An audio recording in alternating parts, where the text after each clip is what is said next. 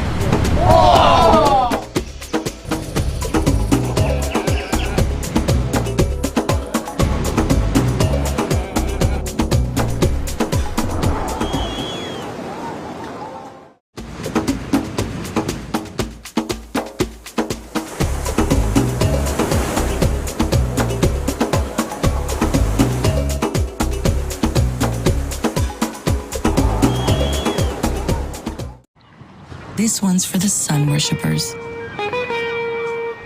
Breezing, buzzing. Besties stunning. Sprinting, ripping, gliding, soaring. Basking, bathing. Every day exploring. Everywhere, anywhere. Sunning. We salute you. And we don't care if you use ours. Just use sunscreen. I am proud. I am proud to represent a brand that believes in doing its part to protect the environment, support our communities, And is committed to using business as a force for good. Rip Curl is the ultimate surfing company. The one that is the best for the planet.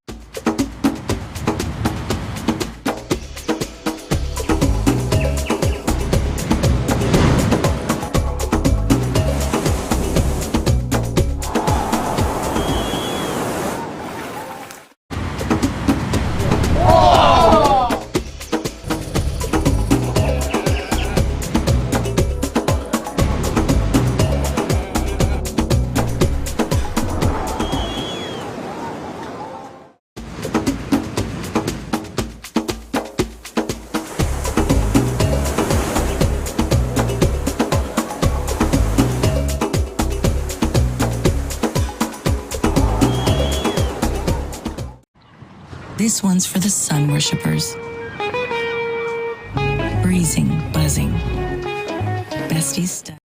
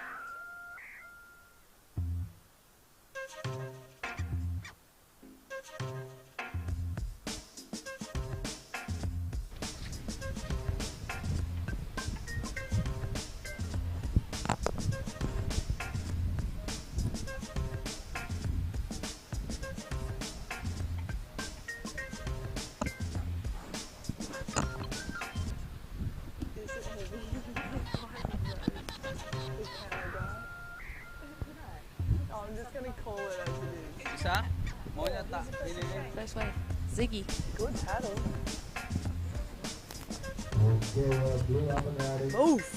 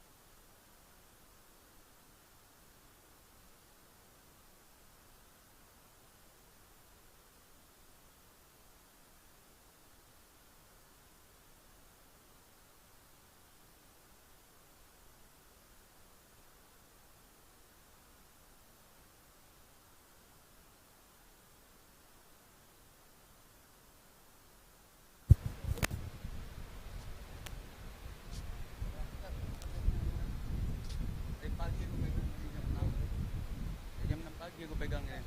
Ya. Berat, Mas. Ini di ya, interview. Maksudnya dari ini hasil. Iya. Okay, score update. First wave of red, a 5.0. Good morning and welcome. This is the Rip Curl GromSearch International Finals covered by Sunbum. We are here at Perinanon Beach in Bali and we have the women's quarterfinals in the water. I'm Rosie Hodge and I'm joined by World Tour standout, a pipeline master and potentially one of the funniest people I know, Molly Picklum. Morning, Pickles. What a good morning, Rosie. Stoked to be here. So happy to be next to you. And I mean, we've already seen an exciting start, Eden getting a pretty good ride. And I feel like Eden and Ziggy and Rosie, of course, but they're two to look out for. Here's the GOAT. Stephanie Gilmore has just rocked up. It's been so fun just to have yourself, Stephanie Gilmore, here at this competition, watching this all unfold, because it wasn't so long ago that you guys were in this position, Marley, competing as juniors, but we'll get to the heat in the water at the moment. We have Eden Walla in red. She's the surfer from USA. Low Trestles is her home break. Ziggy Aloha McKenzie grew up surfing just down the way at Bingen Beach, but she now resides on the Gold Coast. Grew up in Sydney, Australia. Rosie Richardson, another Aussie surfer. She grew up on the Sunshine Coast and now has also relocated to the Gold Coast. Yeah, I mean, it's a breeding ground up there. Look at the GOAT. She turned out pretty good. She's the queen of that Gold Coast spot there. Cooley. Yeah, a lot of the Aussie Groms, they get up there and it's a good training facility. The HPC's there, filmers are there, like strong competitors are there just to spar with every day. But I personally, I like to just step out of that and just cruise on the Central Coast, not be in the little hustle and bustle of just always pushing and going harder and harder. So yeah, I haven't gone up there yet, but I get asked a lot personally, for sure. Yeah, I'm sure. I mean, as a career path, being in the spotlight, being closer to the industry, you know, it's a smart move for these young surfers. But like you said, it's always great to have that little sanctuary that you call home. And catching up on scores, Eden Wallace started out with a 5-point ride, the best of the heat so far. A 3.93 she backed it up with. Ziggy McKenzie, a 3.5 and a 0.77. And Rosie Richardson yet to open up her exchange. We do have priority in this heat. And how cool is that? The priority, just having a kind of CT format. These are the best 16 and under surfers on the planet, so giving them a chance to really get used to this type of situation. Yeah, for sure. And I think it's also fun to watch the approaches. Like Eden and Ziggy, they went for kind of an early start and just like get their feet in the wax and feel out their boards and just put up a couple scores. And Rosie seems like she's just waited for the priority. Hopefully that pays off and she gets a better wave. But it just seems like two kind of approaches going on right now. The tide's pretty low still out there, so I think it'll only get better throughout the day. Yeah, Molly, we were down here at like the crack of dawn. I think we were down on the beach around 5:30 this morning. The waves are just really quality surf at the moment, and you know, we have options right now. We're surfing that river mouth right-hander. We've got the sandbar down the beach, so as the conditions and the tide kind of changes moods, we do have options to move up and down the beach. Yeah, this competition, it's got so much flexibility with the Rip Curl and Sunbum crew. They've really allowed just the best setup for these Groms. Like yesterday they were happy to swap from the sandbar to the river mouth to just go where the Groms felt like they could get their better scores.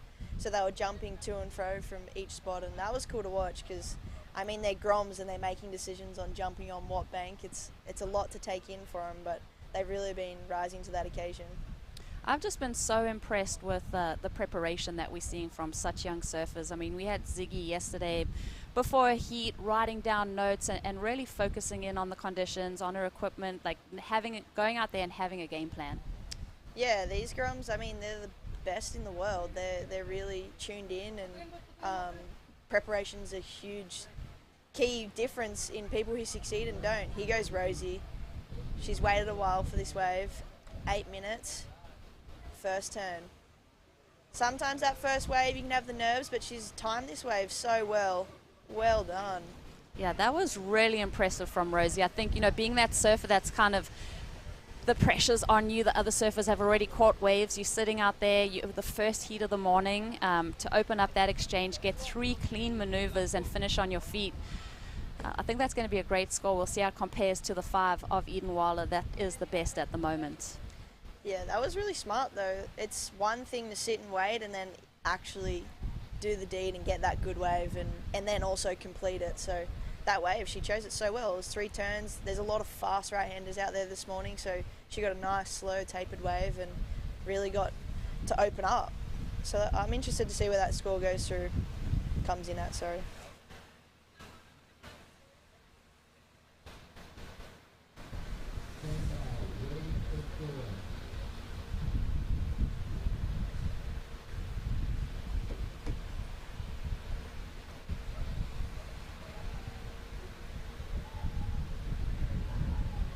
Look, Rosie just having a look underneath priority, maybe trying to find a backup score. Still waiting on an opening exchange. Quick look at that one. And playing underneath priority, Molly, that can be like, you know, sneaky sometimes when you can find those little nuggets and really start to extend a little bit of a lead. For sure. I think that's like, it's common knowledge, I think, in surfing heats where you get priority, sit and wait, and then under priority you kind of try and score some little golden nugget that may go under. Here we go. These waves, I think, are just a little too small. But yeah, you can see the priority order. Ziggy's kind of taking the inside, even though she doesn't have priority, but Eden just staying on her spot. I'm sure she's right on her landmark, just waiting for the wave that she wants. Here we go, that number coming in for Rosie Richardson, a 4.27, so the second best of the heat. That's got to be a little bit of a confidence boost for her, just waiting out there for that wave and to get a good little number on the board. Starts to alleviate a little bit of that pressure and build a little bit of confidence. For sure. Is on the left here, is that the priority or what they're actually coming in the heat?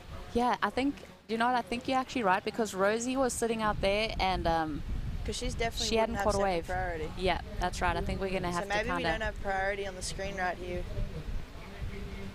There's every chance Ziggy does have priority right now. Eden looks like she'll give it to her. Yeah. Ziggy has a real good paddle on her. Here we go, Ziggy, quick up in the lip. She's looking for some more face time. Slashes through that opening face. Oh, just doesn't get the completion. Tries to overextend there. Surfing fast, Molly. Yeah, Ziggy, she's the older one in this heat and has that experience, and yeah, she's got some good aggression, you know. She's like, catches your eye when she stands up because she's moving fast through the water, as we saw just then. Interested to see where it comes in. Although she didn't complete it, it was still 2 nice turns before she fell on the inside there.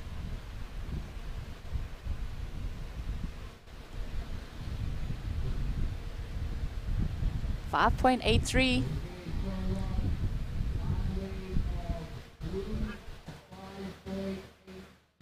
So the best of the heat, like you said, that speed and just the combination of those first few maneuvers rewarded by the judges as the best of the heat so far. Yeah, take that. It's always nice when you've got priority sitting out there and take off on a wave and then you do get the better score. It's a hard feeling when you know, take the time, make the decision to go, and then you end up with a less score than the person that had lower priority. So I'm sure she's feeling good. Yeah, it seems like 17 minutes to go, just over. A wasted opportunity. You end up kicking yourself and just like resetting. Yeah.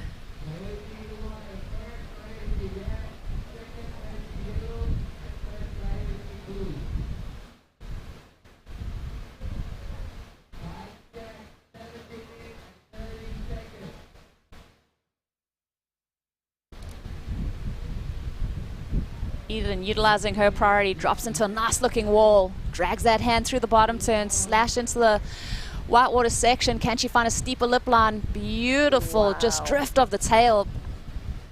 One of the better maneuvers that we've seen all morning. Yeah, I mean, maybe one of the better maneuvers we've seen all event. That had a lot of flair on the inside. Super committed too. Sometimes you can just, like we just said, want to finish it, but she just kicked the fins.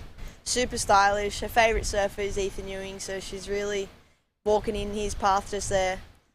Steezy, really. Yeah, I mean, I'm so impressed with Eden. I reside in San Clemente now, so I see a lot of Eden and her little brother Zion surfing, and they are just so impressive. I mean, they did a trip over to Mexico a few weeks ago, and she was just really focused on getting some big barrels. She's hungry. She loves surfing. Her technique has just improved so quickly, and you can just tell that she's just studying up. She's surfing as much as she can. Her and her brother push each other.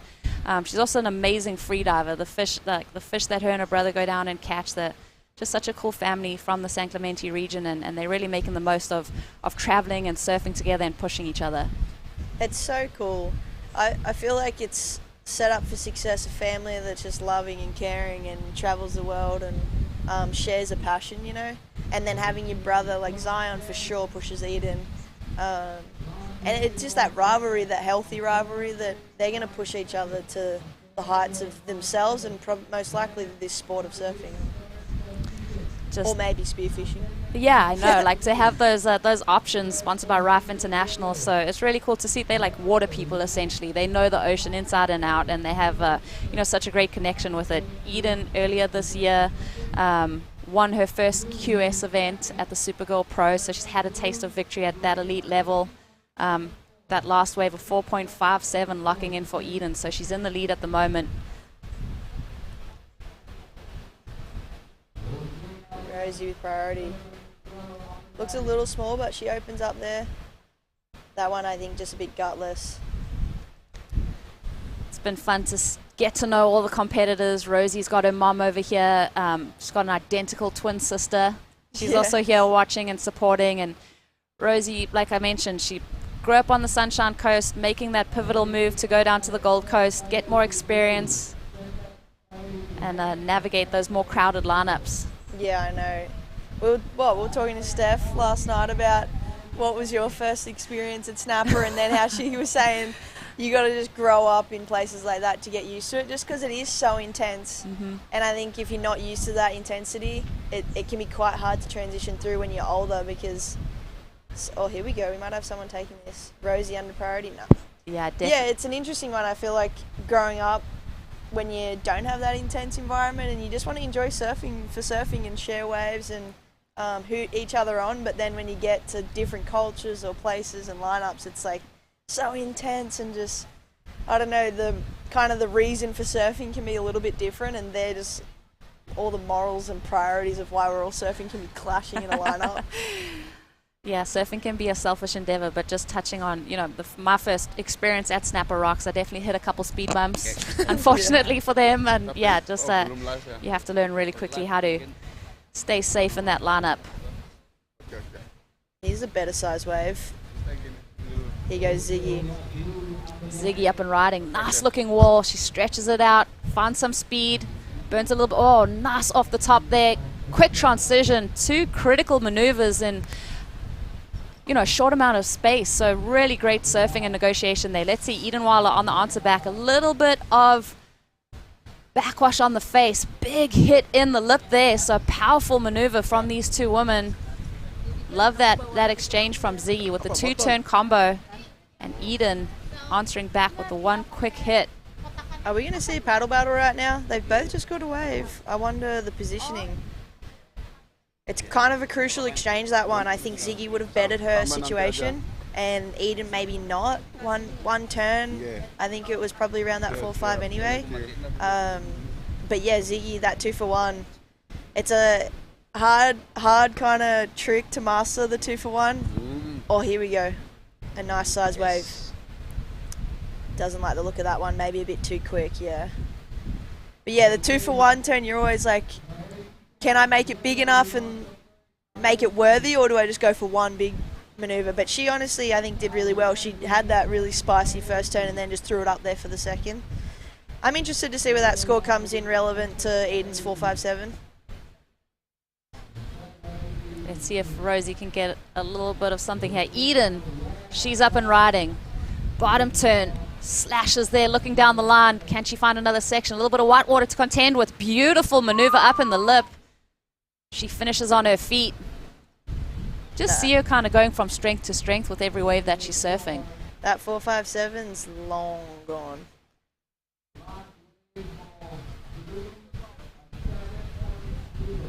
Yeah, you were right there with the importance of that last exchange.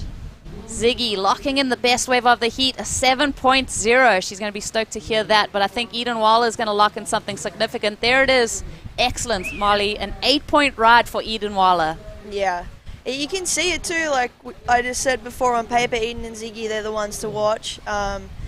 They're just like pushing each other, and I mean, they both just dropped an 8 and a 7. So it's tight, you know. And not to say Rosie has priority, she picks good waves out there, and it just takes 2 waves, right? So she's not out of it, but definitely Ziggy and Eden are running away at this stage of the heat. And looking through, you know, the run of these 2 women through this event, both Ziggy and Eden winning their heats yesterday, going straight through to the quarterfinals. Rosie had to kind of regather herself in that elimination round, but it's just been really fun spending the last few days with these Groms. Molly, it's been so rad just watching you interact. We've touched on it. You've come through this GromSearch pathway, essentially, one of the first events that you competed in, maybe one of your first international events that you did. Yeah, I know. I was so fortunate. The GromSearchers were a real stepping stone to where I'm at today, especially the International GromSearch, because it's kind of that one of the first events that you go international and meet others from all, like, you know, you grow up and you see the people down the street that you surf with and you see that level, and then you get to the GromSearch and that international stage, and it's just a real eye-opener of the level that you may have to get to, you know, make a career out of surfing. And I remember I went to Costa Rica for my international GromSearch. I didn't do too well there, the result, but honestly it was just such a cool experience and made connections that I really lent on and still will lean on in my life. And yeah, that we've all kind of, like, our whole class that went really grew up to be really good surfers and good people. Here goes Rosie. Rosie's got to answer back here, stays on her feet, so good to see her building that little bit of confidence. She looked a little bit disappointed in that body language as she was jumping off. She knows she needs to answer back with a lot more. Both Ziggy and Eden have really kind of upped the tempo as this heat has gone on. For sure. It's hard to pick her maybe out there as well. Here goes Eden. No. I think Rosie, it's like a hard one when your competitors are running away, but the waves maybe aren't coming to you, and then you just take one just in hope that you can kind of chip away at the requirements. Ziggy likes to look at this one. See, we're going to have a little bit of foam, a little bit of backwash. Hits that double up section, has to kind of step off there to avoid hitting Rosie on the inside section. I mean, these waves, you're surfing a pretty solid, solidified sandbank. You got that river mouth that runs out. You can see a little bit of a paddle battle. I mean, this wave's got a bit of thump and power to it, Molly. I know, I haven't been fortunate to get out there yet, but from what I hear, I mean, the waves, it's randomly really powerful. Just comes in and dumps right on that end section. Snap leash over in KFC's in that seeding round. That was crazy. Snap fins. Yep, fins getting taken out. Yeah, it's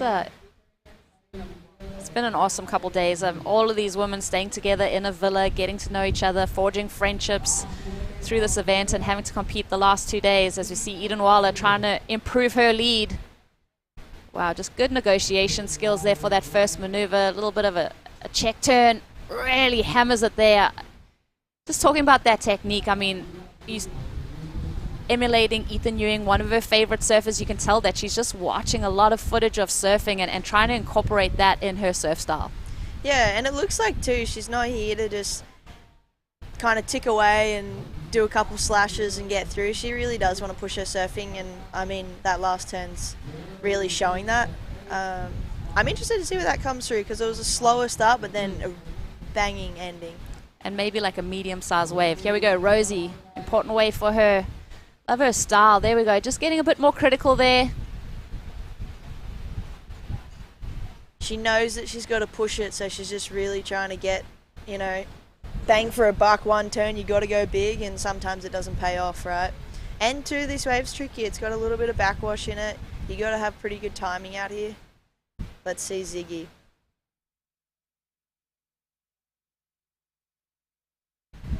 Still time though, just over 6 minutes remaining.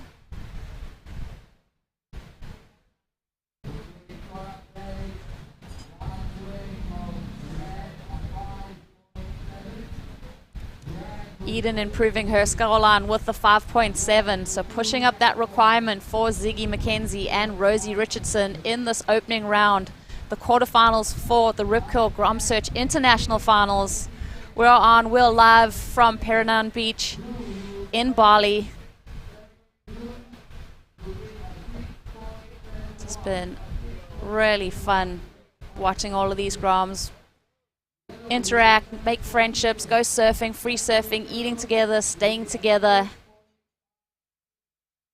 Just learning the ropes of international travel. They've had such a good crew from Rip Curl Indonesia, chaperones looking after them, getting their food, just making sure that they're totally looked after, their flights, their accommodation, everything's been sorted, Molly. I've also had a couple surfers that have unfortunately had been a little bit sick. I know. The chaperones, they're the real MVPs. They run around these kids, make sure they're, you know, prepared and safe in these countries. We're in Indonesia, Bali. Illnesses, they're quite, I don't know, when you change countries you're pretty prone to new illnesses, and some of the Groms have been taken down, a bit of Bali belly, but they've bounced back. They got doctors around them, and yeah, they've still been able to surf and step up to the challenge of turning up to a comp in Arashi and being sick. We've all been there before. Yeah. Yeah, it's not all perfect waves and lifting trophies. There's definitely those things that you have to navigate and overcome as you travel and learn to become a professional surfer. Yeah.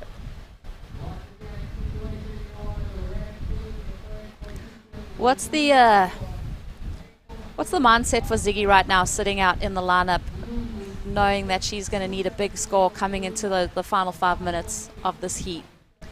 Yeah, I feel like her mindset should be pretty simple. She knows what score she needs. It'll be something around the 7, like just average mid-range 7.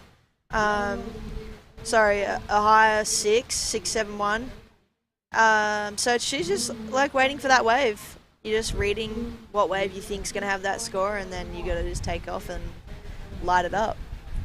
And for it's just one wave probably, or not one wave, still 4 minutes to go, but she can definitely do the job in one wave. And Rosie Richardson at the moment needing that 8.56. That's one of the best scores that we've seen. It's not out of reach for her as we watch our heat leader Eden Waller up and riding. Love that bottom turn that she's just touching the face of the wave before she just winds through a turn. Eyes down the lineup. Oh, just goes down on that finishing maneuver. Do you think that'll improve her situation, or is that kind of going to be just a throwaway for her? Yeah, I think it'll kind of just hover around that mid-range. I don't think it'll change anything crazily. Ziggy will still be looking at that 6.71. Rosie too, like you just said, she's well and truly into it. She's got that 4.27, makes it really achievable, but here's a sizey wave for Ziggy. Oh, cameraman, we've just lost her, but that's alright. Here we go. We're still just waking up here in Indo. Coffee shop hasn't opened. It's relatable, isn't it? So for our format for this GromSearch event, just to reiterate that the top two in this heat will move on to the semifinals. That's Unfortunately, the third surfer will bow out of competition.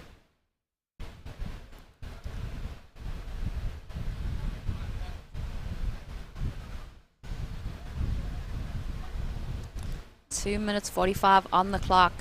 Eden Waller is your heat leader. Ziggy McKenzie currently chasing a 6.71. Rosie Richardson requires an 8.56. Third place surfer unfortunately eliminated from competition. Top two moving through to the semi-finals. On the completion of this heat, we'll be moving into heat number 2, quarterfinal number 2 for the women. After that, we will be getting into the men's event with the 2 quarterfinals on deck and flip-flopping from there. And also we have the Icons heat on deck for later in the day. Icons living. Yeah, no, it's going to be a fun day. 2 minutes to go. It's a good point though, Rosie. Top 2 get through. It makes the chances of getting through a bit nicer when it's a 3-man. You kind of normally can just like surf your way to that through, because like 3 people, 30 minutes, it's not a whole lot of time to wait for the best waves to come through. Oh, Ziggy's wave just came under the requirement there. But overall, really good decision, I think. Like, if you're getting near that requirement, you're only a hair off. Well, another thing to note, Eden Waller improving her situation with the 6-point ride now pushes the requirement for Ziggy to 7.01 to take the lead. And Rosie Richardson, a 9.16 is what she needs.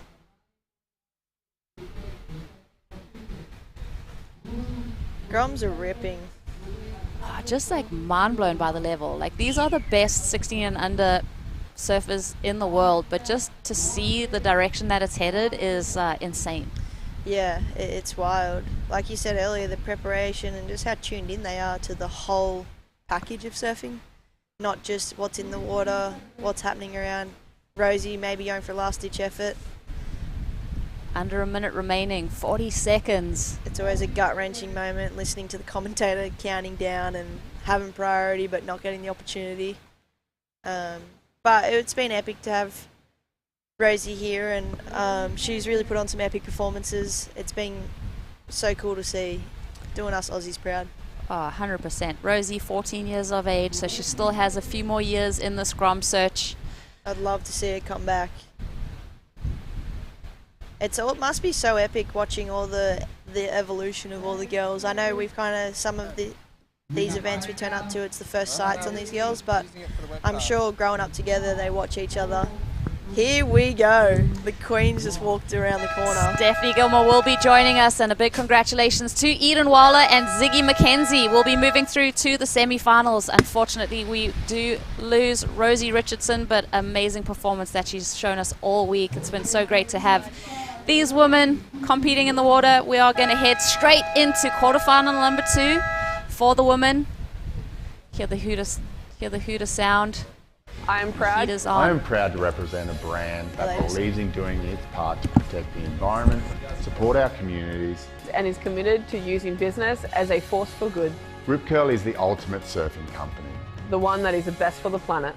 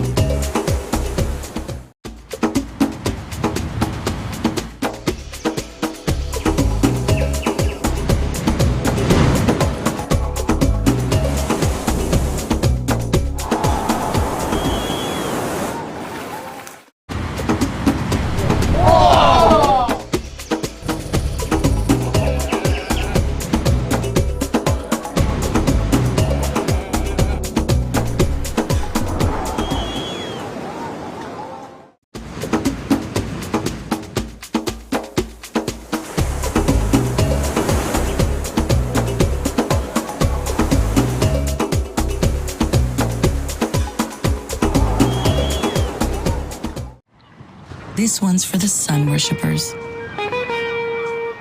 Breezing, buzzing. Besties stunning. Sprinting, ripping, gliding, soaring. Basking, bathing. Every day exploring. Everywhere, anywhere. Sunning. We salute you. And we don't care if you use ours. Just use sunscreen.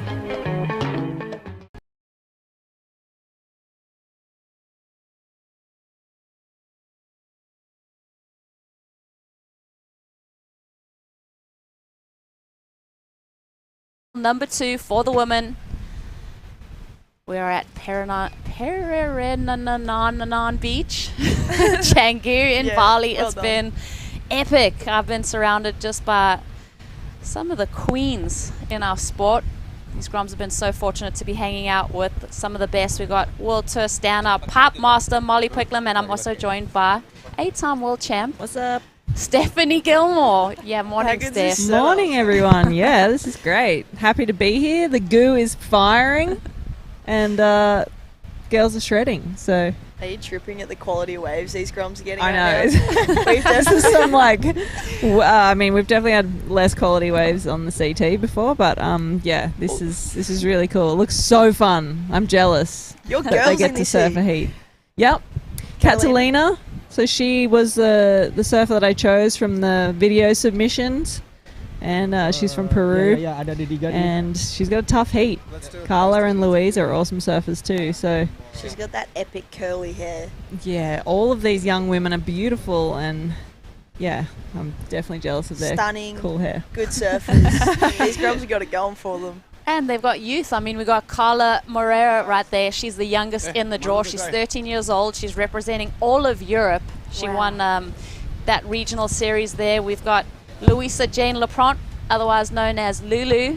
She is from Scarborough in South Africa. That's the south coast of Durban. So it's great to see a Zaffi in the mix. And Catalina, she's, like you said, she got that video submission. And I think I was going through all those entries too, Steph, because we posted them on the Rip Curl stories. And just like insane, that first maneuver that she did on her forehand just kind of blew me away. Yeah, all of the submissions were insane. It was really tough to choose just one. I wanted to bring all of the women, and but yeah, I just had to choose one, so it was tough. But Catalina was on fire. She had a real spice to her surfing that I loved, and yeah, so I'm excited to see how she goes today.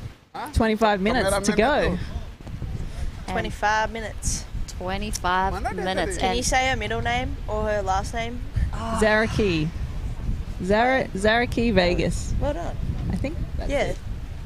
It was way more overwhelming than when I My was Spanish is not so good. Yeah, I have no Espanol. And she's from Mancora, right? In Peru? She is. I think she's friends with Sofia Milanovic, who the first South American world champion surfer. That's right. And Sophia was my idol growing up. And I actually, in a few of the clips of Catalina on her backhand, she looked pretty similar to Sophia. I'm like, same style. Obviously, surfing up there in Mancora, those left-hand point breaks. Yeah, she's definitely got a lot of Sophia influence in there, which is really cool to see. And about 100 years ago, Steph, we actually had championship tour events in Mancora, so we've competed there. And I mean, you know, Catalina was probably just a little bub on the beach attending those events. So cool to see her and just the influence. Probably that wasn't even born yet. Yep. Yeah, exactly. And just so cool to see the influence that someone like Sophia has had on the nation of Peru. And I think we're going to have a couple words with Eden Waller, our heat winner from the last heat. Yo, so how's the feel? Today is the final day, and you're the first heat opening. And how's it feel to be out there in the water? Feels great. It was super fun. There was a lot of good waves for us. More consistent than yesterday, so it was sick. 100%, and I agree. And what you feel about being out there and just, you know, you throw what you got and stuff like that? Yeah. I feel like I got in rhythm with the ocean, which is always really fun and nice. And, you know, it's like glassy and it's super fun right now. I'm just super stoked for you. Nice, great job, and a good luck for the next round again. Thank you. Can I hear that? Bah, bah, bah. Yeah. Yeah, that's it, guys. Stay tuned to find out who is going to be the champion. The Rip Curl GromSearch International Final 2024. Yee-hee. The captain, Daddy Gun. We got such a sick crew of commentators with us. We got Stephanie Gilmore in the booth. We got Molly Picklin. We got Daddy Gun doing interviews. It's just been such a fun group, and I'm sure we're going to get some scores coming in there. Looked like our surfer in blue, Lulu from South Africa, opening the exchange. Another couple waves coming through here. This is our surfer that we've been chatting about from Peru, Catalina, up and riding on her forehand, up into the lip. Oh, tail dropping, just unable to complete that maneuver, going for it. It's really fun out there, but we're on the low tide, I think, or it's lower, and it's been pretty fast. Like, it seems like the bigger waves tend to close out quickly. They're only getting one maneuver in. And we noticed that yesterday. It's almost like the smaller ones over on the right on the peak, they seem to let you get a couple more turns. But yeah, there's the occasional barrel too. But yeah, I think the girls need to adjust and try and get those waves that allow just at least 2 turns. But they're also just sending it, so the judges will definitely reward. If there's one big intense maneuver, then I'm sure they'll be rewarded for it. That's something that we're seeing, Molly. I mean, we've got, this panel of judges, but it really is sticking to that kind of CT format. They're really considering their scores and the surfing that's been done. Yeah, for sure. I think you've always got to reward good dynamic maneuvers, but like Steph said, you also want good waves to match that, and hopefully we can see them open up. And we just want to see it, we want to see our Groms surfing and doing a few turns on every wave. Yeah, this is your opportunity. You got this world stage. Let's see Catalina up and riding again. She was able to get this one off her competitors. Little dig of the rail there. It is super tricky out there. We've had that lower tide. We've got that fuller moon. So the coefficient in the tide is pretty substantial. The tide is filling in now. It's going to fill through the morning until about 10 a.m. So a lot going on in the lineup. A bit of backwash. You have that river mouth that's sending water out. So these women have been preparing here at this break, getting to know the lineups, getting to know the different moods of the contest site. Yeah, these Groms definitely should know what's up out there. They've spent hours on hours out here, the river mouth, the sandbar. Good times. Whoa, coffees are rolling in here. Coffee delivery. The Rip Curl Indonesia team is just the best. They're taking care of us out here, taking care of the Groms, and yeah, very spoiled. Exactly, double shot. Double shot. Here we go. Here's Carla. Oh, big backhand hit. That was nice. Unfortunately, just that one turn, but she pushed hard. Looks like she pushed her tail out the back of the wave there, and that's what the judges want to see. Lulu. 2 goofy footers here on her backhand. Just that ability on your backhand too, when it's kind of coming at you, to get super critical in that pocket. Square up off the bottom. How mature is Carla's style for such a young age? Tripping on that, that's pretty sick. It looks like these girls are kind of going for the, I guess, catch a bunch of waves. The other girls posted up a little more, Ziggy and Eden and Rosie. They really felt like, I don't know, picking the eyes out of the wave a little more. These girls are a bit more open to riding everything and anything, and let maybe some waves turn out better than what they look. Maybe. Yeah, open to those opportunities. As you see some scores filtering through. Lulu with the 1.33 and the 3.0. We got Carla out there with the best of the heat so far. 3.5. Catalina, a couple small scores. Haven't seen, those completions from her, but I think that once she finishes on her feet, we're going to see those scores start to build. A 1.13 and a 1.10. Here she is up and riding. Quick up in the lip. Nice little negotiation there from her, just to stay on her feet. Like I said, get that completion, start to feel that little bit of confidence grow.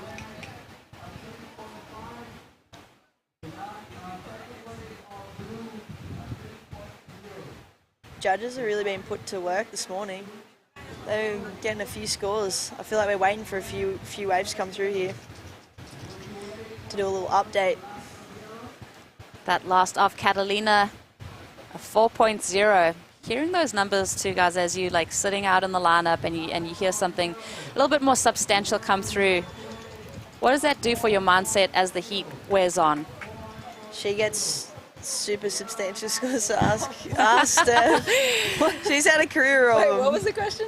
Well, just like, you know, Catalina, she had those few, you know, no makes, and then she eventually kind of finishes on her feet. She hears she's got a 4.0, so she's like, okay, this is what the judges are looking for. Just kind of bank a couple of those, and I'm looking pretty good. Yeah, building confidence. I mean, it's always like you're out there judging yourself. Like, after I get a wave, I always give myself a score in my head of what I think it would be, and then you get the score from the judges, and you kind of have to adjust as you go, and then that can allow you to move on into the next heat, or like move on throughout the heat to, you know, choose better waves, or just try and squeeze in more maneuvers, or just stick to exactly what you're doing. And as we see Catalina here, I like that she's choosing these little inside ones, because if she'd made that turn, she would have got a second turn in, and that would have been really nice.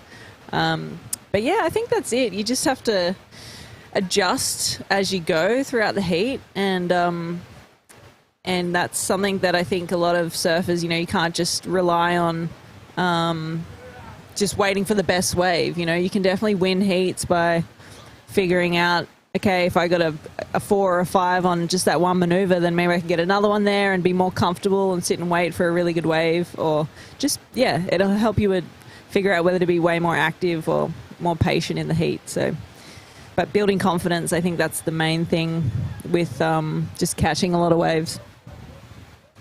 When you're sitting out the back and you hear, like, you know you got a good wave, do you pretend that you haven't heard the score so they read it out 1 or 2 more times?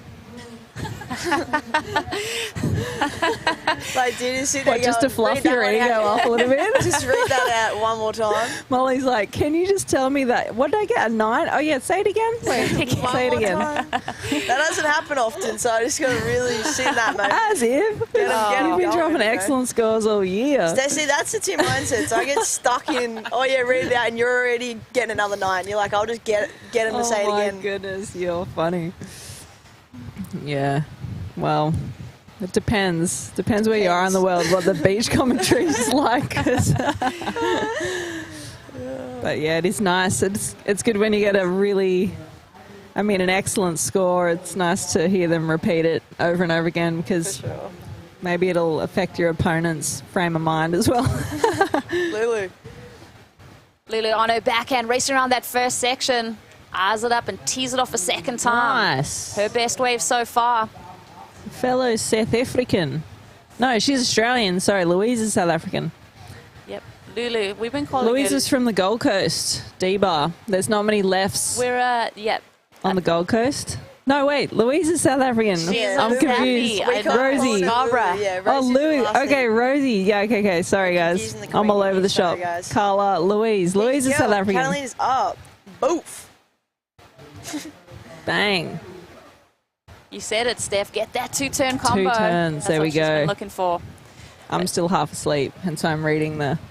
Well, I'm throwing you off with the nicknames, and yeah. So, but it's fun. I mean, I just want to know, like, to be in these girls' shoes, because we got Carla out there. Her favorite surfer, Steph Gilmore.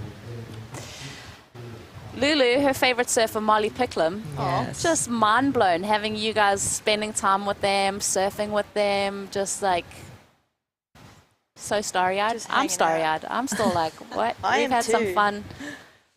It's really cool though. It's been a really fun week hanging out with them, and they're all little legends. Good people, good fun. I've enjoyed hanging out with you ladies, talking stories and listening in, and it's been a really funny and fun time. But, you know, we look at this pathway and what this platform of these Rip Curl GromSearch events do. We've got over 60% of the current championship tour surfers surfed in the GromSearch. They were part of this event. So it really is that kind of springboard. As we see, this is the 16 and under, the best 16 and under surfers in the globe, to see, you know, their trajectory after we get a glimpse of them, right? Like, we get to know these people better. We get to hang out with them, get to see their surfing and watch and follow their careers as it progresses. It's crazy stats, really, eh? Pretty much, it's a strong stepping stone to those medals and accolades that these Groms want, so they're in the right place. Oh, little late swing, Carla. Oh, no. Man, Catalina's been playing this inside game, just playing under priority. This one looks nice. Oof. She had that 2-turn combo earlier. Catalina has the 4.0 and a 3.70. The top 2 surfers out of this heat will advance into the semifinals. We got Carla. She's requiring a 4.2 to get out of that 3rd place position, that elimination position.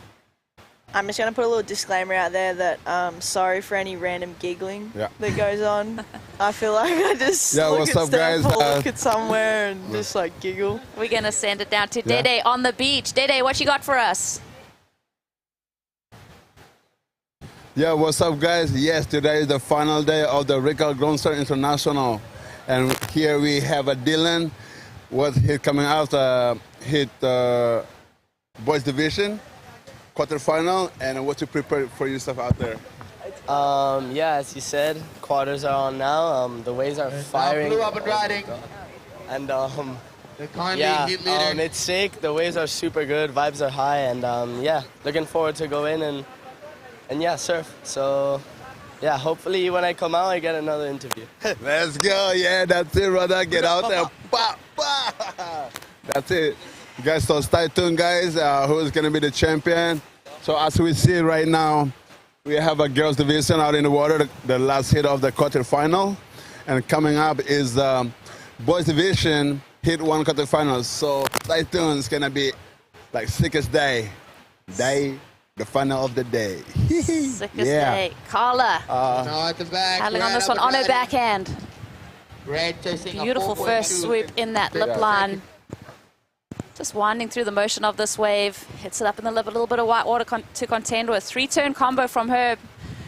Put myself out on a limb. That's going to be, you know, one of the best that we've seen. We do have Luisa with the 5.33 and a 6.5. Yeah, that was a really nice wave from Carla.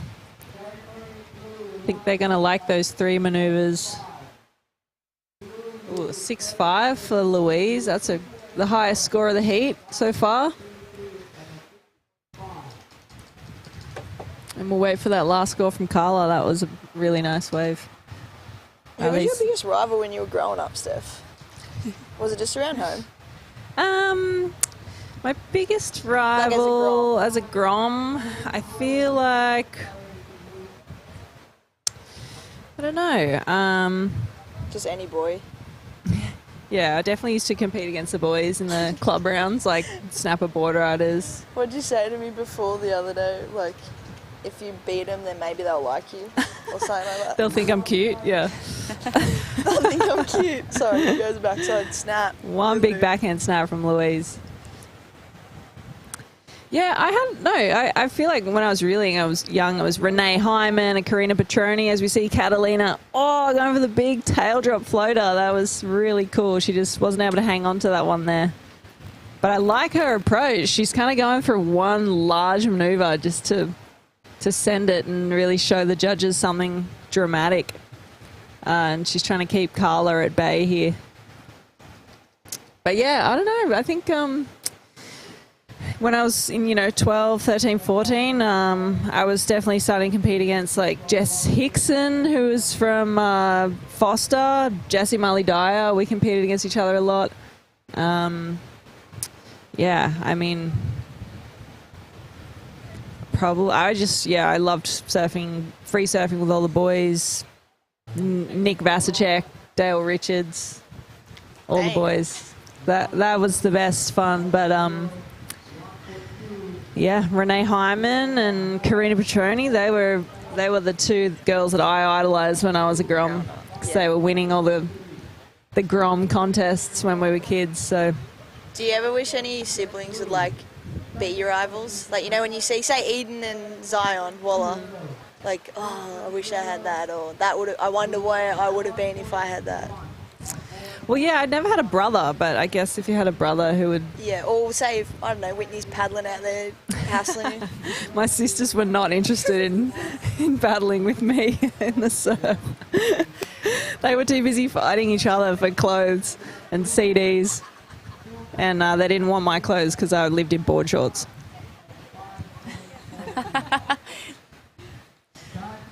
Oh, it's so good.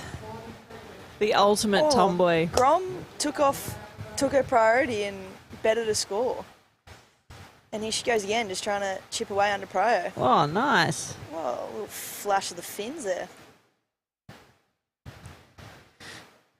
It's been fun. I think Carla and Catalina, and as well as Victoria, our surfer from Argentina, they've been really close. Like, they've formed a good friendship while they've been over here, and they've kind of been, you know, surfing together. We spoke about these women. They've been staying in the same villa. You eat together, and now all of a sudden you get to, you know, finals day and you're competing against each other.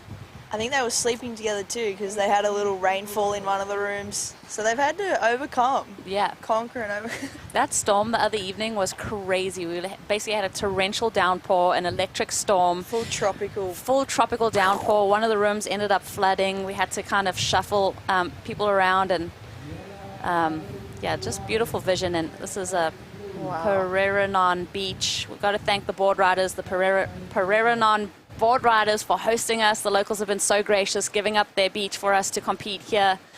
Wow, that is an so epic beautiful shot. I'm glad that thing's still standing after that storm. So you see Carla again. Oh, just slipped off her board there.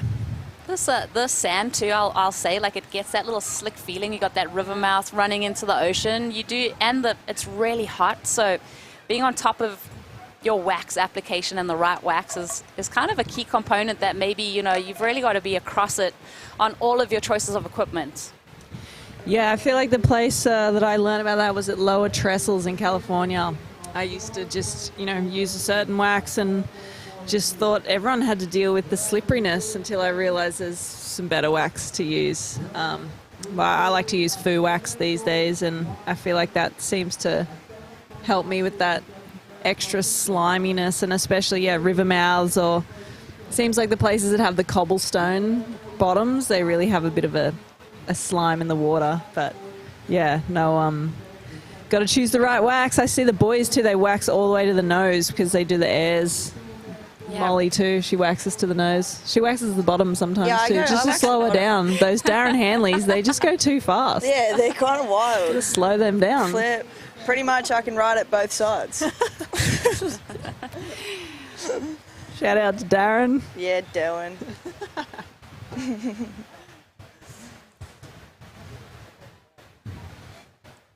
Out in the lineup, 6 minutes remaining. It is the South African surfer holding that lead.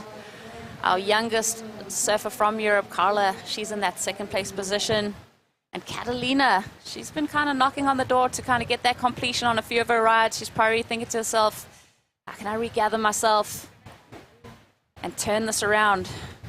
She requires that 5.23 if she's going to get out of that elimination position.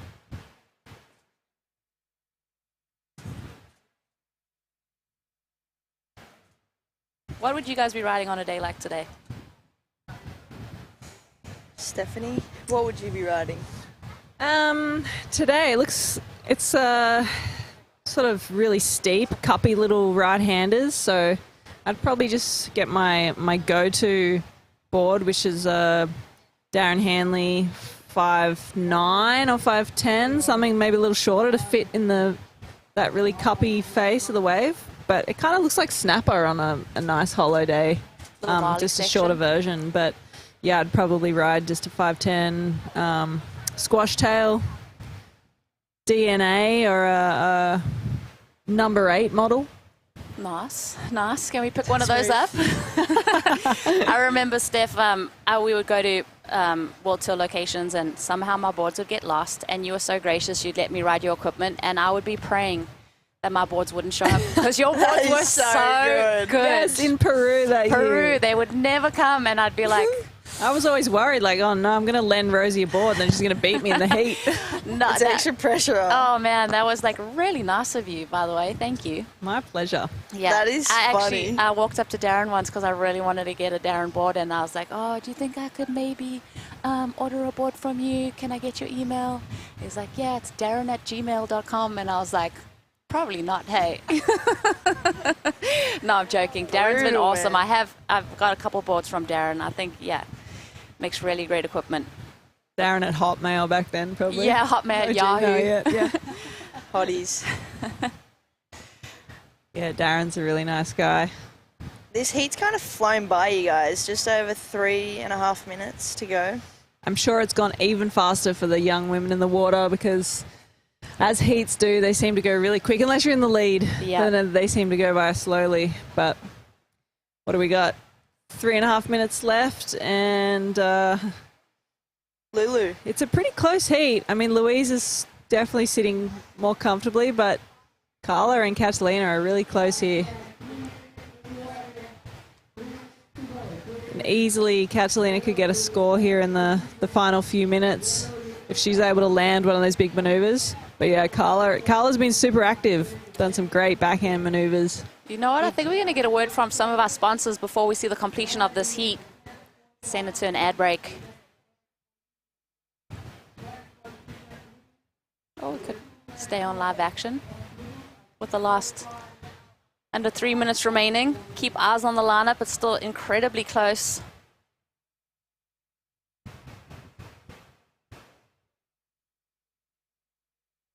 Yeah, we've been so lucky. We've got some great supporting partners here. We got Sunbum keeping us. I didn't use Sunbum yesterday, and I really regret it. I got extremely toasted. We got Bali on Water keeping us hydrated, official hydration partner. Two crucial elements that you need covered here coming to the tropics. Sunscreen, good water, good bottled water. So thank you guys. Big shout out to Rip Curl too. The Rip Curl Indonesian crew has been looking after us so well. Thank you guys so much. Important wave here for Catalina. Can she get into it? Scratching. Oh, that's heartbreaking. You can tell in the body language she's a little disappointed. But maybe now she's in and under. She's still got 1.5 minutes, so she might get herself in a position to sneak one underneath them. As we see Carla, good looking wave here. A little bit too fast. Yeah, see those set waves just go a little too quick. If I was these Groms, I'd be going back, tuning in and listening to what Steph says. Here we go. Be out there. Here's Catalina. This might be her last shot. Ooh, one nice turn. Oh, just needed to get another one in. She requires that 5.23. Let's see if that'll be enough. Like you said, that turn was good. It was a medium-sized wave, but was it enough to get that number and turn the heat? And right in front of our second-place surfer, Carla. Let's see a little bit of a paddle battle. Our surfer in the lead. Louisa is out there waiting for this bomb. She's scratching. Can she get into it? She sees something she likes. She's going to take off. One of the bigger waves we've seen all morning. Wow, big hook. She lands that on her feet.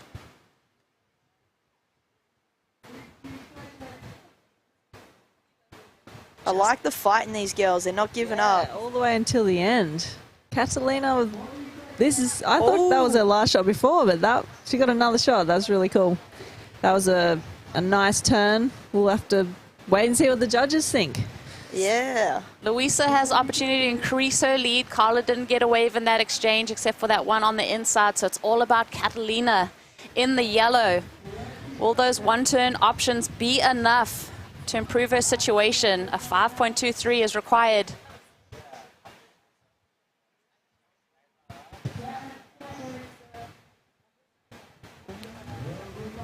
Carla. Nice. Carla just to close out the heat here. Bang, off the top. That was a good little way to end. That was a great way to end, and especially under Lots that of pressure. action. Yeah, I think that's going to... Can you believe she's 13? Is that right? She's so mature. I'm pretty sure she got the best waves of the heat and surfed them quite maturely and epic. Yeah, good sportsmanship there from the women. Like we said, these two have been hanging out a lot together. A good way to just hold your composure, close out the heat. Louisa doing so well, winning that one. It will be our surfer from Europe making her way into the semifinals. Carla Morea and Luis Leprant. Unfortunately, we lose our surfer from Peru, Catalina. It's been amazing watching her in this event. Next up, we'll have the first quarterfinal of the men's. We'll cut to a quick ad break. I am proud to represent a brand that believes in doing its part to protect the environment, support our communities, and is committed to using business as a force for good. Rip Curl is the ultimate surfing company. The one that is the best for the planet.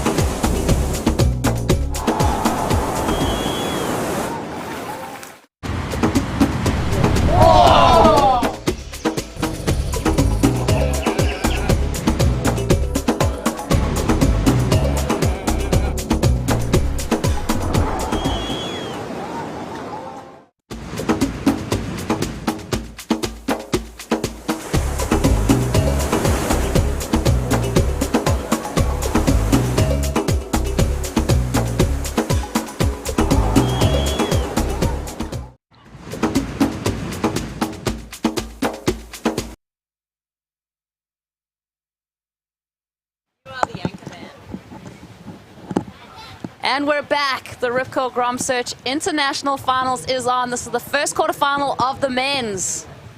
We're covered by Sunbum. Just having fun. Yeah, a little behind the scenes for the team. Yeah. We're they're just throwing us a couple of curveballs. Woo. Yeah, and you're live. 28 minutes. Out in the lineup, Ben Zanata-Cray from DY Beach in Australia. Dylan Donegan, a surfer from Canary Islands representing the European region. Dylan Wilcoxon, he is our surfer from Indonesia. Such a good little international flavor in this first quarterfinal of the men's. I was actually really fortunate to go to Kandui, where Dylan lives and spends a lot of his time out there in the playground area. And wow, he really lights that place up. He can stand in a barrel, that's for sure. Yes, I love to see it. Paddle battle. I think we have Deddy with the heat winner from the last heat after this wave. This is Dylan who you were talking about. Finds a barrel. That is honestly what I watched in Kandui. Wow, well really done. Nice. Really well done there. You see the competitors watching keenly as he opens up this heat. Well, Ben started with a 4.17, and he starts his exchange. I think we have Dede down on the beach with the win of the last heat. Yeah. Go, Ledge. Pew. All right, guys, here we go. Here with Louis, girls division, and she just finished with the quarterfinal of our girls division, and been a leader win of the heat quarterfinal. How's it feel to be get through the next round? It feels pretty good, yeah. The waves were really fun, and my goal was to get through quarterfinals, and I just did that. So the rest will just be fun, and I'll take it as it comes. Nice, nice. Congratulations on that to continue to next round. And I saw you last wave, like last minute. You just like, it's pretty much the set and just like straight up, yeah. You know? Yeah, that was pretty cool. I didn't know if I would land that. I was just going for it. That was pretty like a hop in the air, just pretty landing like straight up, yeah. Attacking backside. Yeah, it was pretty good. Oh, nice. Well, what's your target for the next round? My target, like what's my your target? ambition? Yeah. I'd say just to get 2 good waves, maybe above a 6. So keep pushing higher and just, yeah, have fun. Nice. Well, good luck. Thank you. Thank you, Royce. Yeah, so guys, that's stay tuned still for this, the final day. And who is going to be the champion of the Rip Curl GromSearch Final International in Canggu. That's a good and now question. we have in the water is quarterfinal boys division, hit 1. It's going to be sick. Yee-hee. Good question. Back to you guys. JD, let's put each other on the spot. You guys, we've been watching some of the surfing pretty much all week. We're into the quarterfinals. Yeah. Who do you guys think is looking like one of the favorites? Oh, wow. I guess it's not putting us on the spot in some sense because we've been lucky enough to watch these Groms go about it all week. But I don't know. It's really hard only because they're all really good. Here goes Dylan. He can save me some time. Bang. Tags that little thing. Maybe ramping up here. Love to see it. Wow. These guys have cat-like reflexes. It's that was wild. amazing. So Dylan, you know, he started this heat with a 7.5. Dylan Wilcoxon, that little wave with those few turns, that little barrel, and that really nice finish. 7-point ride for him. Ben right now with a 4.17. So, you know, locking in those 7-point rides and starting to push this heat. As we head into the quarterfinals, we saw some great surfing yesterday in the opening rounds of competition, the elimination round. But it really seems like this morning with the conditions we have and obviously crowning champions today, we're seeing that level rise even a little bit more, Steph.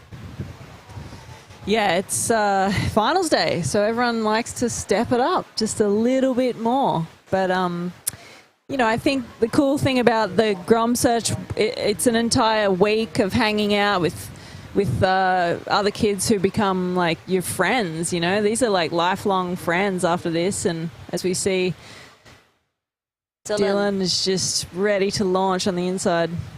Oh, he nearly landed that, but looks like his nose just dug a little bit. No grab. Like no that grab. rotation, like really in that grabs aren't cool. in that tight transition, right? Like, it's super critical what he was going for right there. And just that quick whip that he had on him, like all of those elements, you know, that's kind of like that power move that we're seeing from him that we've kind of seen from that morning that we had the seeding round down at KFC's, bringing through to this morning.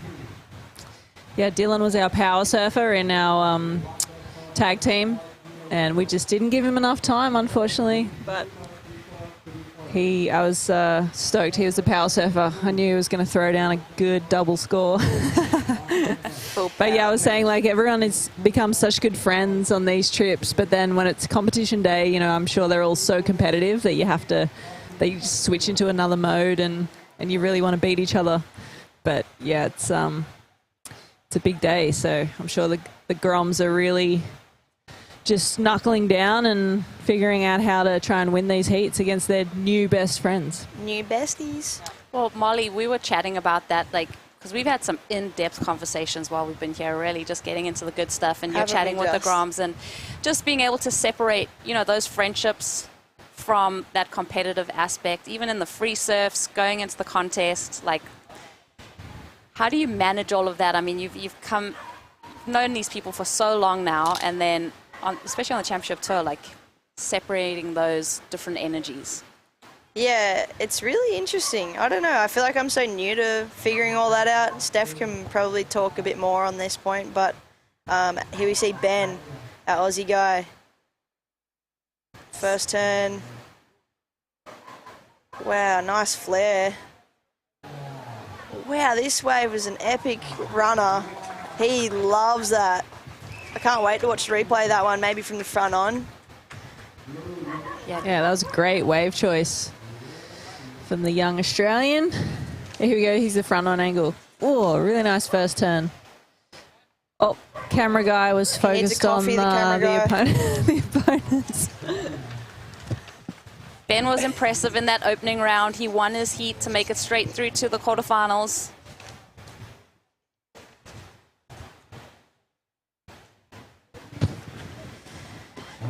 But it was also fun because, like, although we weren't seeing Ben, what he was doing, you were focused on Dylan out the back watching his competitor. I mean, these guys are, like, really invested in what they're doing, as this is the front-on angle, Molly. True, yeah. That first turn was spicy. Oh, the second turn was even better. No wonder he stood tall at the end of this one, eh, Steph? Really nice. Are you a fan of that move at the end? The little stand tall, like the claim? The John. Yeah. It's a very John we maneuver. love when John throws something out there. That's good. The nothing something. He was really happy with that. Well, why wouldn't you be? As he should be. He's just locked in an 8.83. There you go. Highest heat score of the day. Watch this. He's probably going to... highest heat. Oh, yeah, highest single score of the day. Sorry. Another coffee. No, I'm kidding. Yeah. I have one on the way, don't worry. I thought he was going to do the old sit on the lap like you guys are talking about, put the hands up. What it's coming here. It's coming. 8.3? Oh. Yeah, sorry. Dylan, did you hear that? Dylan? Let's see. Dylan moving a bit further on the inside here. I wonder if he's heard that Ben got that wave on the little insider and he's like moving in, doesn't want anything to go under him anymore. Sorry, Rosie, back to our point on the friends in competition. And I think like I was saying, I feel so new to that and I'd love to hear Steph's take on it. But yeah, it's a really interesting one because you travel all year round and they kind of become your family, and I see them more than I do my really close friends and family at home. So it's a bit of a trip, and I guess you just got to lean into that natural competitive nature. No matter who they are, what they have and how they go about it, you still want to beat them. But yeah, it's something I struggle with just because it's like you spend so much time with them, and then to switch on and off, it's crucial to the game. Ben looking at an insider. Ben trying to back up that 8.83 that he's just locked in, and the lead. Yeah, interesting to see this kind of wave choice. He obviously had that third priority, but it seemed go to the air. Nice little whip there, incomplete, but interesting for him. He's locked in that 8.83. Do you kind of just drop anchor at that stage and maybe wait for that better wave? We've got a lot of time on the clock, you know, just under 19 minutes. What's the strategy? You've got an exceptional wave. I think you just keep going. 18 minutes is a long time, so he has an 8.83, but try and get another 8.83. Just keep pushing, and I actually really like his strategy. Like, this is what I was hoping the girls were looking for in that last heat, is maybe not focusing on the set waves and just finding these little inside ones. And yeah, I mean, Ben's getting 3-4 maneuvers on a wave, and I think the judges really like to see combos, and it sort of, yeah, it really allows you to open up and try a couple different maneuvers, and variety is something the judges always look for. So I like his strategy there, and it seems to be working. Clip it a couple times and lock in a good second score, because I mean, for the Dylans out there, Dylan Donegan 7.5, Dylan Wilcoxon a 7, so that 883, it's an excellent score, but it's still like in that conversation and in, as we watch this a little way from him. So winding through those few maneuvers, he's trying to improve on that 4.3. I mean, definitely would have done it with the completion of that maneuver, but yeah, this you know, the scale has been set. The 883 is the high mark, but it's still staying quite tight. I am proud to represent a brand that believes in doing its part to protect.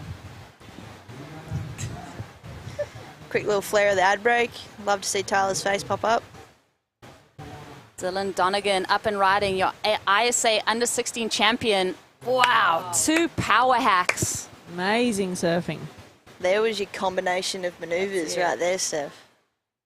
That's literally seamless. Yeah, seamless, exactly. He didn't skip a beat right then. 3 excellent maneuvers, and fast, powerful, explosive. That's going to be a great score for Dylan Donegan, as we've got 2 Dylans in this heat. Seamless is like a hard word to really confidently say for a surfer. I feel like you're always adapting to what's happening on the wave, so there's normally, like, it's really hard to be seamless, so that was incredible. Yeah. Molly, why don't you take us through this one? Dylan waited for this one, moved on the inside and got this jam the first part, went a little harder on the second, and then just went for the flary completion at the end and the stand tall. It's been so fun because we do have, you know, these little profiles that we have on the surfers. Favorite surfer for Dylan, Felipe Toledo, and you just see like those little bits of, like, he's borrowed little elements from his favorite surfer with that quick transition in those maneuvers. He's got a lot of power in his surfing though. Yeah, he's got, I mean, Felipe exactly has that explosiveness, and he's, yeah, you can definitely see those little parts that he's borrowed from his favorite surfer. But super cool to see these kids.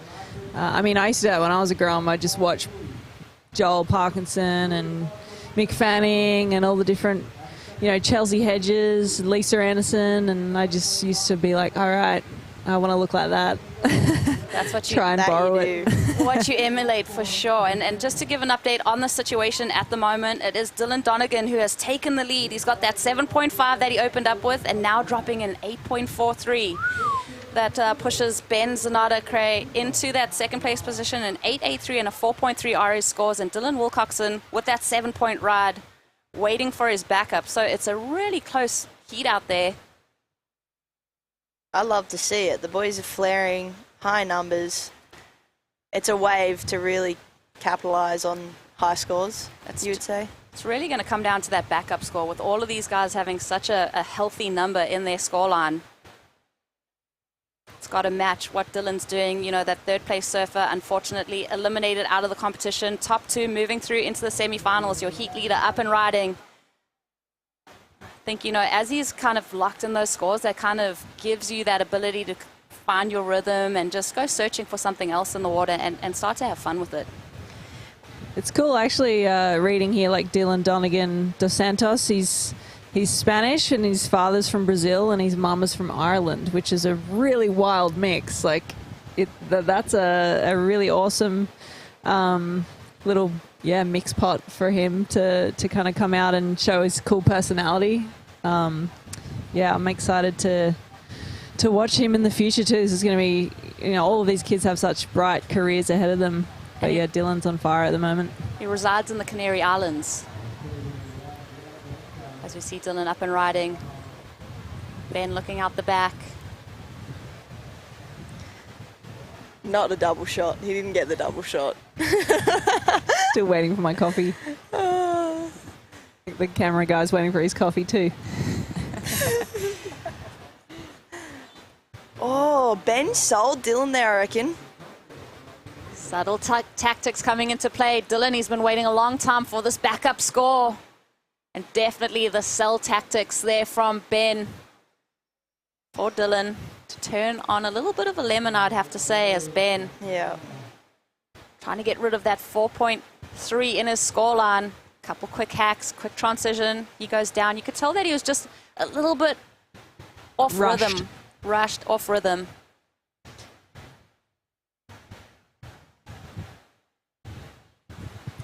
Yeah, I think Dylan Wilcoxon's first wave was so cool, and he got that little barrel into those maneuvers, and I think, yeah, he'd been waiting so patiently to get a good backup score, and he sort of, maybe he looked or heard the time remaining and had a little moment of freak out, like, all right, I'm going to need to get another wave, so he got pressured into that one there. But, yeah, as you see Ben here, nice first turn. Second turn was okay, and then just kind of rushed for that last one.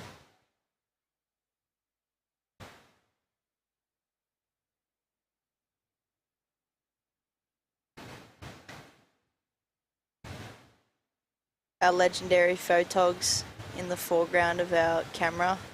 Who have we got out there? Is it Timmy? Timmy's out in the water. We got Nate Lawrence, I think, on land catching the action for us. Couple legends. Nate Lawrence and Timmy Toes. Yep.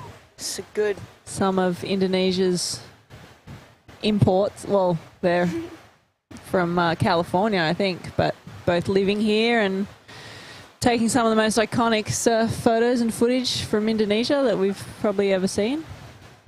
What legends too. Yeah, just been a solid crew. I mean, we've got the Rip Curl Indonesian support on ground. There's a lot of work and effort been put into this event to host the top under 16 grommets on the globe. We've had Bali and water keeping us hydrated, sunbum, keeping the sun at bay for us. I definitely got down here in the dark and just found a bottle of the sunbum. I will not get cooked like I did yesterday. Up and riding, Dylan Wilcoxon, smaller wave. Can he kind of manufacture something here? Wow, that was cool. Oh. Into the flats. Man, those ones hurt the ankles. My Watching knees those, hurt. yeah, My the knees and ankles have a little shudder when I watch those. So impressive though. They're just acrobatic, and the spring that they get into these aerials is incredible. Yeah. I love watching it. I think that at this age too, your cartilage and your ligaments aren't compromised. The collagen's still intact.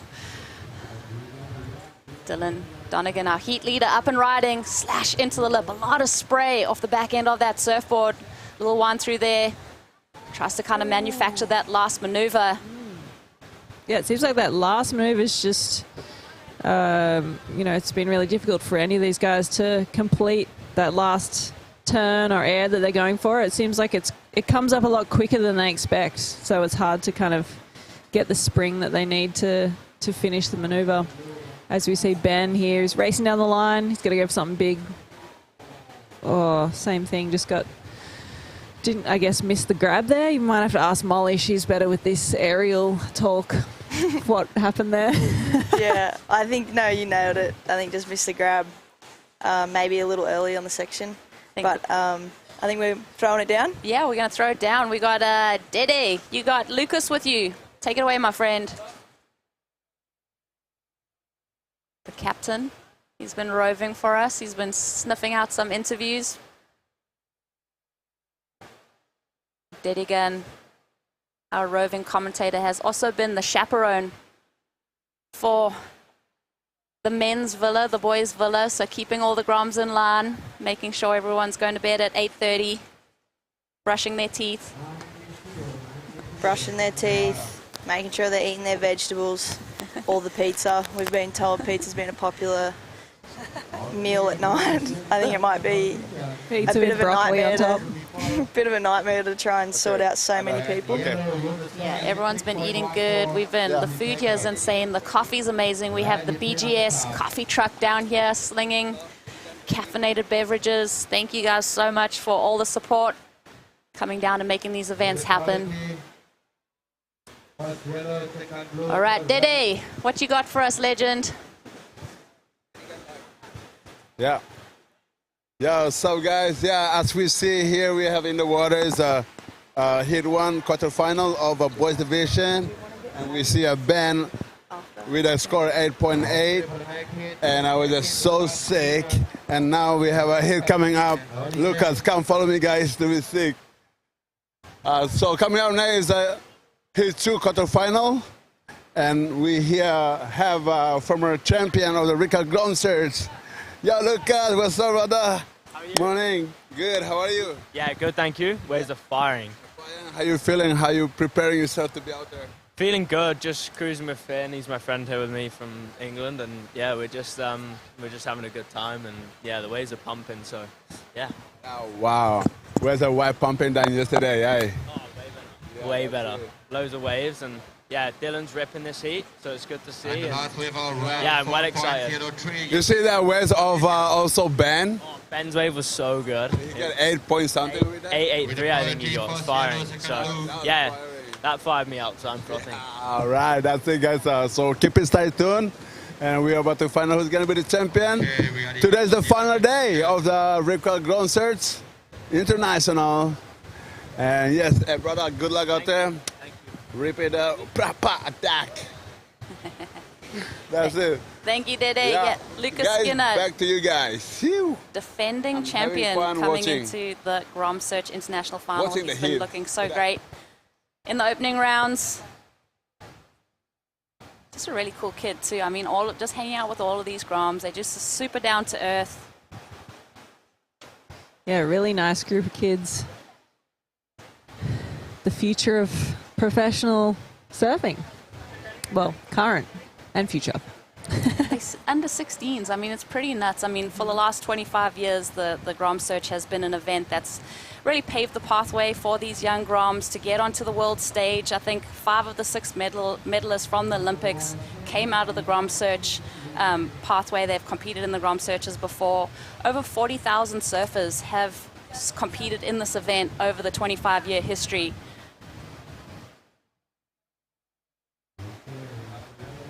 Here's Dylan Wilcoxon lining a section up. Can he go to the air? He does. No grab, and he makes it. Wow, that was awesome. What's he needing right here? Right now, he is requiring a 614, guys. That's like going to be in that realm. What are we thinking? Definitely. I think that was a 7.5 probably. I mean, I'm not a judge, but Yeah. that Smaller was, wave, but so much pop, hey? yeah. And his first turn was nice too. He got this first little snap in. Racing down the line here. Gets enough speed. Yeah, and he finished clean. There was no bobbles there, and he didn't have to pump out of the white water.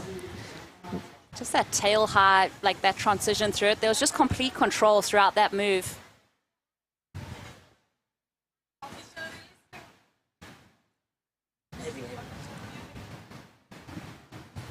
Oh, we have the trophy on deck Yeah, here we've in just the got the competition. trophy here. Yeah. Have a feel of this thing. Should That we is some... cut to the booth and have a look? We will be crowning our GromSearch champions today. Nice. Look at that. It's very like World Cup football. Yeah, true. The soccer ball in here. Feels like it's been carved out of a solid piece of wood too. It's got some weight to it. Beautiful. It's local Indonesian art, maybe. An artist definitely has carved Here we go. this and made a really cool trophy. Show Check it these out. guys. Show Can you them. hold it? It's a bit heavy for me. It smells like fresh lacquer, so Yeah, it's it just was been finished finished. just today. Literally. There we go. Yeah, we've Not got live yet. We're Crazy. While we're waiting for that, did you see all the folks watching Dylan's Little Insider? Keeping an eye on him? Oh yeah, the competitors out Alright. the outside. And this is go. what's on the line. Here we go. Look at this thing. The trophy. Beautiful trophy. Blessed by Steph and Molly. Yep. Crowning champs today. Right now in the men's quarterfinal, we do have the 2 Dylans in the qualifying position. Dylan Wilcoxon has taken that second place position. He locked in the 6.5 for that last wave on that aerial maneuver. That's why I'm not a judge. Nah, you were close. That was it. I think a You said smaller 7, wave. so it was a 6.5. He got the score. 0.5 in. I said 7.5. Oh, 7.5. Yeah. There goes Ben. He knows he needs something. It's an important wave for Ben Craven, up and riding. Can he regather? Oh, nice tail throw there into a good wrap. Nice finish too. So Ben requiring a 4.67. So not a huge score. Ben could be in that conversation to have that second place position kind of flip-flop. We'll see what the judges think. Here we go, Ben. What do you guys think? 4.67 is what he needs on this wave to get himself back into contention and into the semifinals. Wow. He might have done it. I think that first one was committed. Yeah, really strong surfing there. Talk us through it. That was crazy. Yeah, the fight too. I mean, you've just been relegated into that second. You've been sitting out there. You're going to know you're going to need something. I think that the body language and the aggression is definitely something that I liked from Dylan right there. The intent, as we see Dylan Donegan. Oh, Ben, as we see, we'll read the situation. We watch Ben wind through this one. And that's Dylan. Dylan's winding through Dylan, here. excuse me. Thank you. Dylan Donegan. Got two Dylans in the water. Wow, the lead change is just going, flipping through the competitors. Yeah, Ben Craven retaken. Ben Zanata Cray retaken the lead. Yeah. 7-1-0 for that last wave. It's a tie break, you guys, and it actually does go to that best wave that he has right now. Dylan Donegan up and riding. This is the replay, Molly. Yeah, he's trying to better that 7.5 just to keep his wits about him. Ooh, that was well, nice surfing. Well surfed. So you see in that scoreline the 15.93 for both Ben and Dylan Donegan. It really does go back to the highest wave of the heat, and as Ben has that 8.83, he gets the nod for the lead. Wow, guys, under a minute and a half remaining. This heat has been just set the pace for the day, set that tone. Excellent surfing. We've seen the lead change a number of times. There we go. Dylan Donegan, 8.03. He retakes the lead. And now Dylan Wilcoxon, he needs an 8.93 with the final minute remaining. This wave is important for him. This is a replay. Oh, he got a little bite in the situation. Nice little combo. 8.93 is what he requires now with those lead changes and those bigger scores coming through, making it pretty tough for him. It's been a great performance, though. From all of these guys, that's been a really good heat to watch, really entertaining.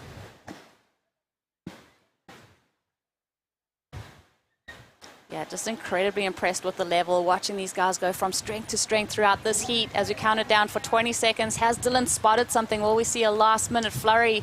Ben is on him, following him down the beach, counting it down, under 10 seconds. Here we go, can Dylan, nope, doesn't eventuate for him. So unfortunately, we are going to see Dylan Wilcoxon out of the event with a quarterfinal finish. Dylan Donegan taking the win, and Ben Zanata Cray in the second place position. They'll be moving on through to the semifinals. We're going to take a quick break. We'll be back with the second quarterfinals for the Rip Curl GromSearch International Finals covered by Sunbum. Thank you, ladies, for joining us in the booth. I think we're going to swap it over. Thanks for having us. I am proud. I am proud to represent a brand that believes in doing its part to protect the environment, support our communities, And is committed to using business as a force for good. Rip Curl is the ultimate surfing company. The one that is the best for the planet.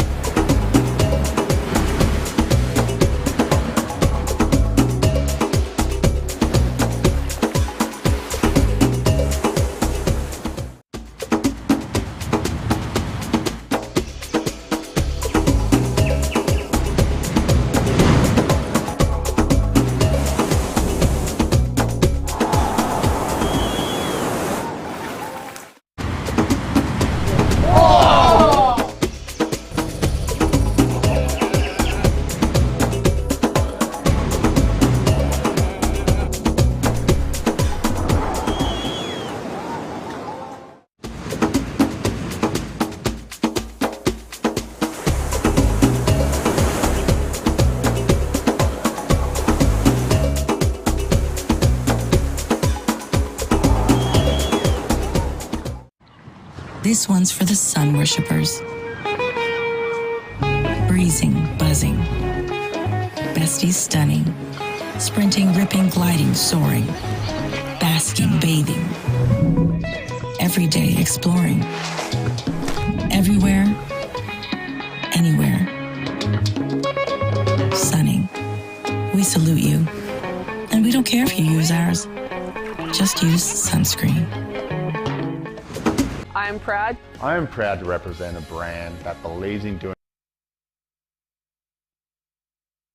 Back to the Rip Curl International GromSearch, covered by Sunbum. We've got the B team in the commentary booth right now.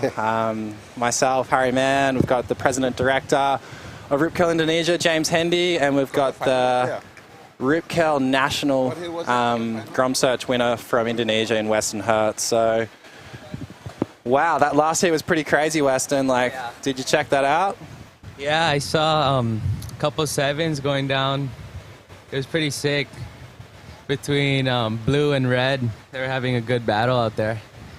Yeah, Dylan Donegan taking that one out. His rail game so far this trip's just impressed me. Like, throwing so much spray every turn Yeah. and matching up with some good airs. So how's your experience been so far in the GromSearch house? I've actually done 2 of these comps. One at Bells and second of. Here we go, someone's up and riding. We've got Rory Days from South Africa, the big J-Bay lad. Big carve off the top there. And a massive turn, but going down.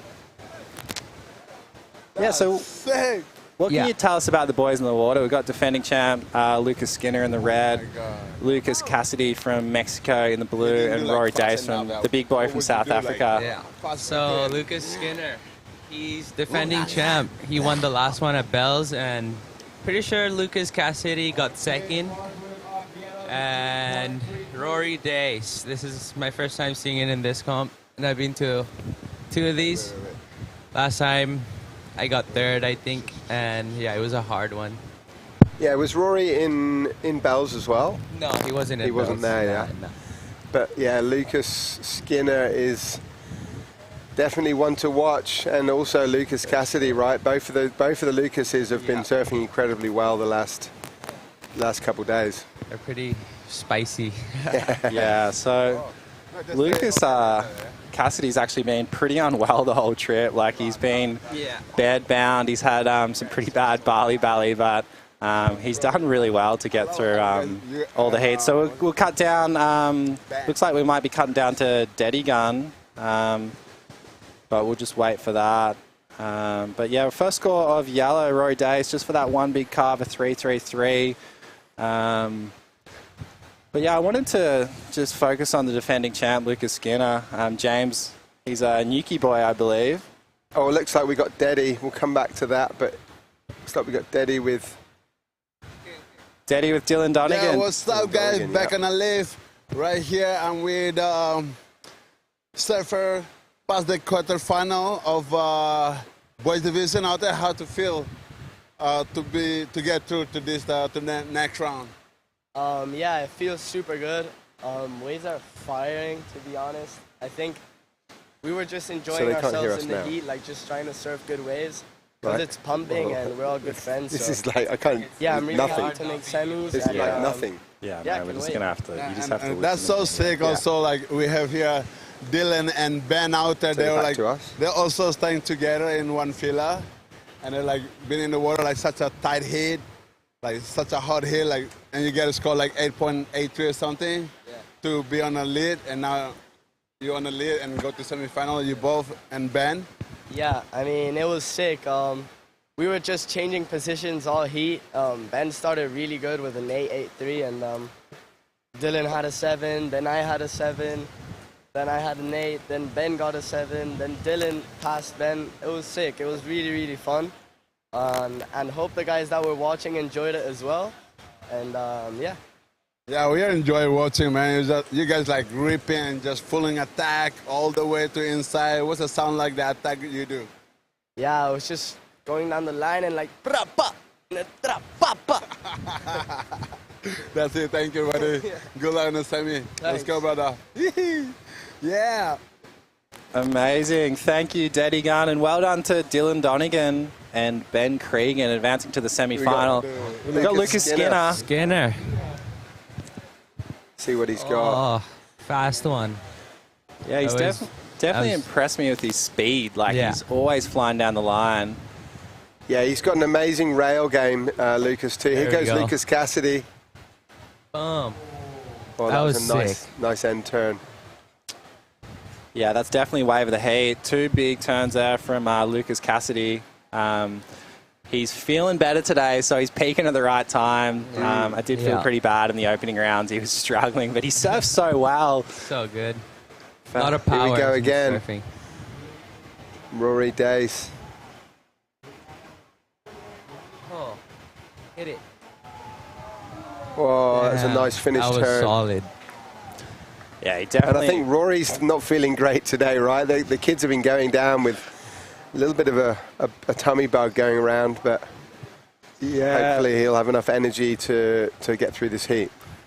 Yeah, Rory was struggling this morning, but wasn't struggling on that wave. That was pretty impressive. Like, he's a big boy. Like, we had to check his birth certificate when he rocked up. I don't know how he's 16, but he couldn't fit into any of the rashies, so we've actually made him 3 different rashies. We had a small, didn't fit him. We made him a medium that didn't fit him. Now we got a large that fits him. So stoked to finally get him a rashie. And let's run us through this replay, Weston. See this.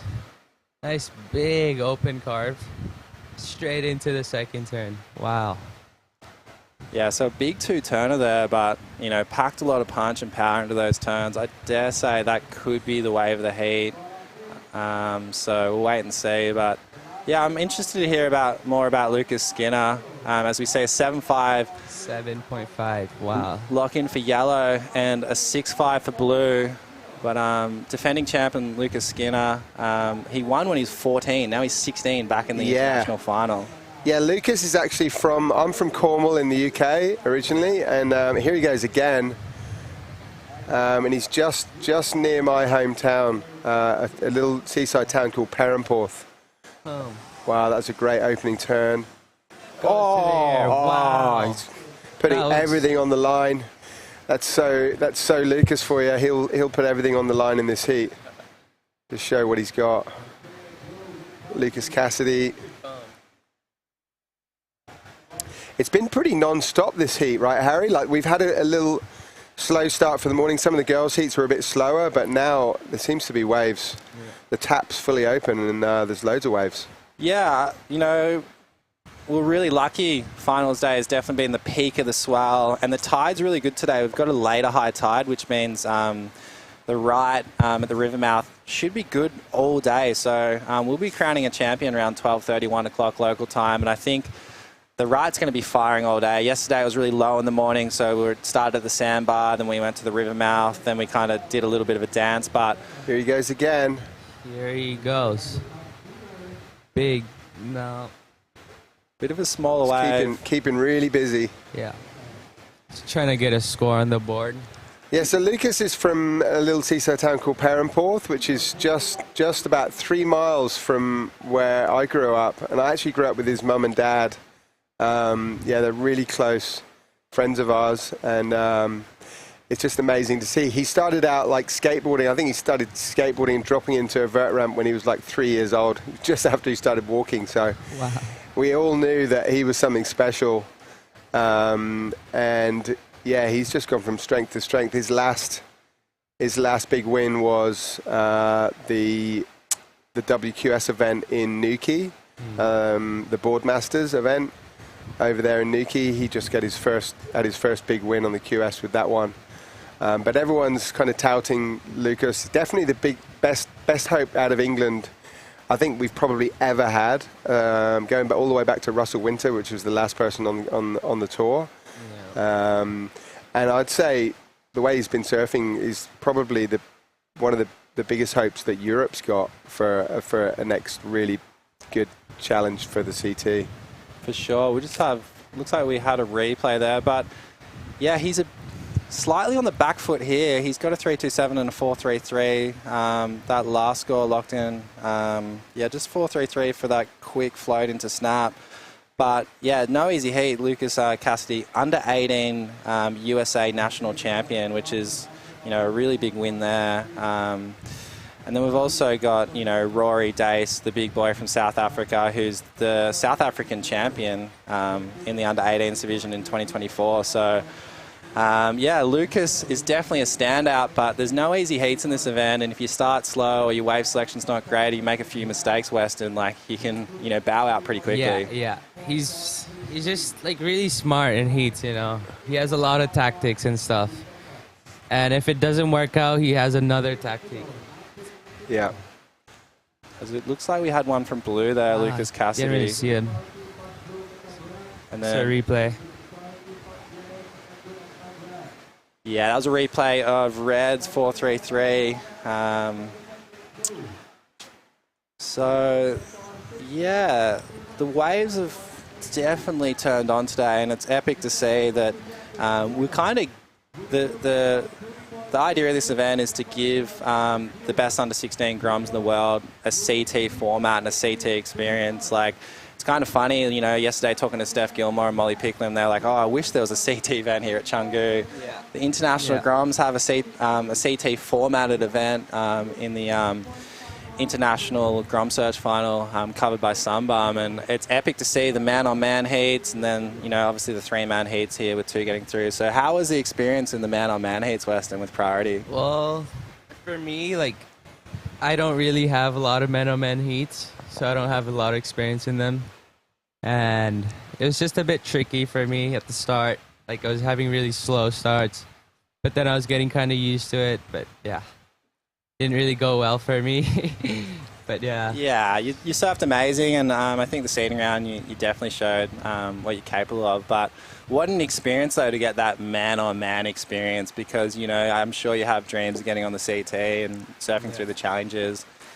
A lot of kids don't get a man-on-man experience until they're in a QS and a quarterfinal. So to have that experience now before you kind of get to that level, that's pretty special. Yeah, I feel like it's a really good warm-up, you know, since, like, I'm younger now, like, still learning and stuff.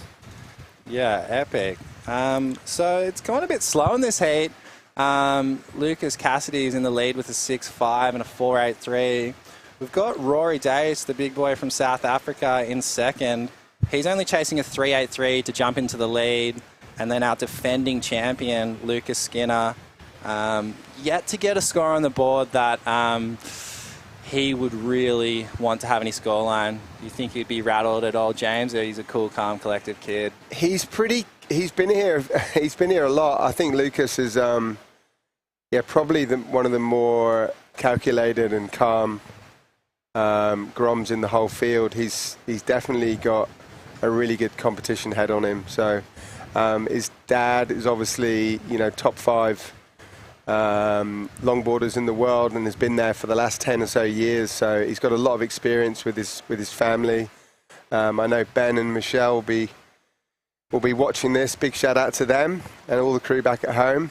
Yeah, we're all rooting for the Cornish lad. Yeah, amazing. So who would your pick be, Weston, if you had to, like, you know, put the money on the table right now? Who do you think is taking out the under-16 boys? I don't know. Lucas Cassidy looks different this comp. Yeah. For sure. Yeah. But very strong, yeah. Yeah, he looks a lot stronger, and Lucas just looks a lot faster, better airs. I don't know. I think it's just going to be a really good final between Cassidy and Skinner. That's what I'm seeing. You're going the Lucas off. So Weston called it. The two Lucases in the final. Let's see. And what about the under-16 girls side of the event? Who's impressed you so far, Weston? No, Ziggy's had a pretty good... Yeah. Eden Waller looks strong this morning as well. Yeah, she's really good. Yeah, she's a bit she really smaller, impressed me in the heat with Ziggy this morning. They both surfed incredible, but she seems to be just really... Her timing and flow this morning out there was just really on point. She was just connecting all her turns, putting really good combinations together. Yeah, I was really impressed, like, how hard she goes into the lip. Like, she's going like 100 miles an hour, and like she sends it. She proper sends it. And I know the judges love that. Like, you know, when you're going to the lip, you know, and giving it everything you have, like, and not holding back, because you can sense it as a judge when, you know, kind of going a bit easier, a bit out on the open face. So I think Eden, for me, is looking pretty good. Yeah. So yeah, it's been a bit slow in this heat. Yeah, it's slowed down in the what are we now? Yeah, in the second half of the heat, it's really slowed down. But maybe we'll get some of those bigger sets. It looks like Lucas paddling. Yeah. Yeah. It looks like just one went underneath him, but the kids are lucky that you've got 30-minute heats. We're not trying to rush and finish this thing straight away, so everyone's getting plenty of opportunity out there. There's still just under 14 minutes on the clock, and it looks like Lucas Skinner is going to have a look at this inside one. Run us through this one, James.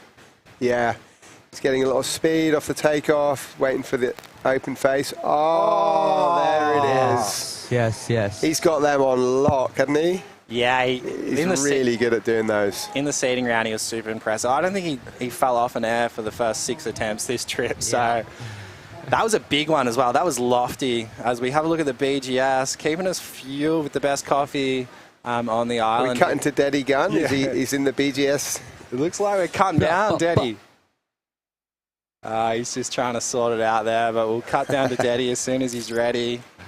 But yeah, keeping us alert and awake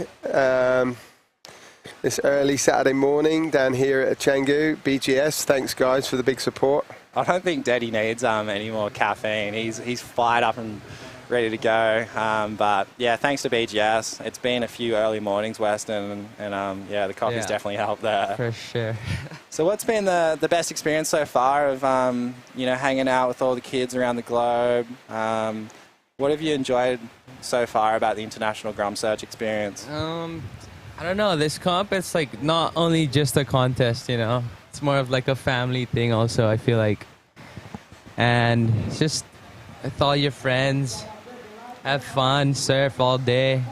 Let's have a look at this replay. 8.17 it came through. Wow, that pumps Lucas straight into first place with this big air. See it again here. Tail high, beautiful. When he was paddling for that, I was like, that wave probably had 3.5 in it. But he turned it into an 8.17, and it kind of shows the special talent he is. That, you know, there's a few crew that can like take off on a wave that's tiny or doesn't have much in it and produce a score out of nothing. He's sitting in third priority. He had the 2 lowest scores in the heat, and then under, you know, Rory and Lucas Cassidy pulls at an 8.17, goes straight to the lead. How is it surfing? He's going again here. He's just going to do the same thing. He's going to do the same thing again. Yeah. Watch. Looks like it, right? He's straight back up. Straight into another one. I mean, he knows. Oh, my God. Wow, that's a huge score. Oh, he likes it as well, as he should. I was getting a bit worried for him. He was a bit behind the 8 ball at the start, but he's definitely pulled back. 2 waves in 2 minutes, 8.17. I dare say that's going to be around the same mark, maybe a little bit under, but big air to start with. Massive rail turn and then a really nice finish. Actually, that was pretty solid. That was beautiful. That was huge. All the boys back at Mount Hawk, I know you're watching. You'll be loving that, boys. I know it's late there, but you'll be loving that. Come on, giving the boys from Cornwall some big support there. What do you reckon, under or over his 8.17 Western? I think it's over. Over? Yeah. You think? At 10 minutes out, you think it's done? 8.5 at least. Yeah. 8.5 at least, yeah. I just love that. That was pretty impressive. 2 minutes under priority, getting an 8.17, and I dare say another excellent score. Like, it's so hard to surf against those, like, Surfers Western. Like, you've done all the right things. Like, Rory Dace has kind of held priority.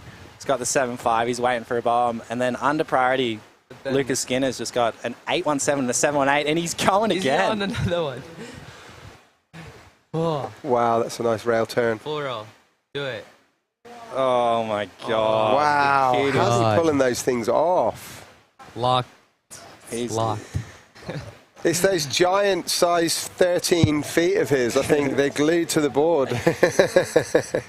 Yeah, that's true. Like, Rory and Lucas Cassidy haven't even been looking at those waves. He's got 3 waves in 3 minutes, and just kind of blown away with the level of surfing on those small waves. It's that board is that board he's got. He snapped it or creased it yesterday, and he came to us last night at like 6 in the evening and said, "Do you reckon we could fix the board ready for the morning?" So thanks to the Bali crew here. Gave the board to them about 7:30 last night, and at 5:30 this morning they were on site with it all fixed up perfect. Wow. How's that, Weston? Crazy. They're good at turning around. Huh? Aki? Is the guy Aki? I'm not sure if it was Aki, but some of the guys from the board shop up the road What a pulled it legend. out of the bag. Yeah, Lucas was blown away. So stoked to be back on his favourite board. Yeah, it's definitely worth fixing those favourites. Like that board just, the whole trip's looked magic under his feet. Like he just looks so comfortable on it. Looks so good on rail. He's producing a lot of speed on it. So update the situation. Lucas Skinner in the red, defending champion, has just flipped this heat on its head. He's got an 8.17 to 7.8.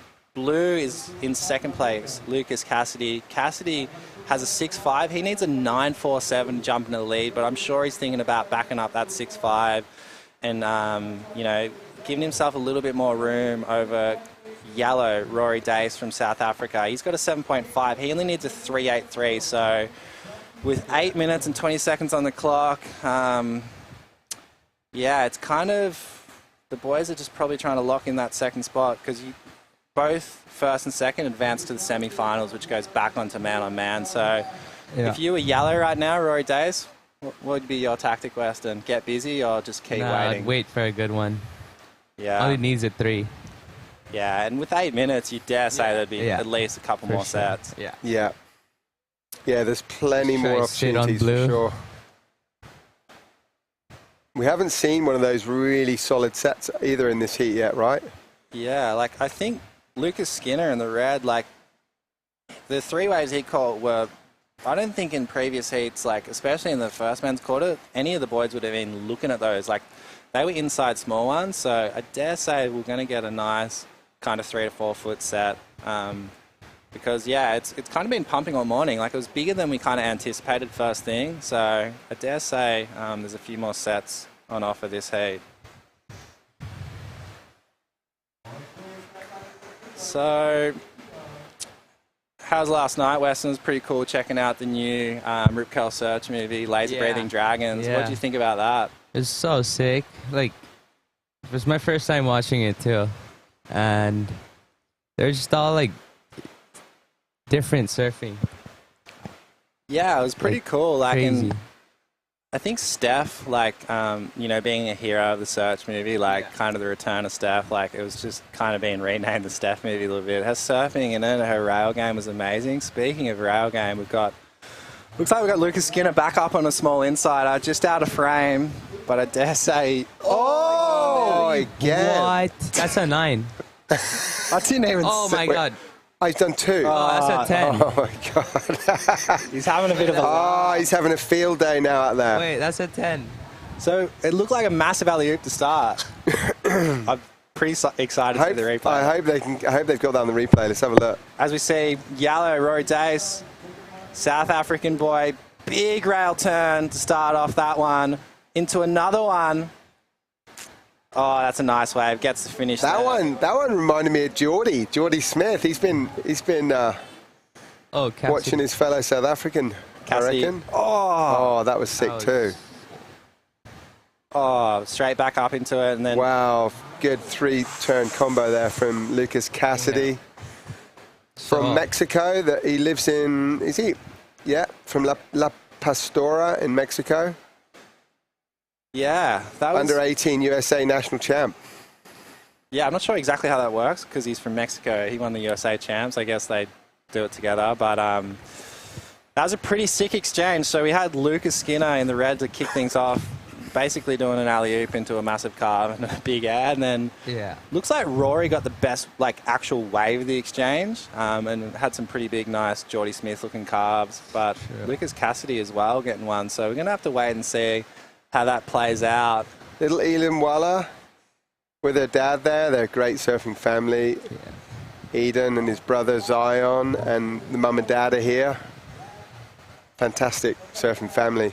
Here we go. Run us through this one, Weston. Oh, what's he going to do? Wow. That was sick. So sick. Straight into an air. Yeah, he's just having fun now. That looked...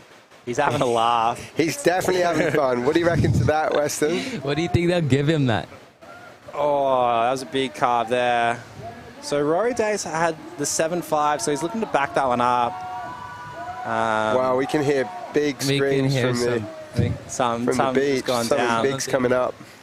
And then having a look at blue, Lucas Cassidy's. I really like this opening turn. He put a lot into this rail. Oh, not as clean as a wave as Rory Dace's, but he surfed it up. Like surfed it so well. That first gouge, really nice. It's going to be interesting to see how the scores play out on that. But we're hearing a bit of hoots in the background, so I dare say something's gone down. So I can give you an update on scores from that last exchange. Last of yellow, Rory Dace, an 8.17, so he jumps into second place. Lucas Cassidy, 7.2. He's now chasing an 8.47. Oh, here we go. Look at this replay. Oh. Lucas gets fully pitted. Oh. Did he make that? No. No. But I can see a score coming in for Lucas Skinner. James, I think all the boys back home are going to be pretty psyched with this one. A 10-point ride, a perfect 10 for Lucas Skinner. So I dare say that was for his alley-oop into a big carve and finishing off with the full ride. There's not that much more you can do out there, Weston, so that was pretty impressive. You called it, Weston. 10-point ride. That was just insane. That's crazy. Lucas Cassidy, he's chasing an 8.47 on this one. Up and riding. Oh, it's just kind of shouldered off on him. So with 2 minutes and 50 seconds, he's going to be in third priority.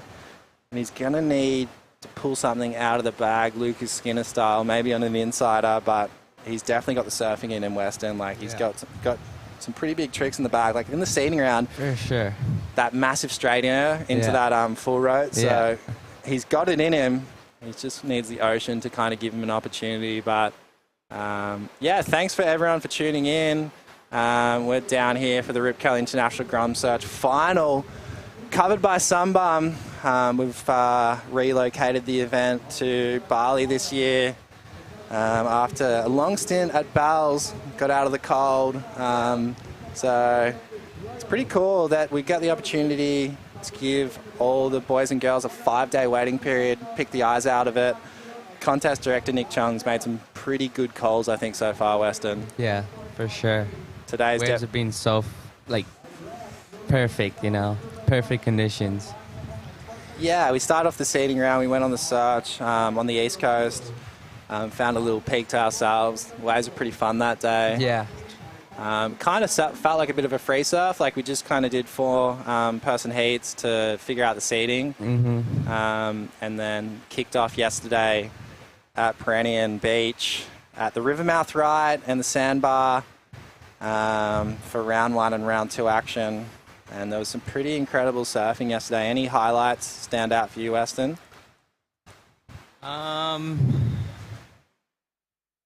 Lucas. Yeah, Lucas. Yeah. You become pretty good mates, right, over the last couple of years since you were there in Bells together? Yeah, we've become pretty close now. Been hanging out a lot. You should go to England and Europe and for sure score some waves on the Temple Bank back at home with the boys. They'll keep you happy over there. You'll love it back in. That'd be awesome. Our hometown. Yeah. Okay, so with 40 seconds on the clock. He's looking at one. Yeah, it looks like there's a few little waves coming through. I'm not sure where Cassidy is. He's looking at the left. It could be not a bad call as we see Lucas Skinner on the right. Bit of a victory lap here. He's got a 10 and an 8.17. Whoa, that was nice. Wow. He's just proven his rail game's not too bad either, so bang. Oh, he's really having fun. The waves are firing too. So Cassidy went left on that one. Looks like a short one. He's paddling back out, so we'll wait and see the replay there as we count this one down. 5 seconds left. So we'll wait and see.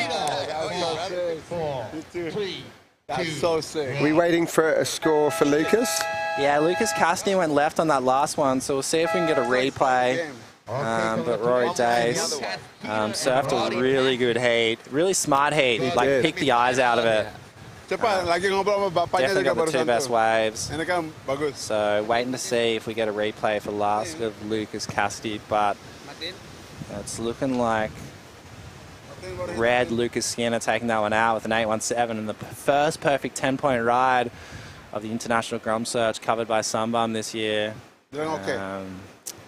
He's happy, he's smiling. Okay, we're going to start for It was a 3.2 for last of Lucas Cassidy, so not enough. So we got Lucas Skinner and Rory Dace advancing to the semi-finals. What a heat.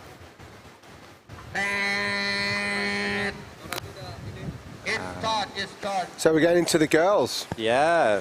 The women's semis? Semi-finals, yeah. We're going to cut to a quick ad break and then we'll have the under-16 girls semi-final action after this.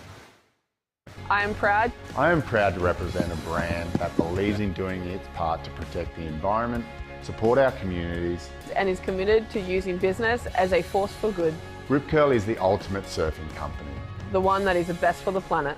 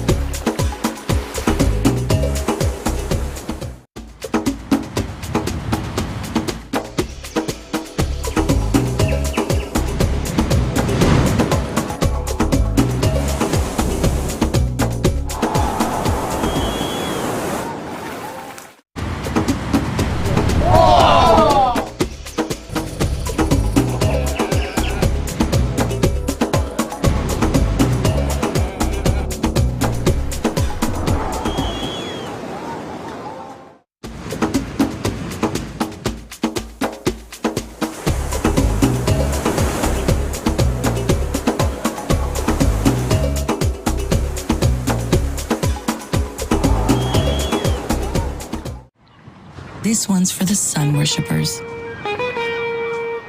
Breezing, buzzing. Besties stunning.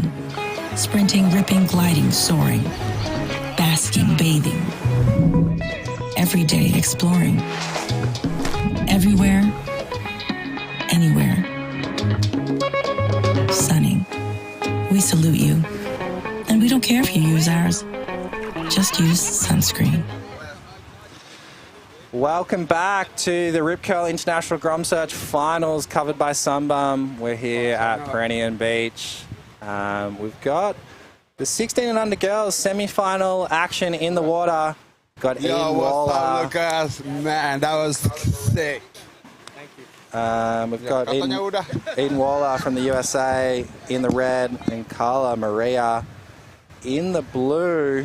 I think we're going to cut down to an interview with Dedigun.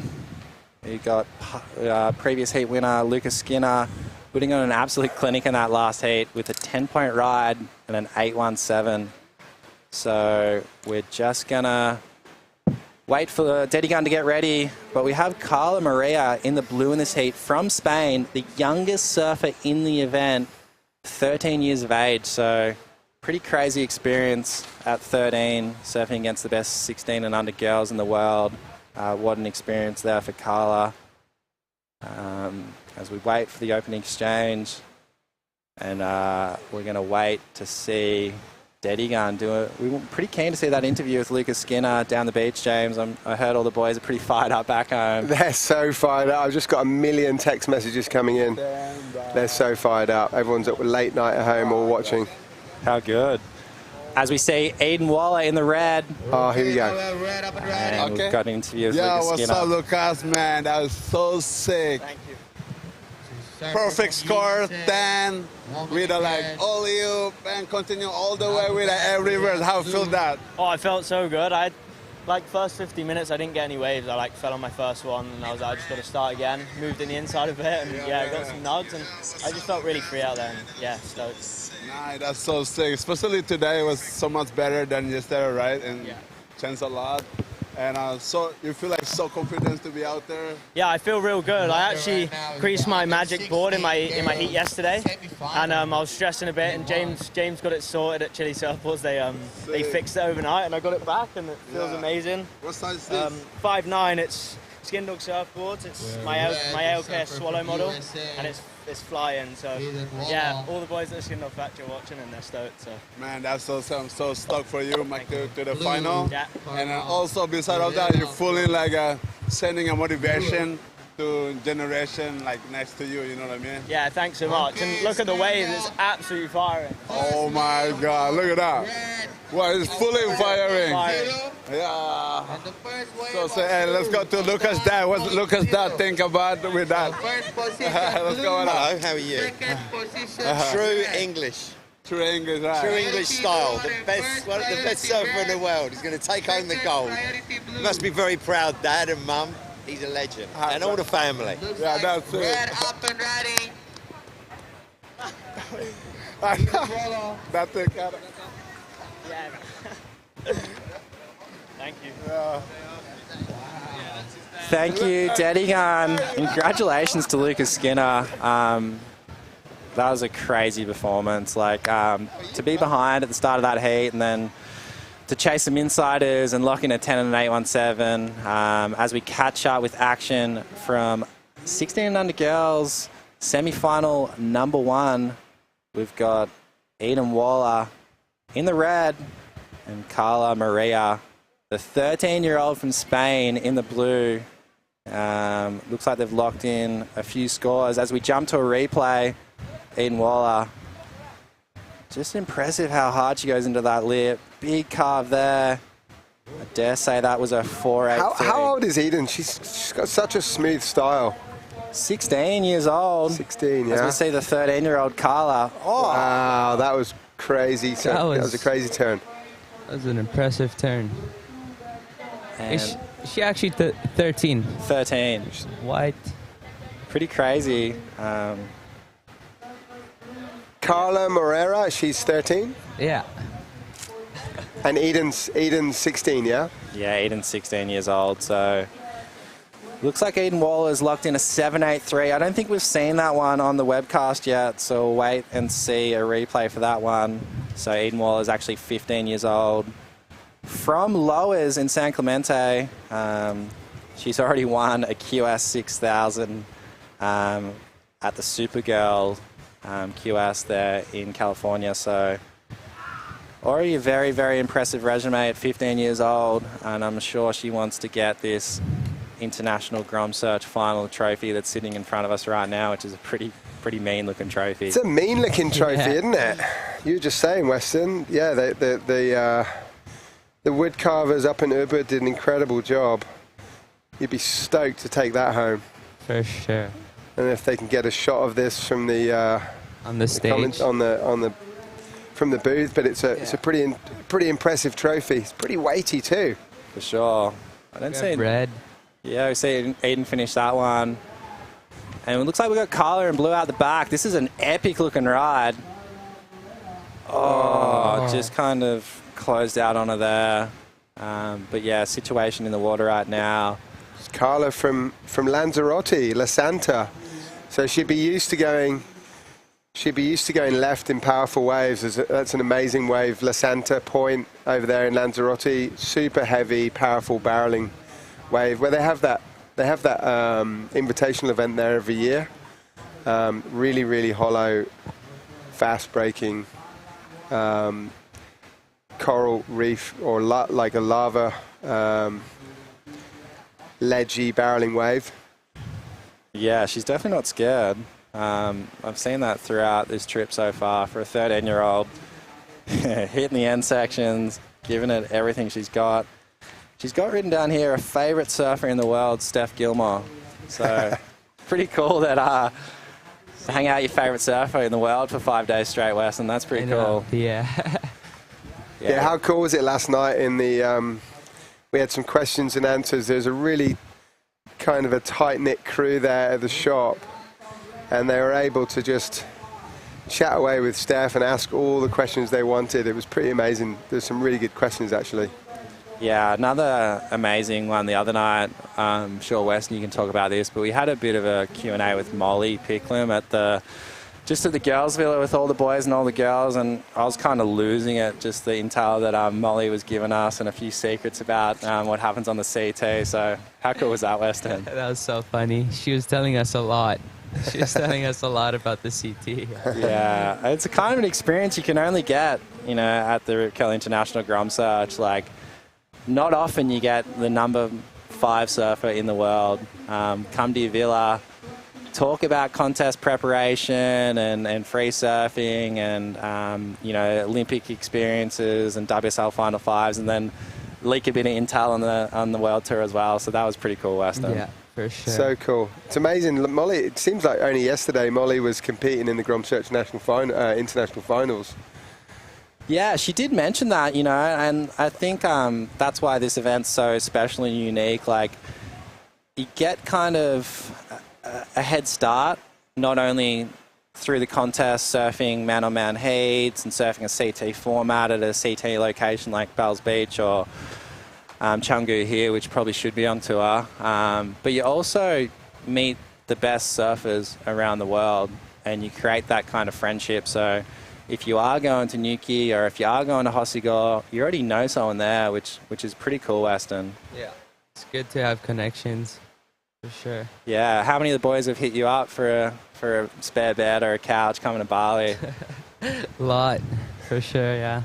Yeah, it's pretty cool. So as we just focus on the action in the water, looks like Eden Waller has got off to a good start here. 7.83. I don't think we've seen that one on the webcast yet, so if we can get the replay queued up for that, that'd be epic. And also back that up with a 5.5. Carla just not getting into that one. She's got a 5-point ride on the board. She is chasing an 8.33. But plenty of time left. 18 minutes and 40 seconds. The tide is still getting higher. It's getting a bit slower, as we see. Yeah, you think when the tide max out, it'll get slower? Yeah, it'll get a little slower and probably like a bit more straight till. Yeah, so kind of less chances. It'll be a bit harder for sure. Yeah, everyone's up to it though. Dead high tide yesterday. But like yesterday, it was like on shore and like dumpy. Yeah. And everyone was just dropping 7s, 8s. Yeah, I've been blown away with like the level of surfing this trip. Like. The next generation's definitely in good hands. Like, we've had some challenging conditions. We've had some amazing conditions, like it is pumping today, but the performances have been on point no matter where we've been or what the conditions are like. Yeah. So if it is just one turn, the girls and the boys have been still performing. But I think today, with the size of the swell, the direction of the swell, even on dead high tide, you're still going to get those sets with at least 2 turn opportunities. We just want to hope that wind holds off. It has been coming up onshore. This time of year we get that little sea breeze coming up at around 10 o'clock. So we just hope that it'll hold off and give us some nice clean conditions for the finals. Yeah, like that was the plan. We started a little earlier this morning. It was a planned 6:30 start, but we kicked off action at 6:40. We do have a few exciting plans before the under-16 boys and the under-16 girls final. We've got an icons heat, so everyone on the webcast, we'll see 8-time world champion Steph Gilmore. We'll see current number 5 in the world commentating from the booth because she's injured, unfortunately, Molly Picklam. Rosie Hodge, Ali Harrison, Katuta Goose, might even chuck you out there, Weston. So that'll be pretty entertaining. 30, 40 minutes of action. Yeah. And the tide should be coming in by then, so I think the conditions will be epic. Yeah. It'll be really nice to watch Steph out here and Rosie. Kind of perfect conditions for Steph Gilmore. Right-handers, clean. Everyone wants to see those big Steph hacks, right? For sure, yeah. Yeah, I don't think anyone... Those smooth ones. Yeah. I love them. She was ripping the other day when we went to the East Coast. I was did a little tag team. That was sick, Weston. So we had like a Steph Gilmore team, Rosie Hodge team, and a Molly Picklam team. Like, How was that experience, like surfing with I them? just wanted to be in Steph's team. Yeah, it was pretty funny. Like before, like we decided to draw names out of the hat, everyone was just tapping me on the shoulder going, can I be in Steph's team? Can I be in Steph's team? It's like, we can't have all 16 of you on Steph's team. So we pulled the names out of the hat. What team were you on in the end, Weston? I was in Steph's team. Oh, Yeah, you're I on got lucky. Oh, sick. She performed like pretty, like you guys were a little bit behind Rosie's team, and then Steph went out there and in about 3 minutes locked in, and I think it was an 8-3-3, so it was a super close finish. Close one. It was pretty cool. Like it was sick, you know. There's a really good overview of the event site here. Oh yeah, blue, up and down. In Canggu. We are on the Canggu side of Peraranan, just on the other side of the river, looking straight into the right-hander. It's a really good overview there. Yeah, it's been a great site. I rarely come down here just because of the traffic, but it's been amazing to see, just to hang out here for a few days and watch the waves. It's actually, there's been so many fun waves come through at the sandbar and at the right. Which wave do you prefer down here, Weston? For me, I think the sandbar. The sandbar has been really good for like 2 weeks straight here, because I had the national final here last week, and I just been cruising it for like 2 weeks, and it's been nice. Yeah, there's a lot of variation, right? And it is a sand bottom wave, so it does have changing banks. So as we but at the moment, it does seem like the bank at the peak on the sandbar looks really good. Whoa. As well as this right. Massive That was turn a there. crazy turn. That's kind of a token turn, just that thinner into the lip. Yeah. As we see Carla in the blue having a look at this. Surfed that last wave really, really well. I just think the size of the wave kind of let it down a little bit. Just as we're kind of saying, the experience of, you know, surfing against a competitor like Eden Waller, who's so switched on. Like, she's going to wait for those set waves. I think Carla just has to wait as well. As we have a look at Eden. Wow, that was such a sick turn. She just looks so light off the top with her board, like, she puts it there and then she just like twinkle toes. She just seems to land every one of those late turns that she gets to the lip late. She seems to land them all. Yeah, she's really good on the back foot. Yeah. Like flicking it. Yeah. And just staying there. Yeah, she surfed really well this morning in her quarterfinal against Ziggy. She got the better of that heat. Ziggy coming in second. And she just, she managed to just get the waves that. It was super close, but she managed to just get the waves with those end turns. So important, right, to finish with a really good end. For sure. And end maneuver. Yeah. For sure, and I think Eden's like the perfect example of like quality over quantity. Like, I don't think I've seen her catch a wave and do like 3 or 4 turns. Like, it's either one massive turn or like 2 really big turns, and like I think she like really focuses on like just making the most of every turn she does. She doesn't try to fit too much into the wave. She just like waits really patiently and hits the right sections. Like even that last score, it didn't come into a top 2, but you know, you can get 6s and 6.5s from one turn, and I think Eden's been the perfect example of that throughout this contest. So I think we'll take the opportunity with a bit of a lull in the action just to give our sponsors a shout out. So a massive shout out to Sunbum, our presenting sponsor. We're stoked to be covered by Sunbum, best sunscreen in the world. It's been pretty hot here, so it's been epic to have that sunscreen on tap for all the competitors and staff. And as we see Carla. This is a nice angle from the drone. Epic. Carla Moreira from La Santa over there in Lanzarote. Yeah, her surfing is definitely living up to... You got red. Up and riding. Oh, nice wow. Open carve. That was like a layback carve, huh? That was sick. And just super patient. She just waited for that end turn, which was really smart surfing there. Yeah. So I think that's going to be wave of the heat. That carve... She says Ethan Ewing's her favourite surfer, and I think there was a bit of Ethan in that, just like actually like like creating speed through the turn. Like she kind of came out of the turn quicker than she came into it. So that's really, really good. Yeah, she just seems to be in real good timing with the waves here on this on the rights here at Pereiranan. Well, I she think just seems to be not rushing, like you said. She doesn't rush. She just every turn is just really well placed and really well timed. Yeah, she'd rather like do one big one than hitting it a lot. Yeah. Yeah. I think obviously Trestles is a home break, so there's a bit of similarities here between Trestles and the Rivermouth ride. As we see Carla, that was the opening wave of that exchange. Really nice first turn, but it was a great turn, that one. Just kind of getting stuck behind that. Just waiting down there. This first carve was just, that was so sick. Kind of a shame that NC should... So mature, hey? Yeah, didn't give her a little bit more, but came in... Full shoulder turn. Yeah, came into the 5.7, so has strengthened her hold on first place. I think Carla, her surfing is looking amazing. Just needs something with a bit more power in it, as we see Carla now. Just struggling with that wave selection at the moment. Maybe it's getting a bit higher, a bit harder to read. Yeah, it's getting a bit higher. But yeah. Really got to pick the waves when it gets high tide here. As we see the Sunbum activation area, looks like we've got Rosie Hodge there, Molly Picklam, Steph Gilmore. We'll get out of this webcast booth pretty soon and get the A-team back on.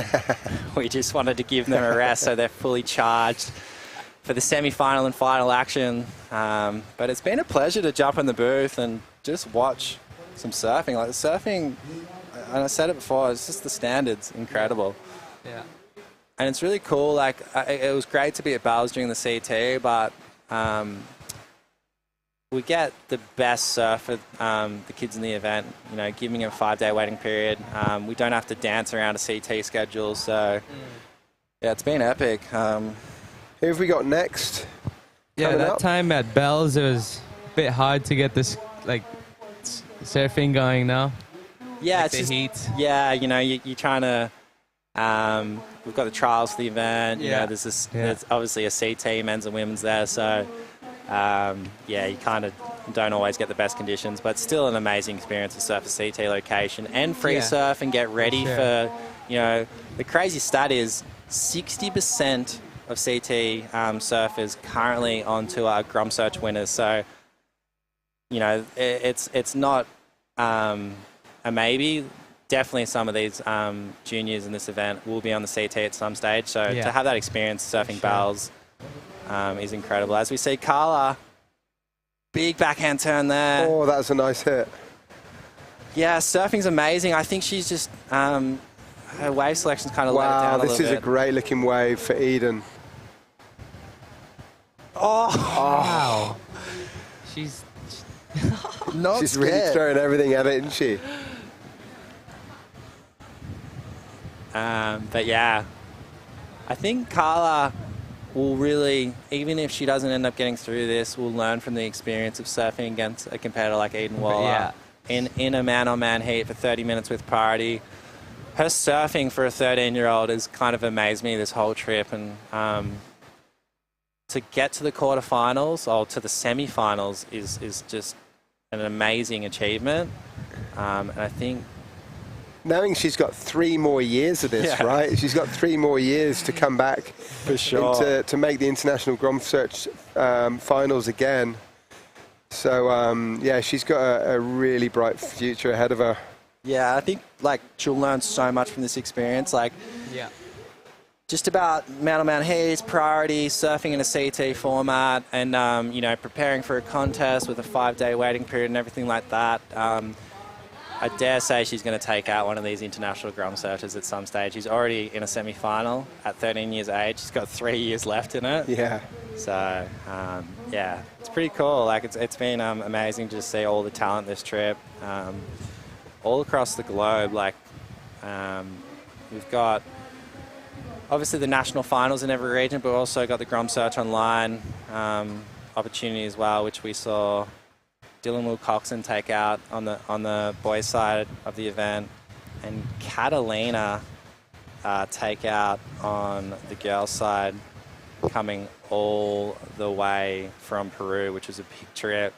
And she's had an amazing experience as well. So thanks to our global athletes, Steph Gilmore, Gabriel Medina, and Mason Ho, helping us pick those winners. Okay, so we've got 6 minutes on the clock here. And we've got Carla chasing an 8.53. So she could do it in 2 scores. If she gets a 6.5 or a 7 on the board, it'll make it a little bit easier. True. I think she just needs to wait for a good one. Just wait for a deeper one that looks a bit fatter, because it is super fast now with the tide coming up. So seeing you're out of the event, Weston, do you have any secrets or intel that you could tell? What would you do in a heat right now? Where would you sit? What would be your tactic? Tide coming in, especially since you're on your backhand, you're in 2. Yeah, on the backside, especially out here too, it's a lot harder. I feel like I have not that much time to go up and down and to look. And I don't know, I just try to go sit as deep as I can, try to get the deepest ones. Try to look for ones that are fat. Right, give you a little bit more time. Give me a little more time, yeah. Definitely think sitting deep is a great tactic, because if you get one more turn opportunity before that end turn, on the higher tide, that's all you need to do to get a good score on the board. And just trying to get a big first turn too is good on the backside. Yeah. Yeah. Big first turn. Yeah, well, Ian Waller's given us some big first turns this heat. 7.83 and 5.7. So amazing surfing from Eden. She had an interesting trip over here as well. She was stuck due to the volcanic ash in Singapore and almost didn't make her flight here. So to get here, to be that cool, calm and collective for round 1, as we see Eden just in and out of that. But yeah, I was kind of having a bit of an anxiety attack when she was stuck, but then she came and she was cool, calm and collective, professional, and straight into round 1 and straight into a heat win, as we see Carla. Oh, that was a massive great turn. She just has to link one of those up with a turn out the back, a little bit of a carve or a snap. Yeah. And, she'd be looking at that 6.5 range and well and truly back in the heat. Just been a little bit unlucky with some of the waves that she's picked. Just not being able to get that second and third turn in. But she's done some great surfing on her first turns, that's for sure. As you see, the replay here, again, just powering off the bottom and getting some great speed off the top. So I've got some pretty exciting news. You're about to get rid of us, and you're about to get Steph Gilmore, Rosie Hodge and Molly Picklin back in the booth. So pretty A-grade webcast team. It's been good. Get the rookies out. Get the rookies out, fumbling around, and get the professionals back in. But it's been a pleasure to jump on the webcast for a few heats. Massive shout out to Weston Hertz jumping in. Rip Curl GromSearch national champion. And what is the goals next year, Weston? You're super impressive in the Penang Cup trials for the Rip Curl Cup. Yeah, so next year, plan is just to focus on the World Pro Juniors. Yeah. Try to qualify that. I almost qualified this year, and then I had a really bad accident. Oh, Carla. That first turn looks sick. If she could link that up with the second, that was a replay. You said you had a really bad accident, Weston. You talk us through that. Yeah, I had a really bad motorbike accident just after surfing this Indonesia National Olympic, after getting third, and then after getting back to Bali, I helped on the bike, had a really bad crash. I was out for a month and a half, and then now it's my second week surfing. So lucky and so great to see you back. We just got the traffic here and motorbikes in Bali is definitely always a big danger, but we're really, really stoked to see you back and healthy again. Yeah, it was a scary one. Big lesson. Yeah. Sure. And do you feel refreshed after having a break? Because I was super surprised seeing you come back. You almost look like you had you know, like a bit more energy, you're pumped up, you're ready to go. Like, that's actually what I learned about too. Like, you can't just surf every day. Yeah. You gotta take breaks also. Like now I'm feeling a lot better. Like I feel a lot better surfing, just more happy. I guess it's so easy, especially in Bali, it's so easy to take great waves for granted, right? Yeah. You know, you're surfing in board shorts every day. Yeah. I know definitely where I come from, it's, you know, wetsuits and freezing cold half the year. So it's so easy to get complacent when you're in tropical paradise like this with great waves all the time on your doorstep. And it takes sometimes those little knocks. Well, when you're out and you're reflecting, it really hits home. Yeah. Yeah. Sure. As we see, 30 seconds left in this one. It's been a pretty dominant performance by Eden Waller from San Clemente, the 15-year-old, just taking command of this heat at the start and just showing her maturity. Obviously already won a QS 3000. And Carla Maria, what a performance from the 13-year-old. I think she showed the world her surfing is one to watch, and just I think with a bit of wave selection and a few learnings from this event, she's going to come back and she'll take one of these out at one stage for sure. So that's the end of this one. We're going to jump into the under-16 girls semi-final number 2 after this ad break. So massive thank you to James Handy, the President Director of Rip Curl Indonesia, and Weston Hertz. Keep an eye out for him on the Asia Pro Juniors next year, and enjoy the A-team in the next heat. I am proud. I am proud to represent a brand that believes in doing its part to protect the environment, support our communities, And is committed to using business as a force for good.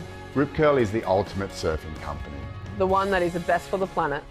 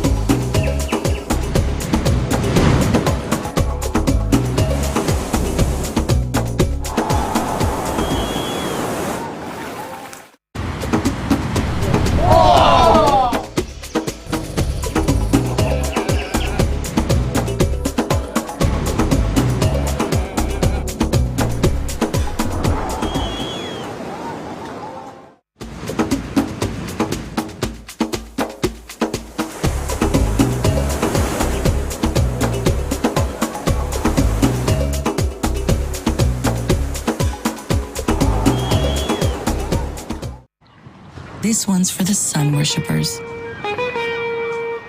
Breezing, buzzing. Besties stunning. Sprinting, ripping, gliding, soaring. Basking, bathing. Every day exploring. Everywhere, anywhere. Sunning. We salute you. And we don't care if you use ours. Just use sunscreen.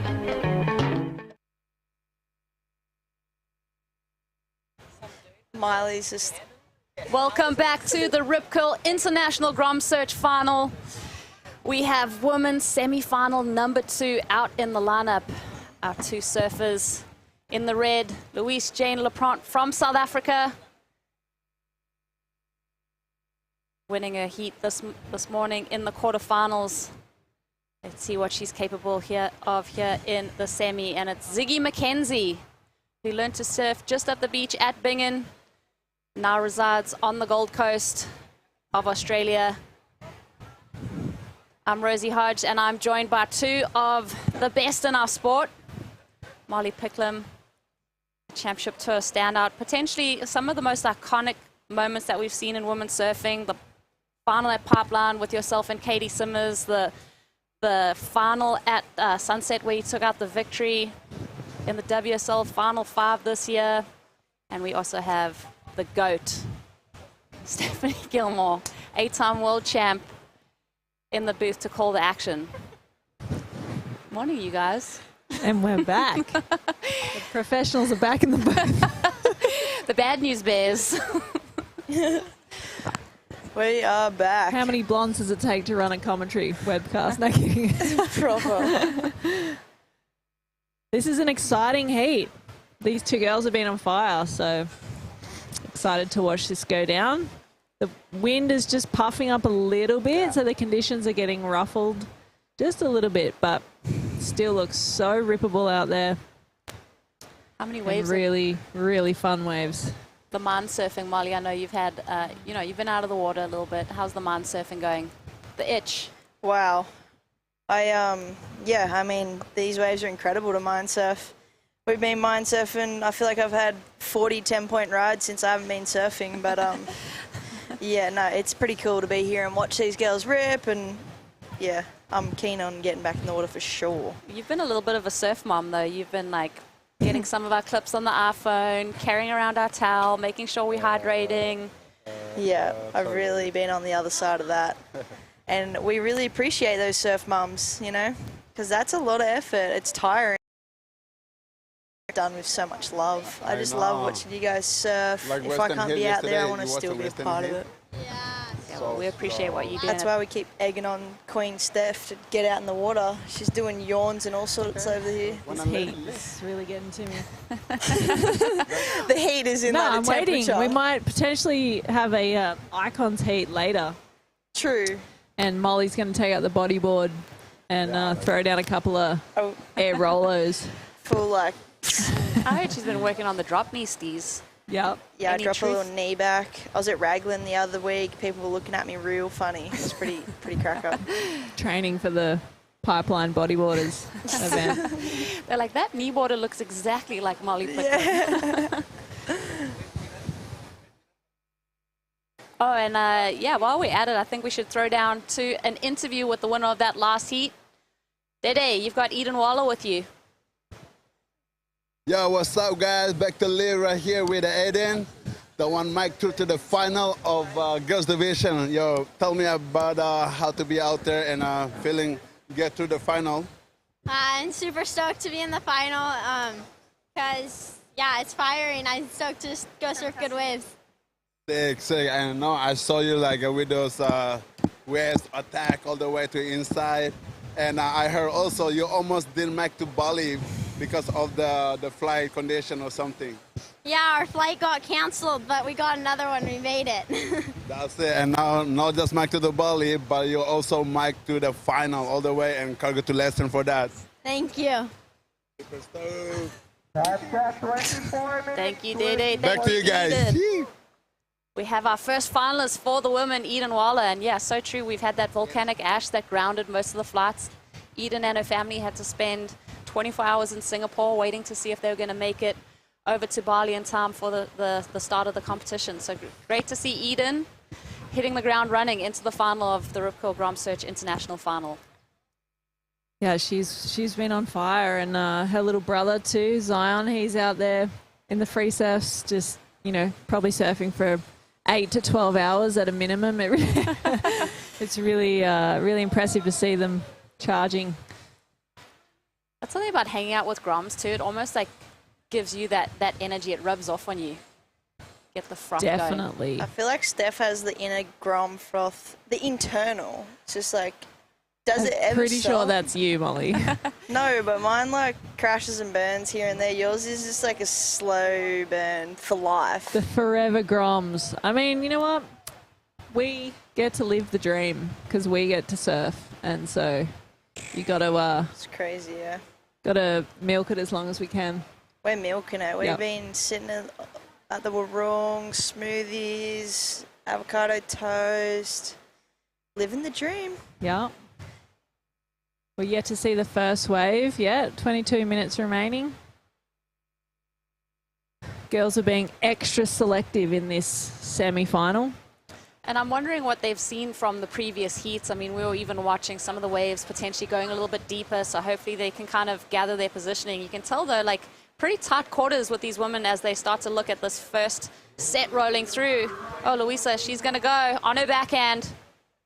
Hits it off the lip. You could tell there was that little bit of a hesitation looking at Ziggy, and then kind of threw a rhythm off a little bit on that one. Good to get the priority ball rolling, though. Ziggy. Mackenzie up and riding in her competitor's face. Huge maneuver there. So the best of that exchange. A little za in the opponent's face. That's always a good tactic. Just to show them what you got. Show them what fin models you're using. Yeah, fully.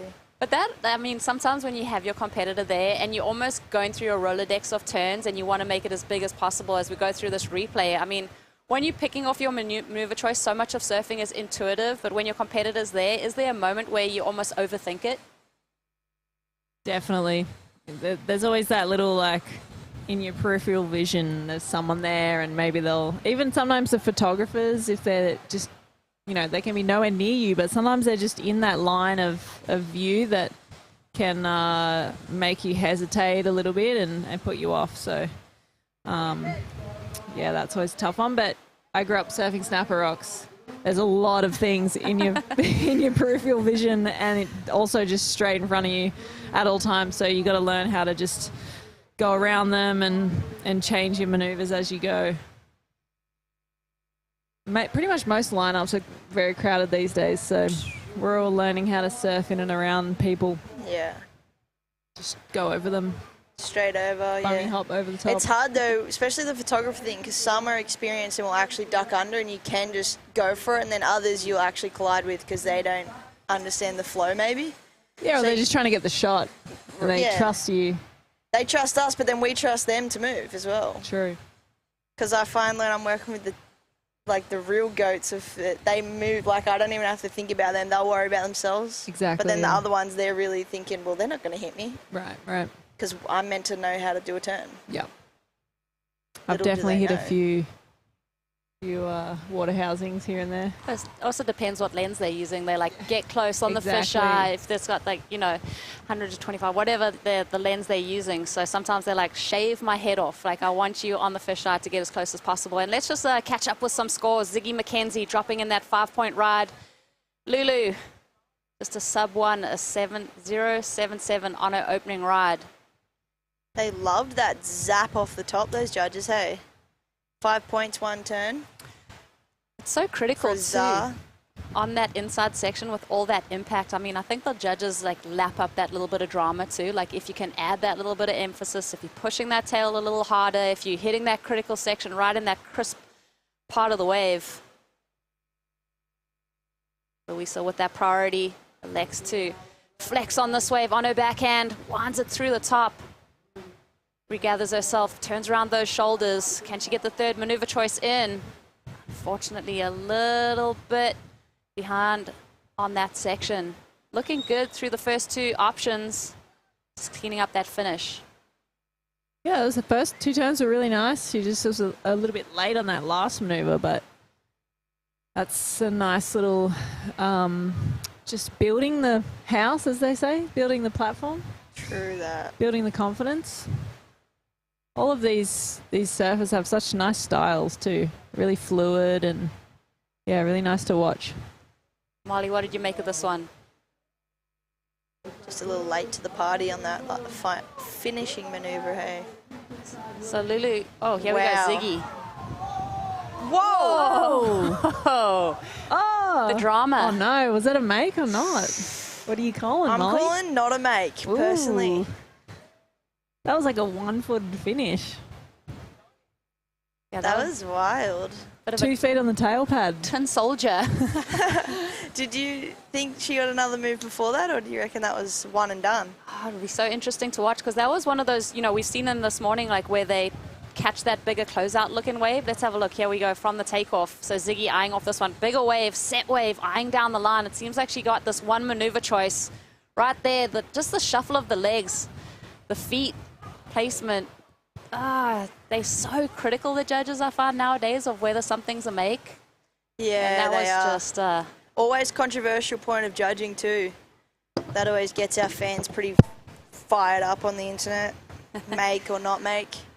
But that's the thing about surfing. It's someone's opinion, and we're human, so hey, sometimes it's not always right. Sometimes it's just their personal interpretation of what they think written out is. And heated discussions, I feel like opening those debates, that's how you push the sport forward sometimes. I think everyone's like, oh, don't criticize too hard, but sometimes you need that to, like, you know, push it forward. Just and take things really seriously, Molly. So if, yeah, we take them seriously. We've just crammed our girl Rosie here in the booth because we couldn't see. It was a bit glary. I've separated you two. You're the rose between the thorns. Oh, here we go. Between two roses. Oh, Ziggy with the 5-point ride. Louisa, the 0.77 and the 4.33. She's in the lead at the moment. Still plenty of time on the clock. Here we go, Louisa having a look at this wave. Love the drone angle, getting critical. You can tell that they want to get super vert. I really like Louise's bottom turn. Like, she really jams down low and pushes hard, and that allows her to square up and hit the lip super vertical. She just didn't finish that one there, but that was some, yeah, really nice foundation surfing. Front on angle of this. So we saw the drone angle. Louisa, wow, snapping up in that lip. But the fun thing about Louisa, where she's from in South Africa, Scarborough on the south coast of Natal, a little bit of Rip Curl Search trivia for you. That's also where Frankie Oberholzer, one of the original Search ambassadors, was from, as we see this heated paddle battle to establish. Paddle battle. Who do you have your best paddle battle with, Molly? It's a good question. I don't know, actually. I don't really remember. Or Betty Lou, I think I would have been in a few. For sure. Yeah. She loves paddle battle. How about you? Probably Courtney Conlog. Oh, Courtney, wow. yeah, she is so strong, such a good paddler. And yeah, she was, she'd also paddle battle you all the way from the bottom to the top of the point and then be full of energy to catch the next wave, where otherwise, I mean, I'd be like gasping for air, but... Yeah, she's gnarly. That's crazy. But yeah, paddle battles are so fun. They're an exciting part of each heat if you have a good one. It's a real, like, you stand your ground if you can actually match it, and if not, like, it's a real proud moment, kind of. But would you consider yourself a good paddler? I feel like you are. You paddle against that current at snapper endlessly. Yeah, Here we I have definitely Ziggy's have dad. long arms. There's Ziggy's dad. He's got the live scores in his hand, I'm sure. Yeah, you're no longer known... Got the spare board. You're no longer known by your given name. It's always like Ziggy's dad. Yeah, fully. Like Jake, but we've got Daddy Gun next to him there. Getting some local knowledge from Daddy Gun. It's cool to see too. There's a bunch of parents here just supporting their kids, getting real passionate and into it. Ziggy's dad's Jake, as you said. He's a real nice guy though, eh? Yeah. He's real supportive of her and loves her no matter what, which is always nice to see in this sport.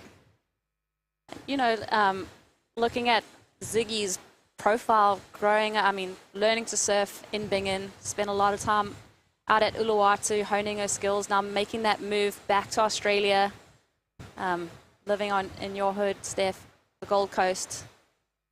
Yeah, I'm actually also so stoked that her favourite surfers are Dave Rastovich and Rob Machado. Like, they're two of my favourites as well. And they're just like the ultimate style icons. So it's really cool to see such a young girl have some icons like that. As we see Ziggy here, ooh, really nice first turn. Just got the backwash wobble on that second one, and it sort of threw her off for that final move. But the first turn was really nice. Straight into Louise on her backhand. First turn was pretty nice. Oh, nice strong second turn there.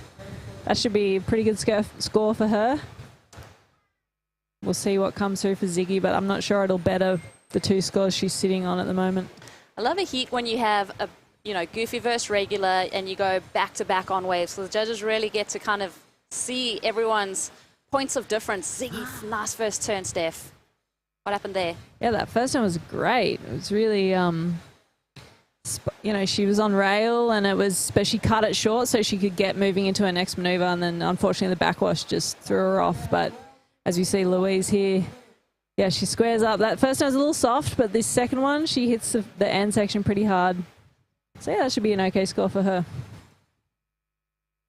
Yeah, goofy versus regular. I feel like it's it's harder for the judges because they, well, even for the surfers, you know, like you're going against a goofy footer, it seems like they can get more vertical, and it's just a different type of surfing. But yeah, I feel like for my personal experience, I always found it more difficult to go against goofy footers on tour. Like someone like a Caroline, I don't know about you, Molly, but someone like a Caroline is so good at just squaring up. She can do 3 really vertical quick hits. And on my forehand, I was always like, you know, more drawn out, more open face maneuvers, and it just doesn't look as exciting as the goofy footers. But well, talking, you know, well, Louise is having a paddle here, Molly. Here goes Louise, aka Lulu. Wham! That's what we've come here to see. It's just a bummer, those bigger waves. Hey, they just run off. It's kind of just one turn. Steph's been saying it from the beginning. I think those smaller little inside ones, a bit deeper than maybe where the girls are posted. Here's a bit of a replay just there. Solid crack, but you could tell by the body language kicking out she wanted more out of that wave. Back to the goofy and regular, it's such an interesting one because the judges kind of get put on like there's 2 scales running in one heat, and that's always a tricky situation. Again, it's just like they're, however they feel you're attacking it. It nearly goes off like, I don't know, judging each other and comparing to like just the feel that you give off on your surfing, because it is so different. Ziggy was thinking about a little paddle there.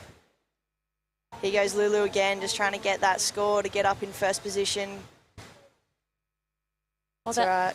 That last wave for Louise, as we watch this one from Ziggy, will catch up on numbers, but that second wave of the set looking good. Out she kicks, but Louise, the best wave, her best wave, the 5-1-3 for that one maneuver option. She's looking for a 6.74 to take the lead and make it into the women's final. Savenda's running so quick. I mean, we're down here about 5:30 this morning. It's 9:34 local time. We're about half an hour off the peak of the tide.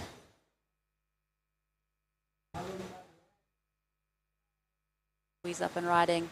Dang.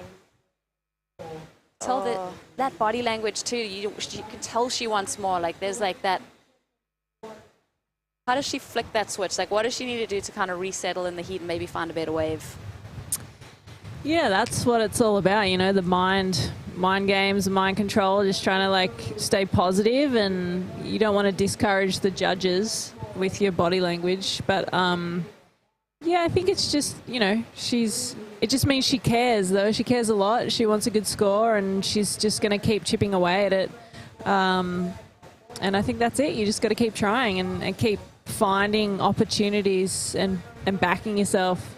But, you know, I feel like at some point maybe she'll get a section where she'll do one big turn that's good enough and she'll be super stoked with it.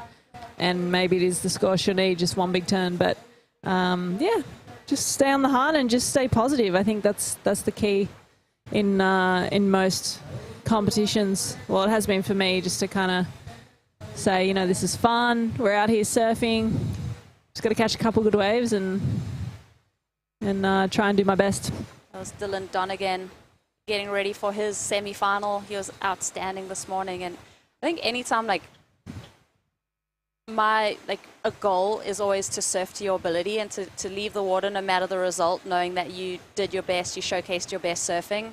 I think Louise is just looking for that wave that's going to showcase her best surfing. She's had those one maneuver options, but it's all about linking them together. She's in that second place position at the moment, but it's so close between these women right now.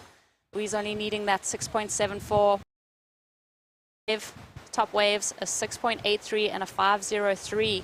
Louise a 4.33 and a 5.13. We've got 7.5 minutes remaining. It feels like this heat has flown by. Yeah, this heat went really quick. Did you win a GromSearch, Molly? Yeah, in Australia, but not the international GromSearches. But yeah, I was like a full GromSearcher. I think I kind of started and I got sponsored by Rip Curl through the state titles kind of that was being run. And then from there I went and did a bunch of I went to Victoria, all the New South Wales ones, Maroubra, and yeah, kind of travelled around Oz. That was my junior career. I was a bit young, like I came in a bit later, so I was too old, for the real like Woolworths Grom comps and all those sort of things. But yeah, I was a GromSearcher. Yeah, it's so good. These events that just kind of help you as a kid to get a feel of what it is like in a professional event and get that experience. And yeah, we used to have a pro junior series in Australia when I was a kid, and there was a lot of young international athletes that would come and surf in the events, and it was so good because it was pretty much exactly that feeling of what it was like on the world tour, and we got to experience that, and then, you know, get a taste of whether this is what we wanted to really do, you know, if you really want to pour your heart and soul into chasing the world tour. And so yeah, this is really cool having these woman-on-woman heats, and yeah, it's a really professional feel, so this is great for these Groms. Well, just thinking about how the positive impact, we look back at the last time we ran the Rip Curl International Finals was at Bells Beach. The winner of that one, Erin Brooks, who's now qualified for the 2025 Championship Tour. So it really is that springboard, those reps, and having that opportunity to surf in events like this and cut your teeth, essentially. Like, the more competitive experience is just more learning, more traveling. The more you get used to it, the more comfortable you feel. Were you intimidated, Steph, like young, going to the international, that first moment where you kind of see, I just remember for me personally, I just was like, whoa, you know, like just so foreign to hear different languages, and I don't know, it was crazy. I think one of my first international events was the ISA Grom World Titles in South Africa. We're in Durban. As we see Ziggy here. Nice first turn, kind of just a set-up turn, and then she gets a little finish there. But yeah, I went to the ISAs in Durban, and it was, you know, so cool to travel to this new country, and it was so far away, and such a culture shock for a, you know, young Australian to go and see like the different culture over there, and I just I loved it. It was just the coolest thing ever to see all these kids from these different countries. Everyone surfed, everyone was in their team outfits, and it was so much fun. I ended up getting a interference in the final, and I was like, it was probably my least proudest moment, in the sense that I probably acted like a little brat. Or like after, yeah, I was so angry at myself, and so yeah, it was, but it was all such a good experience because it made me realize how much I loved competing and traveling, and I was like, this is so cool. And then getting that interference, I was like, all right, I really want to win these things and do the hard work to try and win. That you did. Yeah. As we got coming down just under 4 minutes, and are we still waiting for a score? Or Ziggy's last wave, I'm not sure if that one bettered her 2 scores. Yeah, Ziggy, 4.67 is what's on screen right now. We'll see if that is going to lock in. 4.67 for that last of Ziggy. So it doesn't improve the situation. So used her priority. Can Louise capitalize now that she's been left out the back? Up and riding. Important wave for her. Needs a 6.74. Huge maneuver. Wow. 2-turn combo. Nice. There it is. She likes it. That was a solid. I mean, let's think about the high mark of this heat. The 6.83 from Ziggy McKenzie, as we see her trying to answer back. Quick exchange. A lot of, wow, quick turn in the lip there. That backwash coming into play. A lot of undulation on that wave. That was a really fun exchange to watch. And we've got the little paddle battle to make it out the back. Who's going to try to get priority with the final minutes of the heat? This is a crucial paddle battle. Ziggy's just got the lead a little bit. Oh, she's pulling away now. And these are the micro decisions too. You think about Ziggy taking that wave, not improving her situation. Louise with that priority, really capitalizing. So this is, you know, that crucial tipping point of the heat. Who's going to have it? And Ziggy, she gets that priority now with 2 minutes 15 on the clock. Let's have a look at the replays. Talk us through this one, girls. She absolutely jammed this first turn. It was real committed. I loved it. And then just went for the finish. She likes it there. It's a bit of a desperate, like, come on, you know. Ziggy, I found her last 2 exchanges an interesting one. I felt like she actually kind of played the block move on that wave before, and then this one potentially felt the pressure and then just like forfeited a go, just wanted to get something higher. And you get that urge kind of, you know, when your competitor takes off and you think they get the score and then you're like, oh, just chase them, when really maybe it's not the best decision. But I'm just over a minute now. Yeah, I guess we're waiting to see what that score comes in at. Yeah, we're waiting on those numbers, and it's so true. I mean, as Ziggy's taking off, she's probably recognizing that she'd be potentially chasing a score, trying to manufacture something on that really tricky wave.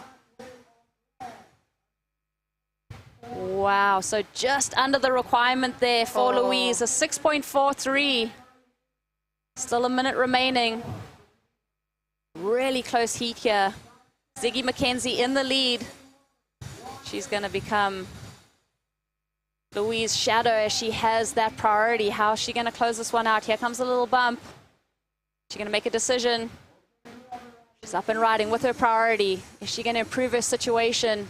Two-turn combo. Kind of playing that one so she finishes on her feet. She's coming in. She's having a look out the back. Short. Let's see. Let's see. Wow, this is a clean looking wave. Bit smaller, but maybe some opportunity. Oh, big spin. Desperate times, I think, for Lulu. She's had a great campaign, though. Really impressed us, I feel like, through that seeding round. And, yeah, what an epic little legend, too. Yeah, that was a fun heat to watch as we get the replay here of Ziggy's final wave. Got that nice little hack and then finished pretty strong. That's a smart decision making in the end there for Ziggy, using her priority there to kind of block that last opportunity for Louise. But an amazing performance from Louise. She's been surfing really strong. I am proud. Really great performance. I am proud. I am proud to represent a brand that... Really good performance as we see men's semi-finals in the water on deck. It's getting down to crunch time, isn't it? It is. We're in the semis, and that is the hooter. That's the start of the heat against Dylan Donegan and Rory Dace. Dylan Donegan this morning was unbelievable, just dropping excellent scores. He's got, you know, he's got some pedigree. He's coming in this event. He's the under-16 ISA world champion from Canary Islands. Got Rory Dace from St. Francis, South Africa. He's a big kid. I think we had to kind of get some custom rash guards rushed for Rory. He was wearing a midriff in the first few heats. Well, guys, as we wait for this first exchange to set itself up, we're going to throw to a quick commercial break. We'll be right back with the first semi-final of the men's. I am proud. I am proud to represent a brand that believes in doing its part to protect the environment, support our communities, And is committed to using business as a force for good. Rip Curl is the ultimate surfing company. The one that is the best for the planet.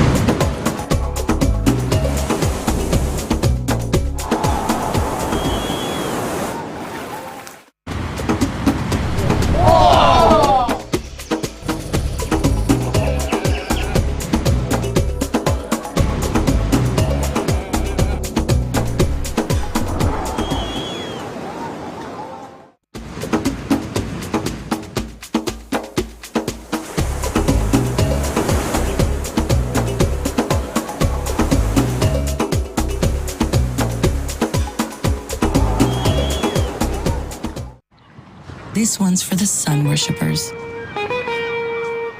Breezing, buzzing. Besties stunning.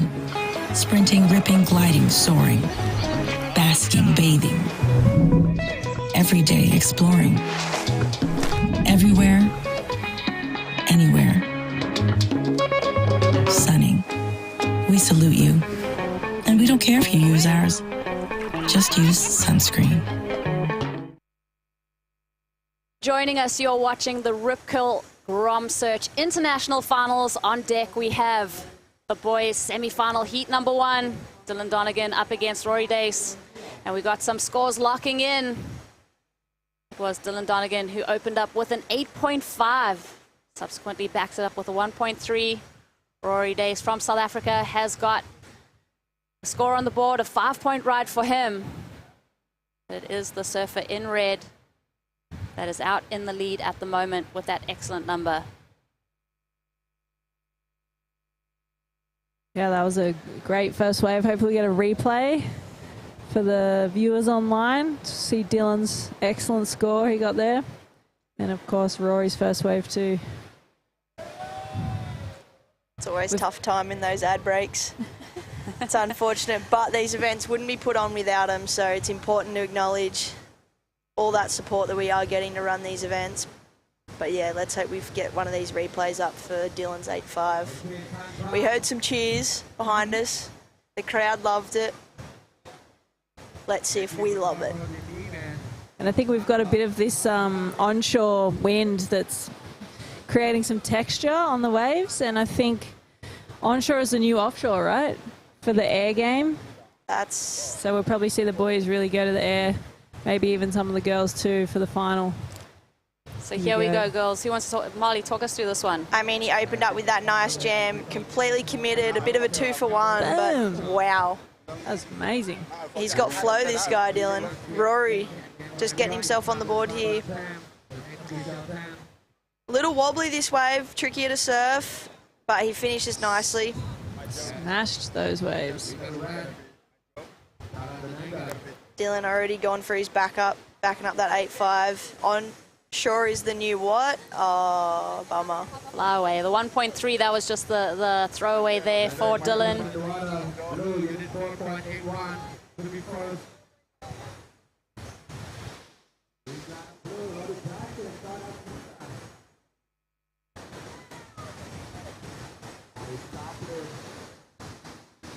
Oh, get your board quick, paddle.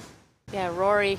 Yeah, going for it. It's really exciting when the athletes just go for those risky maneuvers on their first turn, you know, like to just drop in and straight away risk the whole wave by trying to do an air on the very first maneuver they go for. It's super cool to see, and the judges really reward it. So if you're ever going to try it, I think early on in the heat is a good time to try. That risk reward scenario paying off. I had Didi in amongst it there.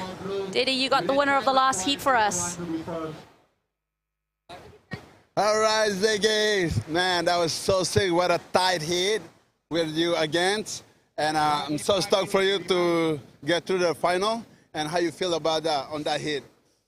I was feeling really good at the start, and then I made a few mistakes actually, and got a bit like, do you want me to hold it? That's okay, you're good.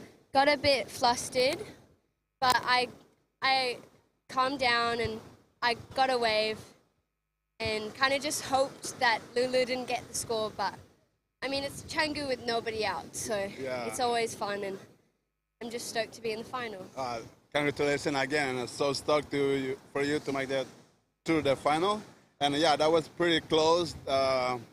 She got was in it 6.7 and she got 6.4. Yeah. That's so sick. And then yeah, what's your next plan for this to be on the final or to be the champion? You have a plan, and you know. Well, I know I need to be on my A game to beat Eden, so I'm just gonna calm and watch the waves and eat some food, and then hopefully rip and get surf Canggu for 30 more minutes with no one out. Sick. That's from Ziggy. And congratulations to her again. She was the last hit on a semifinal 2. Let's keep it stay tuned, guys, and back to you guys. Yeah, women's final is set. We got Aiden Waller from the USA versus Ziggy McKenzie, who is Indonesia/Australia. I guess she'd be representing Australia, but definitely has a lot of local support here. It's going to be a sick final for the women. Yeah, we'll claim Ziggy. She's a good little gem for sure. Yeah, I think these two girls have been a pretty big standout. I personally reckon would have chosen them early on to hopefully meet up in the final. So it's going to be action-packed, I reckon. It's going to be exciting. I can't wait to watch that one unfold. But we are here with the men's semi-final heat number 1. Dylan's really taken a big leap forwards early on in this heat. But, I mean, still so much time left, eh, Rosie? Yeah, there's so much time left. We've got 22 minutes, 45 seconds on the clock. We've already seen excellence in this heat. Dylan locking in that 8.5. He's backed it up with a 3.5. Rory has that 5-point ride, so he's still in the mix. 1.2 is his backup. Nice to see the rapid fire waves in quick succession. Always really getting things going. See Rory trying to make some space from Dylan. Maybe he can pick up a score underneath his priority. Here he goes now. A strong bottom turn. Oh, I like that first turn. He threw his tail. Nice snap for a second. Oh, and that is that Canggu River slime just playing a heavy role there. I hope he's okay. Yeah, Rory's a big dude. He's tough. He's tough, yeah. I know Rory does have like a little nub of wax in his board shorts. He was carrying that around on the free surf, so I think he might be going back out and just kind of recalibrating the wax. Molly, do you want to talk us through this one? This guy is the big Grom. Big first turn. He knows he's got to go big now. Backed that turn up and just went to throw it up there, and that's surfing for you. We've all been there, it's right? Scary. Oh my God, I've done that too many times. It's more embarrassing than it does hurt, I think. Yeah. But ego more than actual. exactly. You just hope you get your hands up quick enough, right? Exactly, You just yeah. like Dunk can kind of block it, as we see Ben getting ready for his semi-final heat. Is that knee brace off? I think he might put it on when he hits the water. We'll see what he decides to do. He said he's kind of nursing a little bit of a tweak in his knee. Doesn't seem to be slowing him down. But a good warm-up routine going on, guys. What do you call this? Little activation. It's like he's mobilizing the spine and getting the hips and the coordination all, you know, everything's fired up, so it's all working cohesively. Yeah, Ben will be coming up against Lucas Skinner, our defending GromSearch champion. Ben was outstanding in his quarterfinal matchup. Ben Skinner dropped a 10 in his quarterfinal, so the best that we've seen in this event. It's just cool to see how much more goes into, you know, these kids now. Like even the warm-up routines are all very professional, and I mean, when I was a kid, I think I was just probably eating lollies and then paddled out. Like the warm-up was just frothing out and not actually doing anything too much of a routine. But yeah, it's really impressive to see how professional all the young kids are now and how much energy they put into making sure their bodies are switched on and helping prevent injuries. And it's really smart. It definitely seems like it's taken out of like the Mick Fanning playbook. It felt like he was one of those first to really start implementing that really core training and doing a cross training that helped facilitate his surfing. I know others, I mean, we traveled with Martin Potter a lot doing the commentary, and he was telling us how they, like him and Tommy Carroll would get together and run dunes with Kong, and it was like the guys were getting there to that level of fitness, but it seemed like it's been really refined over the last 20 years. Yeah, definitely refined. Like you said, it's not just about going and lifting weights and doing crazy cardio, but it's really about doing the maintenance on the body every day that, you know, to help you stay nimble and flexible and also keep the strength as well. So it's more of the holistic approach that everyone's taking, and it'll just benefit their careers greatly. Of course, the longevity as well, not having to deal with injuries too often, because now we see all the surfers just going so much harder in the air, and I think that's going to be tough on the body, but if they can do all the maintenance around it, then they should be good. Bounce back from injury quick, as we saw the Groms frothing out at the Sunbum Activation 10. It's been also cool just to see, you know, that next generation of Balinese surfer, Indonesian surfers all coming down and watching and supporting. We had, talk about Indonesian surfing royalty, we had Reo Aida down here yesterday watching the Groms, just talking about his experience in the Rip Curl GromSearch events and how much it meant to him. So he was down here supporting the Indonesian crew. Sunbum keeping us covered.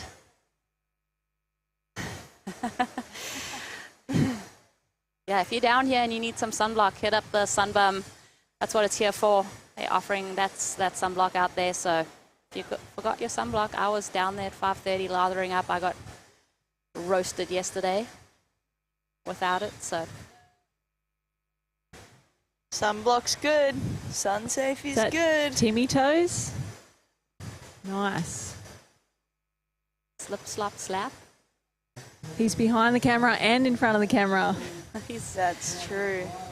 These boys, I think, were having a little chitty chatter out there before. Do you like to talk in heats? Did you ever talk in heats, Rosie? Steph? I didn't really like to chat that much. And then there were those people that they had to almost like get it out. It was their nervous energy thing, and they would sing and be loud, and it would just like be distracting. So, yeah. Steph? Yeah, no, I'm not really much of a talker either, but I mean, I could talk, but it's sort of just out of respect of my opponent too, you know, like I'm not here to, let's just surf. But yeah, no, exactly what you said. There's some people that you used to surf against that just loved a chat, and I think it was, in a way, it showed me that they were nervous, you know, it was almost like working against them, if that was their tactic. Totally. But yeah, each to their own. I think I do think when the waves are firing in competition, then it was hard not to chat, because it was just like, yeah, we're competing, but at the same time we'd be looking at each other like, can you believe the waves are this good and we're in a heat right now and there's just the two of us out, and it was sort of like the excitement would just overturn the seriousness. Yeah, that natural joy for surfing, you can't really contain that when it's pumping. But yeah, it would almost be like someone be like, do you know how much time's left? And you're like, not much. Yeah. Well, they'd always be like, do you know who has priority? And then I feel like some surfers I know have sort of made cheeky, you know, comments that were like, yeah, oh, I don't know, or maybe you've got priority, but then they knew who had priority and it would work against them. So yeah, there's always tactics involved. That's a part of sport. Do you chat, Molly? Same sort of thing. I feel like, I don't know, it's just sort of heat at the moment if you want to play the game, or if you're kind of like, oh, you're just chitty-chatting because you're nervous. But I do agree definitely with the point. There's so much chat and just froth when the waves are pumping. Or also, too, if it's really big and everyone's obviously so nervous and fearful that everyone's connecting and, like, supporting each other rather just trying to compete. Yeah, so I think those two elements really bring out a bit of words and feelings. Who's your favourite to share a heat with? I don't know. It's hard. I think, obviously, Katie, we've been on a few surf trips, and it's, like, pretty fun, kind of like what Steph was saying, where you just go out there and rather try and, obviously, competing strategy, but we really just like to out-surf each other. And you just hope the waves are pumping, so it comes down to that. But sometimes, yeah, I'd say Katie maybe. Yeah, you guys had such a good final at Pop. As you see Ben putting the headphones in, getting into his focus. He did put that knee brace back on, staying in the shade, getting hydrated. Steph, favorite person to share a heat with? No, well, yeah, I was just actually going to ask about the music, because it's such a cool thing to think about what artists that people are listening to before their heats. And that's true. You know, some people don't listen to any music at all, but yeah, I was wondering who you guys listen to in your heats. I used to be pre-heat, like the full punk rock, like the Pennywise, and like just because that like embodied like the surf movies that we would watch like back in the day, and that kind of ultimate psycho. Yeah, like the Bad Religion and the Pennywise and the just No Fun at All and all of that stuff. And you, Steph, what are you got such an eclectic taste in music? Yeah, I don't know. I used to really listen to it's always pretty dancey, poppy, a bit of disco, or I don't know if I was Miley feeling Cyrus? like a bit of Miley Cyrus every now and then.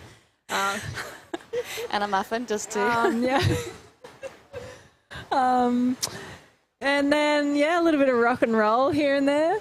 And from what I've heard, Molly, you really listen to, like, the deep, serious, romantic music. Adele comes flying out. Oh, yeah, here goes Dylan. Saved by the Bell. Wow. Saved by the Adele. Oh, that was a crazy finish. I want to see that replay. Dylan, two-turn combo there, looking to back up that excellent ride, the 8.5. But yeah, Molly doesn't shy away from... Come on, spill. Sorry, I didn't Molly's mean listening to like breakup music for her head. Yeah. Feeling the heartbreak, the emotion. Here we go, replay, Dylan. This guy's exciting to watch. Bit of flair and then just zaps that turn. I think he may be better that backup score, stepping closer and closer into that final. And just the maturity in his surfing too. Like, you kind of have to remind yourself that these are the best 16 and under junior surfers in the world. That's kind of crazy. They're Groms, crazy. right? They have such mature timing on their waves, you know. Like Dylan just then, he was powerful and you know, he was fast, but his timing was perfect. You know, it wasn't rushed, it wasn't too slow. Everything was placed just in the right part of the wave to maximize speed into the next maneuver. Finish really strong. Do you reckon you can teach timing, or it's just time in the water? I feel like it's something that you got to create for yourself, right? Like, yeah, definitely time in the water on the waves and stuff. Maybe trying different equipment can help you like achieve different speeds and stuff on waves, but it's hard to teach for sure. I think it's also your timing, like not trying to like take something that's so off base of what your fundamental surfing is. That can just like throw out your whole, like almost put you in a surfing rut when you try and emulate something that's not really what your surfing is about.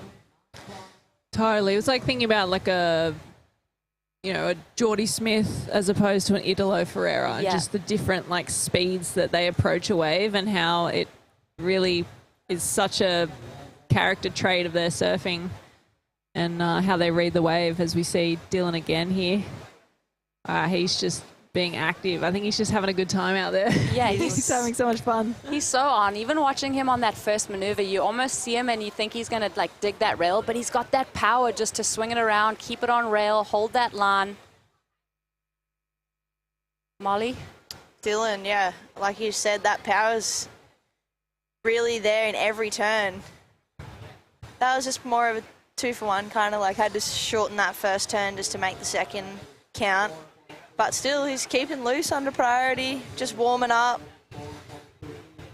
He started out pretty warm, actually, but maybe he's just cooling down, cooling the jets to then ramping back up. Yeah, like starting with that 8.5, it's just like so many times you'll find, or not so many times, but you'll open up with that excellent score, and it's that like battle of the backup. As you see Rory trying to answer back. He requires a straight 9 to take the lead here. So big score needed from the big South African. He goes down, just looking a little bit out of sorts on that wave. There was a lot to kind of contend with the backwash, but the battle of the backup, that can sometimes...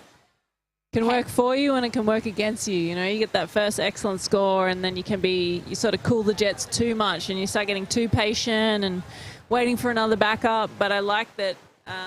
that Dylan just kind of kept going. He's like, all right, I got a good score, but I'm just going to keep attacking the whole time. That was a nice first turn from Rory, but the wave just finished up too quick and he was unable to climb back up and get another wave. But I mean, another maneuver. But yeah, the conditions are definitely getting just that bump on the face, so it's a lot harder to do those clean face turns, and you start to force things a little bit. But yeah, Dylan's looking really comfortable out there at the moment. Under 10 minutes remaining. We're at the top of the tide. Yeah, Canggu. And yeah, we're seeing that wind come up a little bit that we do see when that land starts to heat up. Conditions are super contestable. It's just mainly been surfing that rivermouth bank that we've seen, that right hand. I haven't seen too many left-handers today. We also have the option to move down to the sandbar. So it's so cool that we have different options as we move through the day. Going to have the men's second semi-final hitting the water after this. Got Lucas Skinner on deck up against Ben as we watch this one from Rory. Nice little chip wedge for him. Big spray out the back. Goes to the air. Oh, just... That would have been a really good score. That's what's exciting about all of these, aerials. They can really flip a heat. Just when you think they're kind of getting smashed, and then they'll throw down a huge air or a combo and somehow just turn the heat really quickly. As we see Dylan there, he tried to go for the air too, and that looked like a really tough landing. He's frustrated there. But he'll paddle back out. There's still 8.5 minutes. That's plenty of time. I'm sure these guys will both get many more opportunities.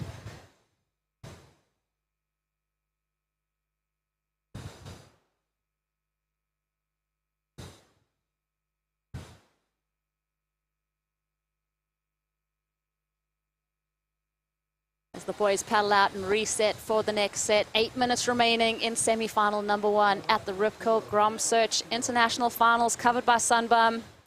Couple replays coming up for us. Rory on this one. Nice first turn. Well, that would have been a really good wave if he was able to complete that air there. Here we go, Dylan. It's a replay of his wave. Just got that first turn was nice. He timed it really well, and then same thing there, just and it was an awkward landing. Shout out to everyone listening in. Oh yeah. Shout out to all the keyboard warriors out there. Yeah, we love Thanks for them. tuning in. Thanks for watching, Thanks supporting for all the the Groms. positive comments. Yeah. Good vibes. We're really just giving it our best in here. We're not really used to being on this side.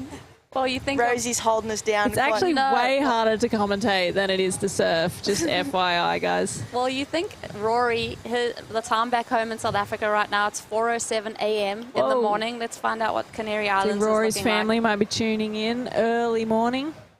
It's A big hello to all the families from us. Yeah. Thank you guys for watching.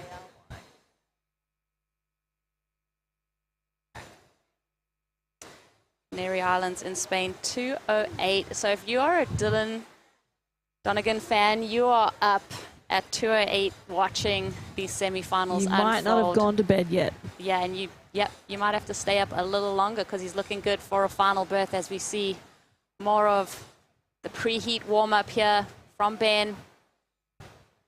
Coming up against Lucas Skinner in this next semi-final.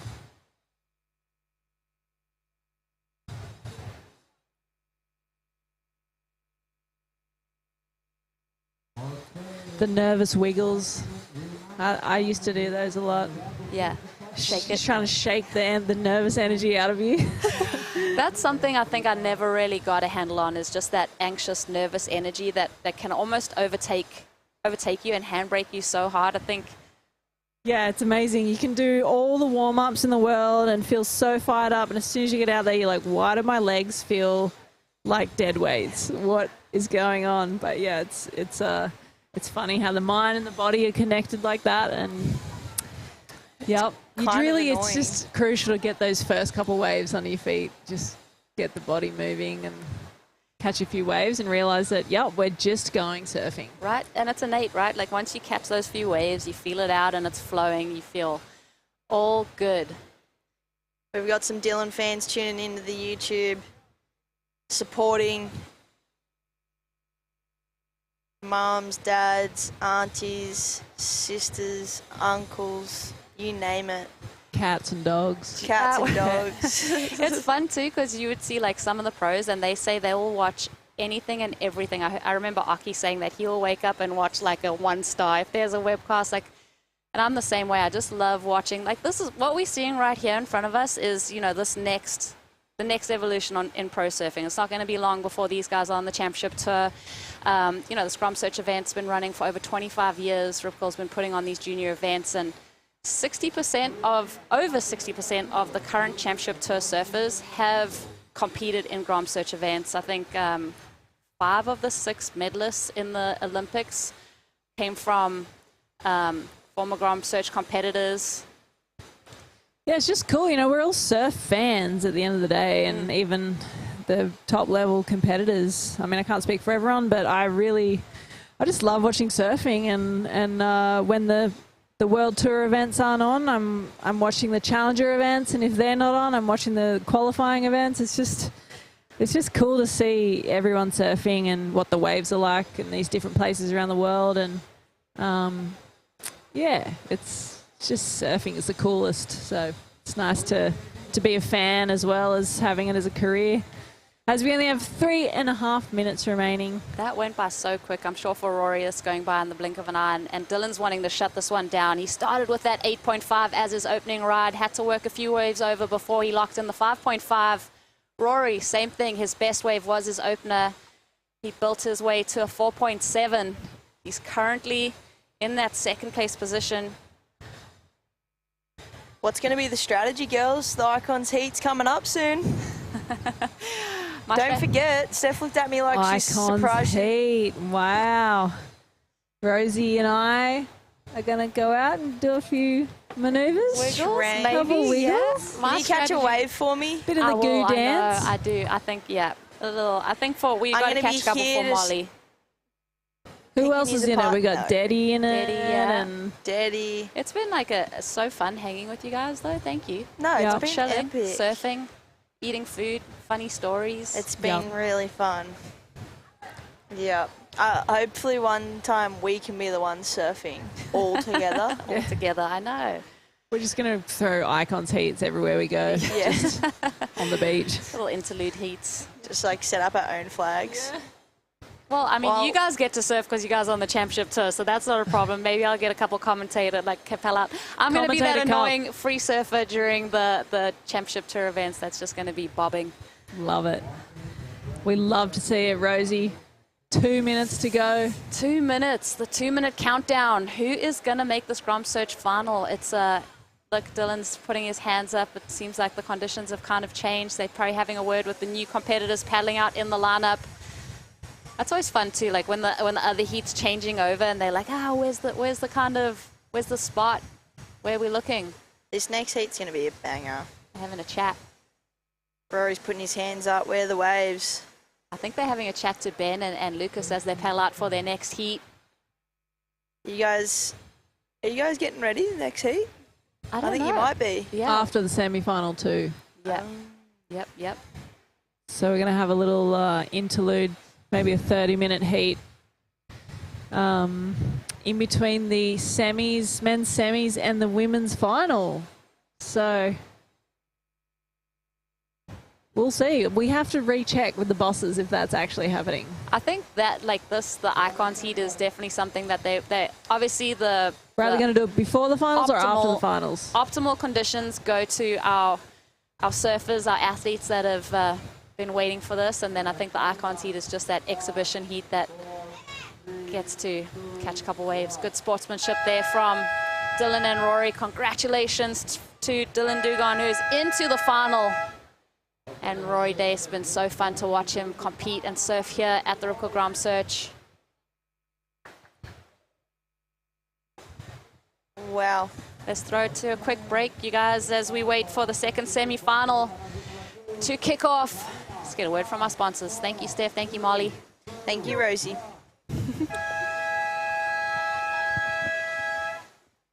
I am proud. I am proud to represent a brand that believes in doing its part to protect the environment, support our communities, And is committed to using business as a force for good. Rip Curl is the ultimate surfing company. The one that is the best for the planet.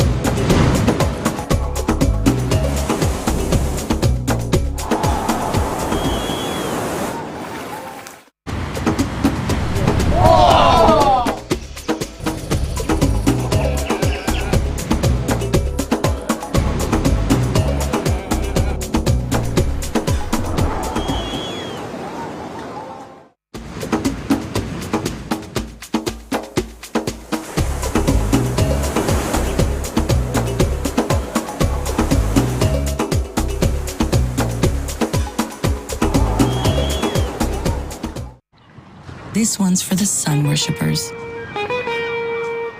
Breezing, buzzing. Besties stunning. Sprinting, ripping, gliding, soaring. Basking, bathing. Every day exploring. Everywhere, anywhere. Sunning. We salute you. And we don't care if you use ours. Just use sunscreen. Welcome back to the Rip Curl International GromSearch final, covered by Sunbum. We are getting into the pointy end of the competition here. We've got under 16 boys semi-final, heat 2. The perfect 10-point ride man Lucas Skinner in the red, and Ben Zanata Cregan in the blue. So, pretty jam-packed heat, obviously. Ben all the way from DY. Yeah, DY in Australia, so representing Australia. Has a pretty good rap sheet of results. First in the Yoki Grom Pomp at Snapper Rocks this year, which is no easy contest. And then taking out the national final as well to get over to the Rip Curl International Final here in Bali. But it's been a pretty incredible day of action so far. We've got plenty of action left. We've got something super exciting happening in the water next heat. An Icons heat. 8-time world champion Steph Gilmore, the GOAT, taking on ex-CT surfer and one of the best commentators in the world, Rosie Hodge. So they're going to have a 25-minute battle out the river mouth on a perfect ride. Wow. Lucky them. It's pumping out there. So I think everyone is waiting to watch Steph. This wave suits Steph's style so well. And yeah, we can't wait to see her rip through her turns out here on the sandbar at Pereiranan. Yeah, exactly. Like Steph in a perfect ride, doesn't get much better. And it sounds like we've got Daddy Gun down the beach with an interview with Dylan Donegan, the winner of the last heat. Yo, what's up, guys? Here we go. We're back, and we chat with the semi-final winner that got through to the final. Dylan, what's up, buddy? Tell me more about feeling beat out in the water on a semi-final. The battle with, like, I heard, you know, you guys been together since day one as a roommate. Tell me about it. How's that feel? Yeah, obviously having a heat with friends is the best, but yeah, Rory, me and Ben have been really close this past few days, and it's been really fun. We've been hanging out together, and yeah, we were in the heat, we were just having fun. The ocean took a little breath, so there was not many waves, but yeah, it was sick. I'm so stoked to be in the final, and yeah. Yeah, man, well, congratulations, get through to the final, and you have a next plan to be in the final, who you gonna against? And what you hope, who is going to be? As I said before, everybody in this comp is so gnarly, like the best Groms in the world are here, so I don't really mind. I'm just going to do my stuff, do my thing, and yeah. Can I say something in Spanish? Sure, yeah. Sí. Un saludo a todos los que me estáis apoyando desde casa, que sé que es muy tarde, y nada, también feliz cumpleaños, y nada, en la final lo va a dar todo, así que venga, vamos. That's it, all the way, amigo español. Yeah. Congrats, brother. Let's go. Back to Harry. We've got Dylan Donegan de Santos through to the finals, our first finalist. He is a Spanish nationality, father from Brazil, mum from Ireland. That Donegan name coming, the Irish name coming through there. So we've got one finalist already for the boys. What do you reckon, Harry? Who's going to get through this one? Yeah, super impressive from Dylan Donegan in that last heat. As we have a look at Lucas Skinner, just a big 1-2 there. He's impressed us all week with how quick he is. Yeah, but massive shout out to Rory Dace as well. The big boy from South Africa was super impressive. His rail game today on the big right-handers as we watch Ben Cregan throwing some spray on that turn and straight back into the lip. That was nice and vert. That was great surfing. But to answer your question, it's hard to pick him. Lucas Skinner has definitely been a standout, but I've been really impressed with Ben Cregan. His timing has been incredible. He throws so much spray every turn, and that last wave straight vertical into the lip was super impressive. Yeah, he really coils up. You'll see his bottom turn here. He's got an amazing bottom turn. He just coils up and just unloads on the lip with loads of speed and power. Look at that. Yeah. Great last turn. Epic surfing.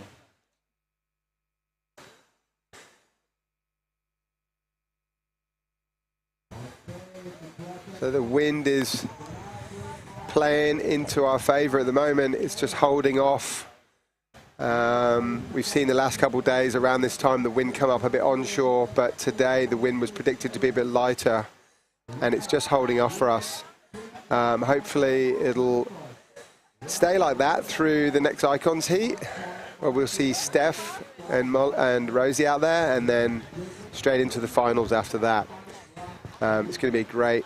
It's going to be a great next hour and a half of surfing here at Canggu. So everyone online, please stay with us.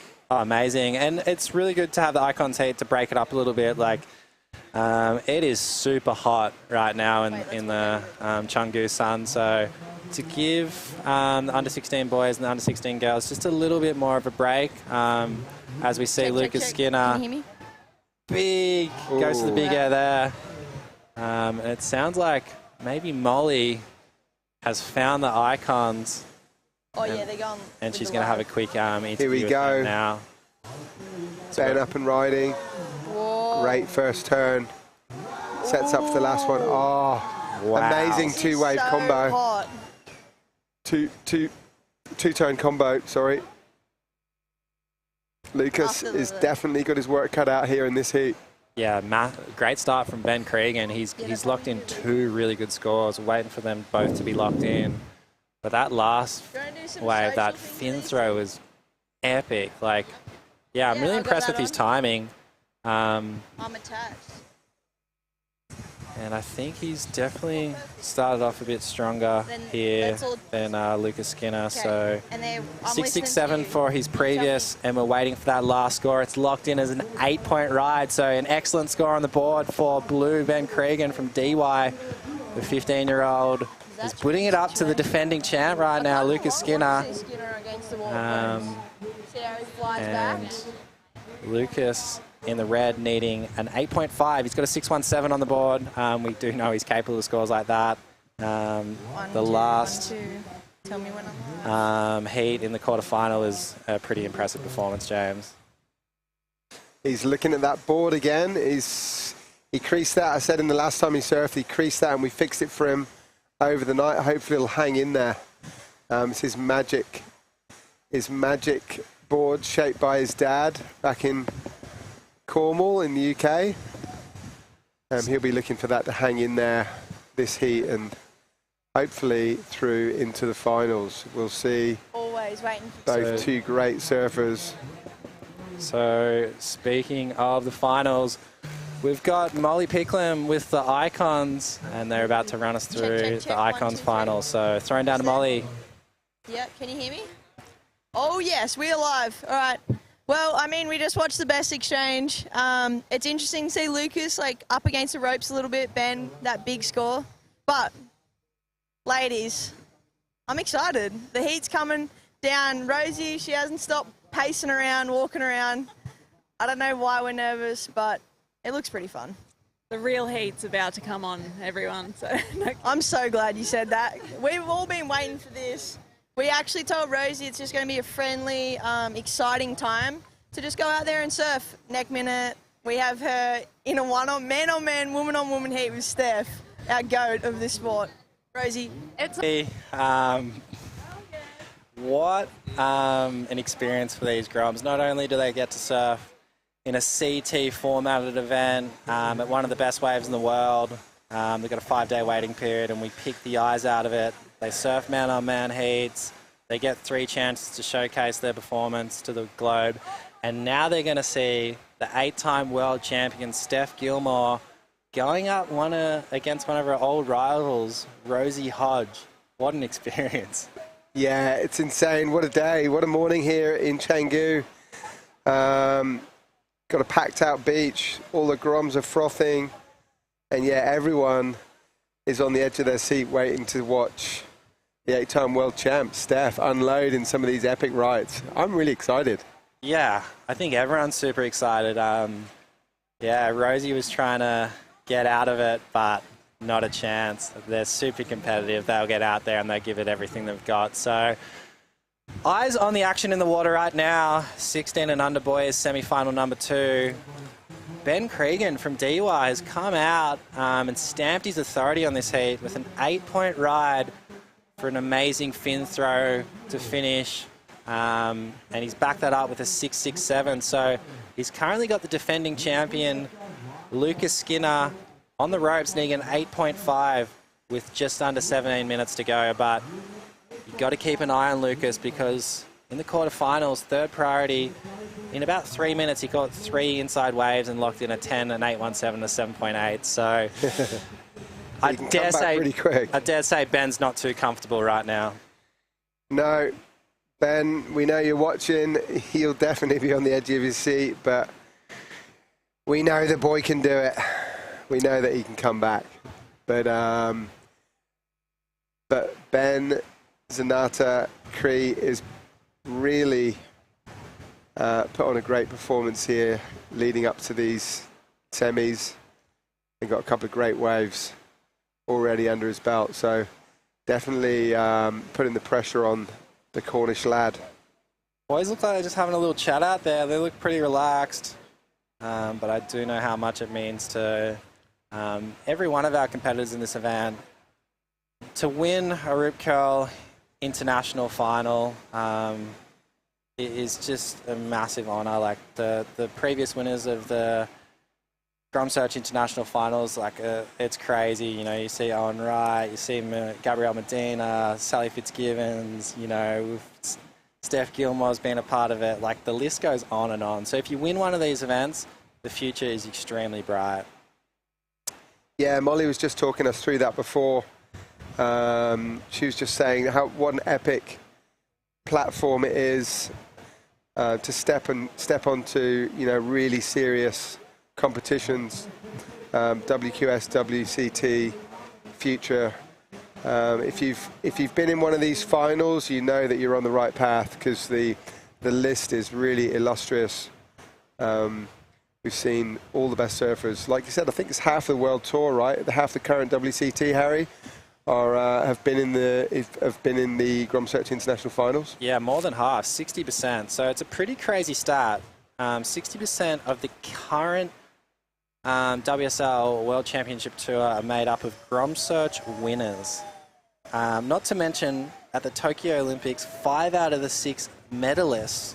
Wow. Previous GromSearch competitors, as we see, defending champion Lucas Skinner, bang! Wow. Oh. Wow. Some insane rail game. His rail game is so good, Harry, isn't it? Oh, I mean, the first wave he caught on this trip, I was just like, wow, this kid is like proper, you know, already CT material. Like, I couldn't believe how good his rail game was, how consistent he was at landing, you know, those big full rotation airs. And he just carries so much speed through his turns. It's been super, super impressive. And today he's just done it on the insiders. He hasn't been super patient like a Rory Dace has from South Africa, waiting for the big set waves. Wow, there's a crazy paddle battle going on here. Wow. Oh, the crowd are freaking out here. Wow, who's going to get it? It looks like Ben's got the inside track. It does. But I'm not sure who they've rewarded it to. Lucas has decided to go. So, as we said, Lucas, big turn off the top, goes for that air, and he's so consistent. Again, he's so consistent with those air reverses. Just, again, manufacturing another score out of a little inside runner. He's done so well at that. In his last heat, there's 2 big scores he got were manufactured out of, like, in-between waves. They weren't really even set waves. Yeah, it's incredible. Like, he's just getting it done on those insiders. His last score, the one previous to that, was a 7.5, so he's back in the heat here. Only needs a 7.18 on that last one. Not sure that's going to be enough. Yeah, it was a pretty small wave. The first carve was impressive. Backed up with the air reverse, and it kind of weird saying this. It's pretty stock standard these days to see those kids. So sounds like we've got Molly Picklem down the beach with an interview with the crowd. They're going absolutely wild right now, so we'll cross over to Molly. Oh, perfect. Sorry, guys. Epic. I mean, we just watched a crazy paddle battle. What, we got Luke's camp right here? Yeah, Team England's right here, watching on. Good to see it. These guys been cheering. The crowd up there, I think they might be Team Ben, maybe. And there's like, there's like a bit of like in between sand Look, they're drawing lines just to get a little barricade. It's kind of wild. But anyways, I mean, Lucas, you must be proud. A paddle battle, then straight into that wave. I mean, that was pretty sick. And he can do it. 10 in the last heat. We have a set coming. So let's see. Oh, I have more than enough faith in this guy. Team England, let's go. All right, back to you guys in the booth because there's action. There's waves coming right now. Thank you. Thank you, Molly. Running through this wave of blue. Ben, big carve out of the lip there. Nervous moments, I'm sure, for the boys. Oh! How's this stand tall? That was so sick. Here goes Lucas. What's he got? But he needs a good wave here. Look at this, look at this. Wow, amazing first rail turn. Wow. Oh, another sick turn. Oh, goes down on the finish. Ooh. Wow, they are throwing everything at it here at Pereira Wright. Damage done. Okay, we got a pedal battle again. There's going to be another paddle battle. Here we go again. I don't know, let's... Some intense action going down. Yeah, what an exchange there from They're still live. both They're still live. of the boys in this heat. So wait and see what the scores come out. But last turn of Ben Cregan on that first one was huge. Through fins, backing up that really nice carve he started off with. So we'll wait and see how those scores come in. But, you know, action is non-stop, James. Like, it's, you know, can't even throw down to Molly. We just got waves after waves. As in the corner of my eye, I'm seeing Steph Gilmore and Rosie warming up. They are. They're getting ready. Yeah, it is non-stop. It's been really consistent so far this heat, so let's hope that continues.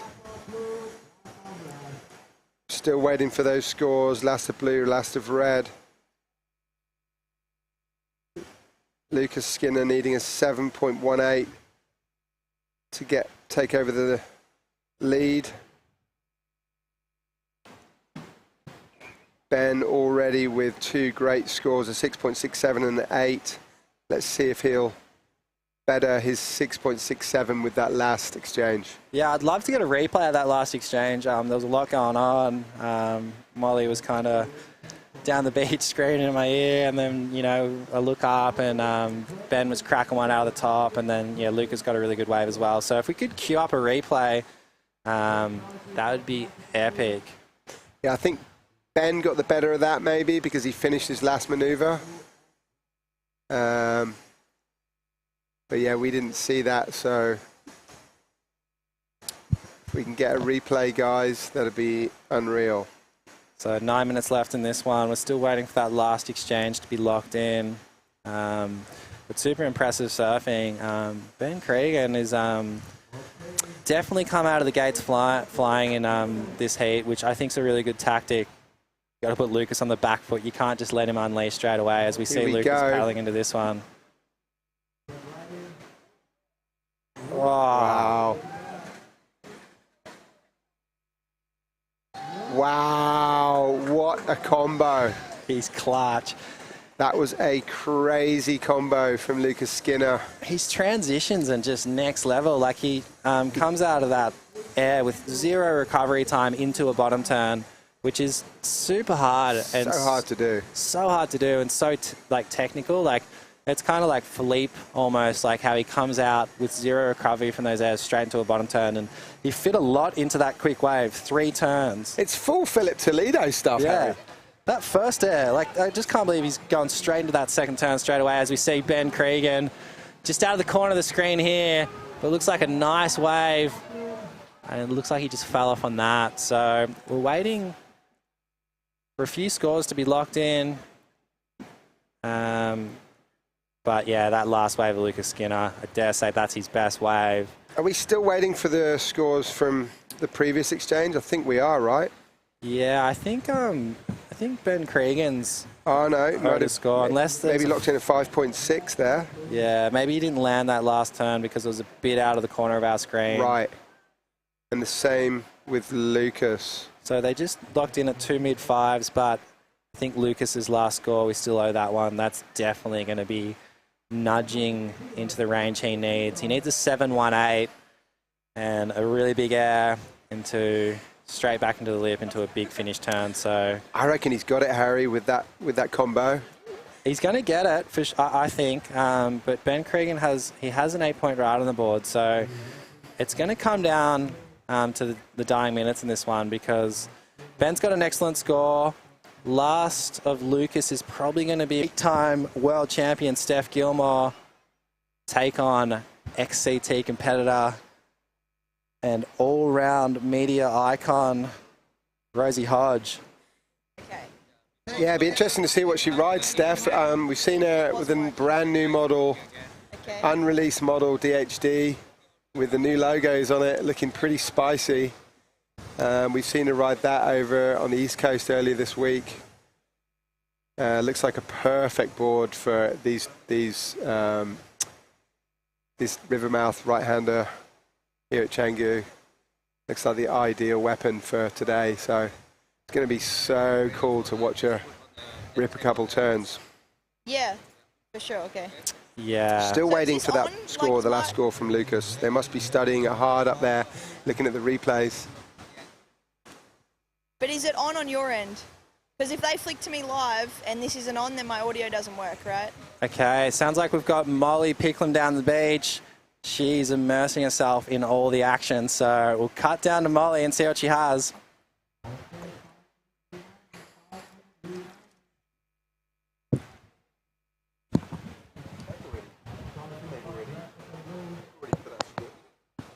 All right, I think we're live again. Sorry for the technical difficulties. But, I mean, it's just tense moments. We've got Lucas waving his hands. He has priority, you'll see up there on the board. It means a lot, you know, defending champion. It means something, doesn't it? It means a lot. There's a lot on the line right now. Stay with us right now. Oh, Wow. my gosh. There he goes. Here he goes again. He's just dropped a 9-point ride. Oh! 10 points if he finished it. 20. 20. We've got real fans down here. What a heat. Ben. 9.00, you're in the first position. Wow. 9 points. It's wild. All the vibe. Everyone's getting into it down here. Blue needs an 8.5. He's taking off right now. Stay tuned, you guys. He's going to the air. Oh, no. The Canggu backwash. This is crazy, you guys. It's so epic that Groms are going back to back, and you can see it means so much to them. I'm so stoked. On the beach, the vibes are crazy. Zion, can you feel the energy? I can feel the energy. There's so much energy down here. It's crazy. That's sick. All right, we'll give it back to you guys to talk through the real replays. Thank you, Molly. You can just feel the excitement down there. There's a lot of action that just went down. So last score of Lucas Hickson, a 9-point ride. So Lucas has gone back into the lead. And then he got one after that. And the first turn was incredible and just came unstuck on that that big closeout floater. So situation is Lucas Hickson has a 9 and a 7.5. He's in the lead. Ben Cregan has an 8-point ride and a 7.63.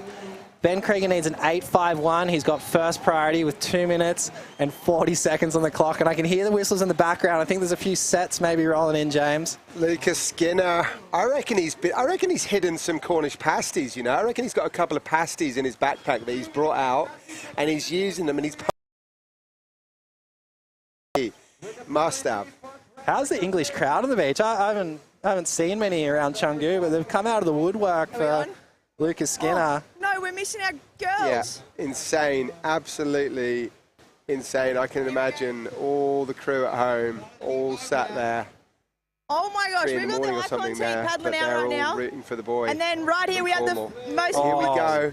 Ben unloading. Oh, that's what he needed. He's throwing everything he can. He knows he needs that huge 8.5 excellent score, so he's just throwing everything he can at it in these last minutes of this second semi here at the Rip Curl GromSearch International Final. Yeah, well, it's not over yet. There's a really quick paddle battle. I'll paddle back out to the back. There's a minute 30 on the clock. You don't need to get a set wave to get an 8.5, as Ben Cregan just showed us. He's got the air game. He's got the rail game. So Lucas Skinner coming from behind once again. A 9-point ride on that. Really nice full rotation air, transitioning straight back into the lip, and then a nice finish turn after that. So Lucas currently in the lead. Ben Cregan needing an 8.51. We've got 1 minute on the clock. Non-stop action. It's just so good, Harry, to see like them trading waves back to back and no let up in the action. Just a full assault here at Canggu with both surfers going toe to toe. Ben taking the early lead. But like you say, Lucas seems to like being in that behind position coming into the second half of the heat, and pulling it out of the bag towards the last half of the heat. It seems like he doesn't want to sit there with priority and wait a long time between waves. He just wants to get his feet in the wax and get plenty of waves, and it's paid off because most of the waves he's got today are probably not the biggest set waves, but he's found out those real nice cupped out medium-sized ones, and his surfing's kind of done the talking. As the boys shake hands there, Lucas Skinner, defending champion, will see the Spaniard Dylan Donegan in the final. An amazing heat from the Rip Curl International GromSearch final, covered by Sunbum. But we are into the really exciting stages right now. We've got an Icons heat with 8-time world champion Steph Gilmore versing Rosie Hodge, and then we're straight into the girls 16 and under final, which will be Eden Waller from San Clemente taking on Ziggy McKenzie from Snapper Rocks. And then the boys final will follow that. Dylan Donegan from Spain taking on defending champion Lucas Skinner from Great Britain. As we see Steph in the water, we'll cut to a quick ad break and we'll have Molly and the Groms talk through the Icons heat. I am proud to represent a brand that believes in doing its part to protect the environment, support our communities, and is committed to using business as a force for good. Rip Curl is the ultimate surfing company. The one that is the best for the planet.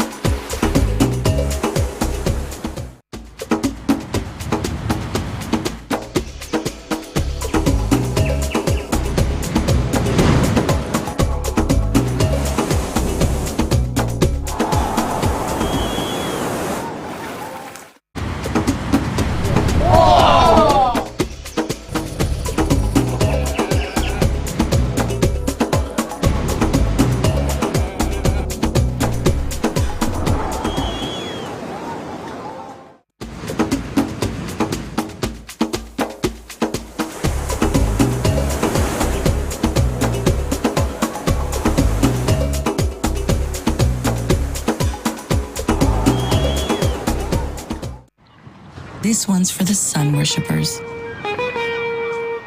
Breezing, buzzing. Besties stunning. Sprinting, ripping, gliding, soaring. Basking, bathing. Every day exploring. Everywhere, anywhere. Sunning. We salute you. And we don't care if you use ours. Just use sunscreen.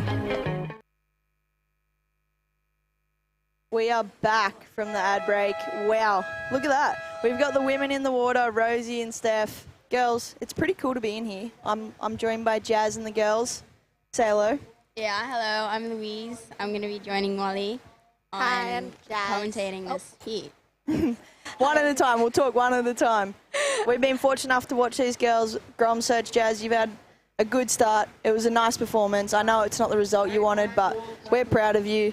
And we watched you shredding in that seeding round, which was cool. And Lulu, we watched you today bowing out, unfortunately. But, I mean, you were ripping. It was cool. Yeah. We've been in here. It was a close heat. For sure. You guys, take a moment, sit back, relax, digest that last heat, because that was so wild. Ben and Lucas were going crazy. The end result was wild. But yeah, now we got some nice, relaxing, some good surfers out in the water. Rosie and Steph, Rosie in white, our queen Steph in red. And down the beach. Let's go throw it down, because that end of that heat was crazy. Yo, what's up? Look out, that was so sick. What a tight hit on a semifinal especially. And is that, how that feel of that pressure? You feel any pressure or something that you need to get that score, especially you need 8.5 or something, and then you end up getting 9. Tell me more about that, man. Yeah, I mean, Benny had a really good start and he surfed so good, so I knew it was going to be a hard heat, and he got a real good start, and I was like, right, I really need to surf now. But there was a bit of pressure. I was on the ropes at the end, but I want to win so bad, so I was like, I'm not going to give up till last minute. And I got that wave, and I was like, I could safe surf it and maybe get the score, or I can just go for it and I'll get the score for sure. And I don't know, I just went with my strength, and yeah, I just went all out, and I'm so stoked. Man, I'm stoked also for you, man. You make it happen as you plan all the way and get through this semi-final. Yeah, again, what a tight hill. All these guys coming from all over the global. Such a challenge surfer. Everybody throwing out what they got, and you know, and out here like you're make it happen. You get top score today, 10 and 9. So you have a target on the final right now? Yeah, I mean, like, I'm just going with the flow. Whatever comes to me, I'm just going, and I'm just going to keep that way. Like, I seen Dylan surf his heat the one before, and me and him are really good rivalries, real good friends, and I was like, well, if we can be in the final again, I'll be so stoked. And yeah, I made it happen, so I'm stoked. And yeah, just everyone's cruising around. I got some friends from home, and it's so nice. I'm super happy, and I got my support from home, my little brother and sister, and my mum and dad, so yeah, I'm just real stoked. So yeah, on to the final, one more heat, and yeah, it's going to be good. Right, I feel the vibes and all those energy, and man, good luck again. Let's go all the way. Bra, pa, pa, pa. Can you do that? Yeah, bra, bra, pa. Yeah, that's it. Back to you. Yee-hee. Thank you, buddy. Thank you. So epic. I mean, what a legend, Lucas. You girls have been hanging out with him. He's a nice guy, and to all of you fans, family, friends of Lucas, you must be so proud. Wow. Oh, here we go, Steph. Showing it's what it's meant to happen. How's it been though, hanging out with Lucas? He just obviously said just then he's super excited to continue on, and he's feeling the energy, and yeah, he's just really excited for the final. Yeah, Lucas is a super cool guy. He rips. He absolutely rips. I mean, if it's between Dylan and Lucas for the final, it's definitely going to be a pretty stacked heat. You know, there's definitely going to be some 9s going down. Yeah. It's definitely going to be one of the best heats to watch all day, besides this one, of course. But, yeah, so stoked. Yeah, for sure. What do you think, Lulu? Has it been epic to sit there and watch? Also make friends, but Lucas especially, he just obviously smashed that heat, and, yeah, it's exciting things, right? Yeah, those two boys are ripping. Lucas, out of the water, seems like such a focused guy. Like, he knows what he wants and obviously gets it. Through his surfing. Yeah. But yeah, he's a good surfer. No, it's so cool. What's one thing that you girls have probably taken away from this experience, do you think, from the GromSearch? Definitely learning a lot. I mean, losing pretty early sucks, but I definitely learned a lot from it. Learning from Steph and you, and just, yeah, and the whole experience has been nice. Thank you, Rip Curl, for, you know, providing accommodation and just taking us everywhere on the search. You know, it's been super cool hanging out with a bunch of new Groms. Like, going into it, I was just like, oh, like, the only person I really know is Ziggy, and that's it. And then I come here, and I start to know Louise, Carla, Catalina, all the girls, and it's been so fun, because now I have friends from all over the world. For sure. No, it's really cool. We just saw Rosie go down. She unfortunately didn't get a really good wave. But let's hope for more waves to come through. Steph's sitting out there. She was kind of watching along all day and just thinking, oh, I feel like everyone can be a little deeper, maybe taking off a little earlier on the start just to like get more bang for buck, you know. So let's see if she gets that. She's been sitting, watching, frothing out in the booth. Oh, look at them. Yeah, they're just having a good old time. I'm sure Rosie's crumbling out there just feeling like, oh no, I fell off. It's always hard when you feel like people are watching and you don't perform your best. Yeah. But also Steph didn't complete her ride there. So they're both sitting on like the same scores, I think. Still looking for a decent wave to come through, but having fun at the same time. It's just the 20-minute powwow for the girls. Sit around all week watching you girls rips, just fired them up. And they get 20 minutes. I hope the waves just pump so they can get a couple rides. Rosie, There you go. Talk us through it, girls. Oh no. It was definitely a smaller wave, and the small ones tend to close out, especially if they're super west.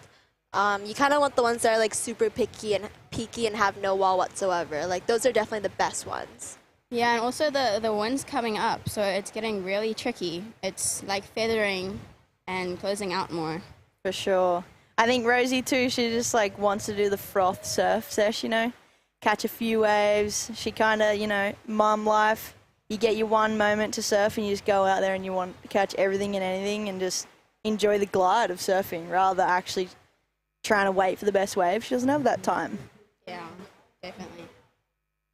Yeah, the board that she's riding, I checked it out the other day. It looks super fun. I know it's a 510. It's a twin pin. It's got channels on the bottom, and it looks really good. Like just to cruise on it, especially in like these conditions where it's like it's either really good or a really bad wave. But when you catch a really good wave on one of those things, I know you can just glide through the face, and you know you're enjoying it. Yeah, that's sick. She loves those twinnies all around. Have you seen much of Rosie at home? No, I haven't actually. She kind of parked up San Clemente now. Yeah. Hangs out there. She said she was going to make a trip back home to East London, back in South Africa, to go like see some family, touch base. Family. Yeah. It's a good time of the year to get over there. Yeah. For sure. She'll probably take the family there. And definitely, little hazy boy. I wonder if they're tuning in right now. I wonder the time. No, it's like midnight there. Yeah, midnight, probably. Yeah. Wait, actually, I think it's going on to morning. He goes, oh, nope. I dare say Rosie will win the wave count award. Here you go, Steph. Yeah, this looks like a pretty decent wave. Looking it doesn't good. have a massive wall in front of it. Oh. Oh. Well, the board looks nice. It does. I really want to know what she's riding. I think it's a little DH new model that they've been working on. Like the swell's dropping off a bit as well. It does, but the last heat was honestly pumping. Yeah. So weird. Maybe it's a heat on, heat off. You know, with Pereira and Wright, you never really know. It could go like super good for 20 minutes and then just go flat for the next. And that's what I kind of struggled with in my heat. The heat before me, it was firing. Like I saw the boys catch so many waves, and then when it came down to my heat, it was super slow. There wasn't many good. Actually, I don't think there was a good one at all in my heat. You know, it was kind of just doing one big turns on closeouts. Oh. Yeah. But yeah. Here we go. Is there some Steph waves? gonna paddle under Rosie or just let her too go? fast. How's the contrast been staying together with each other, then going out there, trying to switch on? It's kind of hard to switch on in the gear, but I guess when there's a trophy and there's such a cool event like the International GromSearch final, you kind of just get your competitive hat on and go for it. Yeah, I've been trying. It's just so fun hanging with all the girls, and honestly, it doesn't really feel like a contest. It feels like just a holiday, and we're all pushing each other. There's Eden Wala getting ready for a heat. Yeah, we're all ripping and, yeah, having fun at the same time. Definitely. It's been so cool. So, like, we've loved watching you girls and the bits and pieces that we've been able to hang out. Eden seems like a pretty smart competitor. You know, she's here to win for sure. You can tell she does her bits and pieces and has her eye in. Maybe a few nerves. It's getting down to crunch time. Yeah. Yeah. What do you reckon she's thinking in this moment, girls? I think she really wants to win. She came all the way from America. She got her flight canceled, was stuck in Singapore, and she got down here and started ripping. You know, my first heat was with her. She dropped a 6 pretty early on in the heat and definitely caught the best wave of the heat. Yeah. It kind of rattled me at first, but after the heat and I processed it, I'm like, wow, she's a really good surfer. Like, yeah, she's super cool. And the fact that she... Boom! Oh, sorry to Nice. interrupt. Our Queen Rosie just went ham sandwich on the end. Bit of Nazi spice on that. Definitely. Have you been having the local food, Molly? Well, wait, here we go. Oh, here goes Steph. Oh, a little bit of A moment of silence for the Queen. No, I'm kidding. Talk us through it, Lulu. Racing it. Oh, dodging the camera guy. No. Oh, there's our girl. She was sitting in here saying, onshore's the new offshore. I reckon we might just see Eden going to the air. Ooh, true. She's been working on those airs and dialing them down. That's going to be exciting. Just over 12 minutes to go. The girls still have pretty much half their heat left. Steph throwing it to the wind, or maybe throwing it out. It's like the perfect win for airs now. I'm excited. These Yeah. girls, you girls are crazy now. It's the airs, the barrels, the big turns. Everyone has it all. And I think, like you said, we may see that. We may just see that here at the International GromSearch final. Wow. For me, I'm more of like a power surfer. I like to work on my turns and try to South get them African bigger. style. Yeah, and I'm working on my airs, but it needs a lot of practice. It takes so much time, airs, you know. It's like aerial awareness is such a big thing. I feel like watching Lucas and the boys, you see just how cat-like they are, and that stuff just takes so much time to learn. But yeah, the rail game's also really important. Yeah. I feel like, look at Steph. She's the absolute queen of our True, sport, and she's yeah. the queen of the rail. Especially coming back to J-Bay Walls. Not really going to do an air there. Is that crazy or what, seeing Steph just fly down the line of a J-Bay wall? It's such a sight to see. Do you get down there to watch the contest? Yeah, I'm actually super stoked that it's coming back next year. Yeah. We get to go down, have a trip, and watch all the pros surf. Sick. Here we go, Ziggy. One day I'll be in it. Definitely. The local crowd. That'll be a dream, huh? Yeah. Just like the local crowd. Ziggy hugging a kiss from the parents. Here goes Rosie. Rosie. Yeah. She's kind of giving it something. She's not just flowing along. She's really jamming. Yeah, that inside section is pretty shallow, and you never know when it can drop that on you. During the national final, it was super hard, especially on the low tides, when you try to hit the ending section, and it would just double up, and you just pick it straight into the sand. Like, you kind of fall forward, and then you feel like landing on concrete. I bet. There's like Steph kind of having a look at that one. Ooh. It looked pretty hard, the end section, to navigate. I felt like a lot of you girls were doing quite well to adjust to it. Like, you had to kind of unpick your nose a lot when you're, like, finishing. Did it a little bit earlier. Right, exactly. It's a smart tactic. Real low. So low, because the explosion's just so big. For sure. Yeah, about a little less than 10 minutes to go. Girls look like they're having lots of fun out there. Even though the waves, you know, it didn't look like the last heat. The last heat was pumping. You had sets every 3 minutes, and now it's gone a bit slow. What do you think's going on in their mind right now? They're hanging out. They're just cruising. I reckon Steph's pretty keen on just having a good Chungu wall, enjoying what she's been watching. All around. Yeah, fully. No, it's all happy vibes for sure. I don't know if you girls know this. I only learnt it this trip, but Rosie actually beat Suvana Lima in this contest, and then Stephanie won her first world title because Rosie beat her. Yeah. So it's a pretty cool throwback. Yeah. Little full circle moment for the girls out there. It was pretty funny. I don't know if you saw Rosie hanging around, but she was hanging around pretty nervous, like, no, I've been thrown in the deep end. We kind of solved it to them that I guess they would have a few surfers out there. You know what would have been cool? If we did this heat a little bit earlier, I mean later in the day, with the winners. That would have been sick. Yeah. That's a good idea, for sure. I feel like though I honestly said the same thing, but then when I really thought about it, the winners, they might just want to hold the trophies up and just go and have some nazi and karaoke, couple soft drinks. yeah, some fun. Hey girls, is there a plan? Is there a little after party going on? I'm not sure yet. I know we're having a little like sunset get together after the closing ceremony.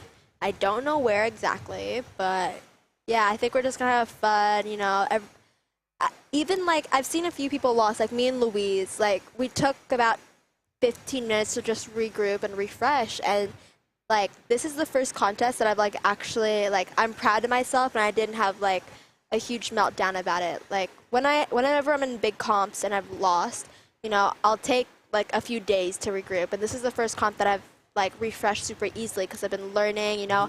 I have so many loving, like new caring friends around me, and it's been great. Here goes Steph. They're feeling the pressure of the time ticking down. They're just like, please, anything good. Sorry. Yeah. But like on that topic, after my heat, about 15 minutes later, I was so bummed. Yeah. And then you pulled me together and bought me a matcha. Yeah. And like I regrouped, and That's I feel so cool, so much girls. better now. Yeah. Sick. It's so true. I think Daddy's on the beach. We should throw it down to him and just see what's happening on the beach. The vibe must be high. Oh wow. Dang, Let's see what it's all about down there, Daddy.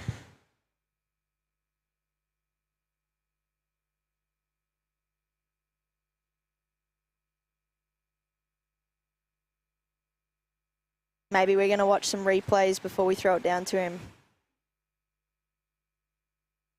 Let's see. Here he goes. Yo, guys, here we go. We have coming up next hit is final girls division of Rip Curl GromSearch International 2024. So find out and stay tuned, guys, who is going to be the champion. Now we have a Ziggy parallel wearing a blue, and also we have wearing red Eden coming all the way from USA. Phew, it's going to be a sick. So yeah, what a beautiful day. A final day of Rip Curl GromSearch. And yes, back to you guys. Let's go. Yeah, Daddy legend. What a heat coming up. Yeah. Good, The yeah? girls, these queens, the icon heat, they got a little bit skunked, but that's okay. But let's hope at least the Groms they deserve. Here we go, actually. Let's see what Rosie's got for us. She's already done one crazy jam. A nice layback. Oh. Whoa. I like it. I like to see her going for it. Yeah. The other day while we were doing the tag team, she There's definitely Steph. wasn't unleashing it. Here goes Steph.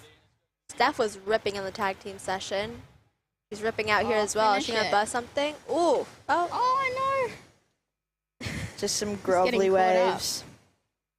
Yeah, this onshore wind's definitely making it really hard for everyone. It doesn't come to your in your favor, especially with the onshore wind, and it's gone flat. You know. 5 minutes. 5 minutes. Yeah. If there was some sets, I can't tell if it'd be more difficult or easier. Yesterday in my heat, it was onshore, but I don't know. The sets were closing out, and I was trying to do one huge turn on them, and it definitely didn't work out for me. You but nearly pulled that one, though, which would Yeah. have been sick. I know. I made it, but I didn't ride out of it properly. But, Yeah. I think the aim of the game is to get like a combination of turns out there and ride them out clean. For sure, for Exactly. sure. Do you girls want to do a shout out to any family and friends maybe tuning in? Were they tuning in to watch? Yeah. I actually told him that I was coming on commentating. So hey guys, it's a bit early there, but thanks for watching my heat earlier, and see you in a while. Sick. When will you get back there to see them all? I'm still in Bali for a few days, so Here goes about Rosie. a week maybe. Oh. Try to get a little cover up there, but Little foamy barrel. yeah. We're laughing about it out there. For sure. How about you, Jazz? You kind of got them all down here. They don't need to stream the Rip Curl International GromSearch final on YouTube. They're just down here on the beach. Yeah, I have hanging my mom out. and my sister down here. My dad's at home. He's shaping a few boards for me and for a few customers. Sick. Yeah, and shout out to my sponsors for supporting me through this, you know. Definitely. Keep yeah. the dream alive. 3 minutes to go. Come on. Everyone on YouTube, let's send some waves to these girls. It'd be so epic to see them open up. I really want to see Steph make an air or just something huge. They're just having such Here we go. Oh, no. Soon as a wave. Oh, here we go. Let's go, Steph. Oh. That's okay. Oh. Going so big for the finish turns. She just wants to flare out the fins. There's our sunbum tent. Everyone's staying nice and safe under there from the sun. It's pretty brutal here. Yeah. It's kind of crazy so how hot. sunburned you can get. Good to see the Groms just chowing down some food and hanging out. Yeah, those little girls surf all day. It's so good to see. It's wild, hey? The time that goes They're out. ripping. Little replay of Steph. Let's go. Yeah, that Nice opening first turn was amazing. That's sick. That's the queen of the flare right there. Oh, we got Rosie on a pretty good looking wave. Quite a busy heat. Whoa. Carving it back. Unable to get a finish. There might be one more for Steph out the back. Let's see. What do you think of this trophy, girls? It's pretty cool. Have you held it? It's cool. Have a hold. See it. We're just holding the trophy in the booth here. Wow. You guys may not be able to see us, but yeah, these trophies are pretty legit. Here's our queen, Steph. Let's see it. Conditions are looking tricky.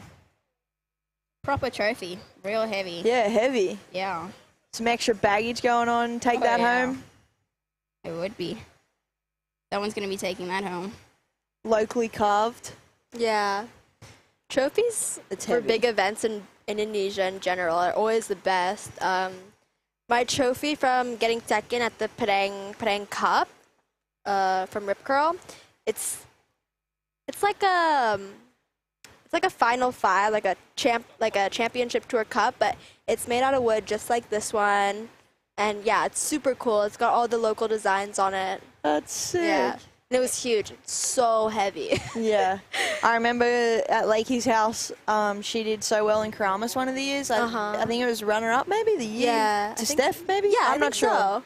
Anyways, and the Karamas trophy was crazy. Yeah. It's like a statue in your house. Yeah. No, the local legends, thank you for doing that. Thanks for putting all that time, energy, and effort into making our trophies beautiful. Oh. Ooh. Well, I mean, these girls, they may have a tricky time out there because our Icons heat, I mean, just no good waves are coming through. It's hard. Yeah. Hopefully it'll turn on for the under-16 girls final coming up next. Yeah, hopefully the waves turn on for their heat because we want to see some huge turns go down. Yep. It's definitely a really good heat. You know, Ziggy versus Eden, two of the best girls I've seen the whole event. And, yeah. Here goes Steph. Last hurrah. Let's go, Steph. Oh. Yay. That was pretty cool. I feel like as soon as she gets to her feet, you can just be like, yeah, that's cool. Yeah, Steph's got such amazing style. Here we got Rosie. Joyride. Trying not to run over the cameraman. Yeah. That was fun. Let's see if anyone's down on the beach. Chat to the girls.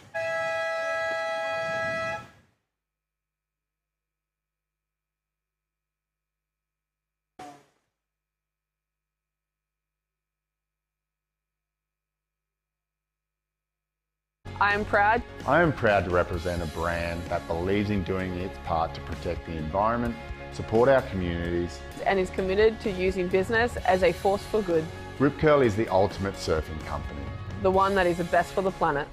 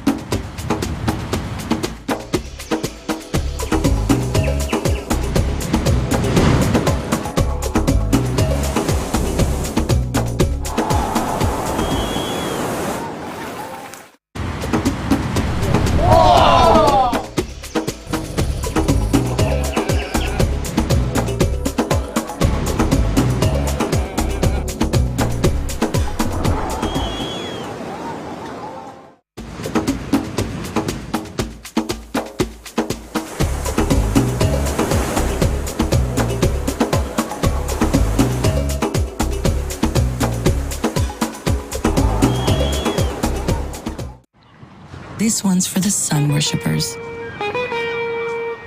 Breezing, buzzing. Besties stunning. Sprinting, ripping, gliding, soaring. Basking, bathing. Every day exploring. Everywhere, anywhere.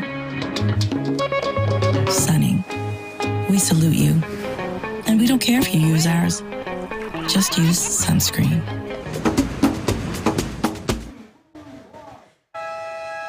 And we're back, you girls and boys, back at home tuning in. The International Rip Curl GromSearch final, covered by Sunbum. On our screen is the GOATs, but we have important action in the water.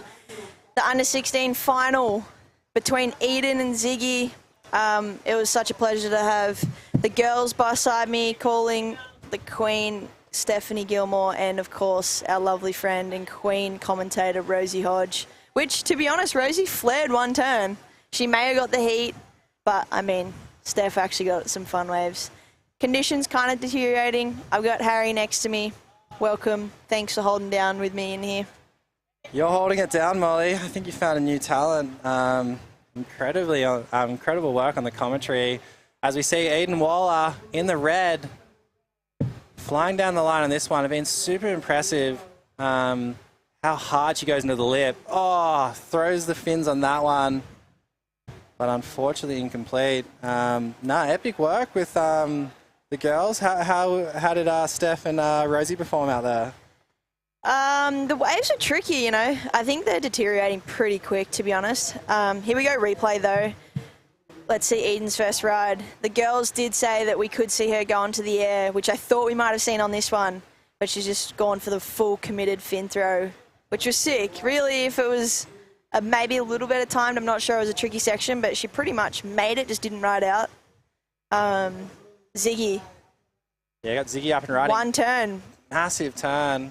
Oh. So conditions, the wind's kind of set in now, so it's not going to change.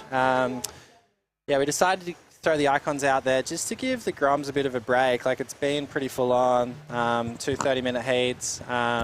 And now we're straight into the finals. So starting off with the 16 and under girls, Eden Waller from San Clemente has been super impressive. I've just been impressed with how hard she goes into the lip. And then we've obviously got Ziggy McKenzie as well. Living at Snapper Rocks, but spent a lot of time in Bali as well. So a little bit of local knowledge. What's been impressive about these two girls so far from you, Molly? Yeah, obviously we've seen their social media clips. We know we've seen Eden Pasquale just charging. Ziggy, obviously, I've shared some epic sessions in Oz on the Goldie with her. So I well and truly know what these girls are capable of. And I mean, they were my pick, honestly, to make the final. And here they are. I just hope these girls get some epic opportunity to surf it out and may the best surfer win. But it definitely looks like they'll just ride a bunch of waves and try and open up. Here we go, though. We see Eden Waller. That's just kind of what she's been doing this whole trip, just like taking off straight into the lip. The girls are definitely going to get plenty of opportunity. There's plenty of waves, 30-minute heats, person-on-person heat with priority. So it's been epic. This is the future of our sport, Molly. And for the girls and the boys to get that kind of CT format contest to kind of prepare themselves, because a lot of young surfers kind of, their first man-on-man heat might be in a QS quarterfinal and they don't get the opportunity to kind of do it in their junior career. So it has been quite special to give these girls and boys opportunity in a CT format and at a CT-worthy location. So it's been pretty cool. For sure. It's so huge. Like, as Groms, you don't get these experiences until you do, you know, and there's only so minimal of them. And yeah, huge hats off to Rip Curl for creating a space for these Groms, a platform for them to shine and just have a bit of a trial run for what they could potentially face on the CT, having their own names on the back of the jersey. It's all these cool things that you can get familiar with in events like this that you can't get anywhere else until you just make the CT. So yeah, and honestly, we've been hassling them, telling them how lucky they are, and they get it. They're good kids, they're good surfers, but yeah, it's pretty cool to see how, like, you know, grateful they are for what you guys have done for them. Ziggy.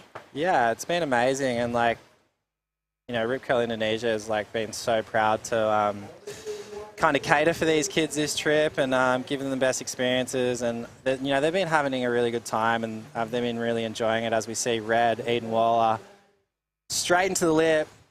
Unfortunately, not getting around that one. It is getting pretty fast. The tide's getting a little bit lower, but these girls are definitely up to it. But yeah, as you're saying, the experiences that you don't get anywhere else. Like the other night at the girls' villa, we had the boys and girls there.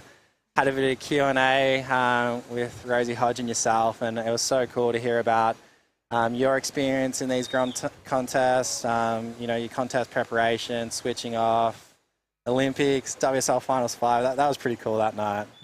Yeah, for sure. No, I think it's really cool to share the knowledge that I've learnt. At the end of the day, I feel like I am one of these Groms, I'm sitting next to Rosie and Steph just frothing out and listening to stories and learning myself. So in a sense, I'm in the same shoes as these kids. And it was good to just have a chat and just break down any deep or shallow question. It was pretty funny and always a good laugh with the kids.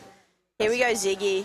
Bang! That's what we've been waiting for. That was a way better connection, eh? That was epic. Bit bigger of a wave, had a bit more time to kind of create a speed and just crack that end section. As the tide gets a little bit lower, you're probably not going to get 3 or 4 turn waves anymore. It's probably going to be a big one turner, or if you take off a little bit further out the back and deeper, you might get 2 turns. But these girls are just going blow for blow. It's been non-stop. There's 24 minutes left, and Eden Wall's up and riding now. Wow. Wow. They will pay that clean approach, I think. That was a bit cleaner and a couple turns. Yeah, here we go. The girls are coming in here. Let's go this replay, though. Talk us through it, Harry. Yeah, this was Ziggy's. Kind of generated some nice speed and cracked that end section. Real nice and vertical. But we saw Eden Waller just with a bit more wall. She took off and kind of into a really nice kind of carving manoeuvre off the top there and then finished that one super clean. I think that's going to be the score of the heat for sure so far. It's come in as a 6.5, so that is the first kind of real score we've seen on the board. Ziggy with a 4.33. But we've got the A team just about to jump back into the booth after the Icons heat. But it looks like we have Ziggy paddling into this one. Run us through this one, Molly. Ziggy just getting a low 4 on that first one, so she's definitely looking for something of substance here. Unfortunately, that lump and bump just taking advantage of her inside rail there. Yeah, a little bit more wind. The wind's kind of set in, and it's not going to change. It's not going to get any stronger, but they are facing a little bit of, bumps and chatter on the wave face, but still plenty of epic waves. So 6.5 for Eden Waller. She's backed that up with a 3.17. Ziggy McKenzie in the blue has a 4.33, needs a 5.35, but I dare say these girls are going to lock in some bigger scores throughout the final. There's still 22 minutes remaining. There's already been 10 waves.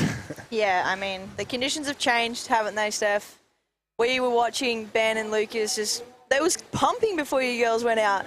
I was saddened to see just the deterioration of the conditions when you girls were out there. Could have just been our performance. We're not actually sure yet. We'll go through it later. But, the wind is a little difficult. That was an amazing drone shot there. Yeah, it was fun, but the 2 girls, Eden and Ziggy, paddled out for the final. They looked like they were in good spirits. They were excited for the final. They were pumped, so gave them a little rev up and fully focused, ready to roll. There was a couple jams though. I was just bummed it never really stood up for you. You did the Steph thing. I think the ones that stood up were we were both on the inside. Duck diving, yeah. Rosie flared out one. That was one sick turn. Twin fin flare. For sure. But the girls have had some good waves already to start this final. 6.5 for Eden. Yeah, that was a nice wave. It's going to be a really good close heat. I'm excited. I'm actually getting out of the booth, leaving you girls to it. Everyone's over hearing me talk, but I'm going to go down the beach. Thanks for get some roaming, showing us what he's done out there. But it some roaming cam for us. Some roamings. Some roamies. All right, Rosie Hodge. So we're going to hand it over. The Rip Curl International GromSearch final covered by Sunbum. Got Got the A-team back in the booth, 8-time world champion Steph Gilmore and ex-CT competitor Rosie Hodge, professional commentator. So we're going to cut to a quick ad break. We're going to have Molly roaming around interviewing people on the beach, and we'll hand it over to the professionals now.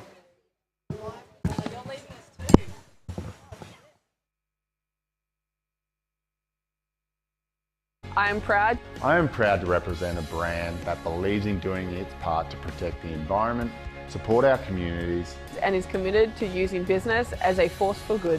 Rip Curl is the ultimate surfing company. The one that is the best for the planet.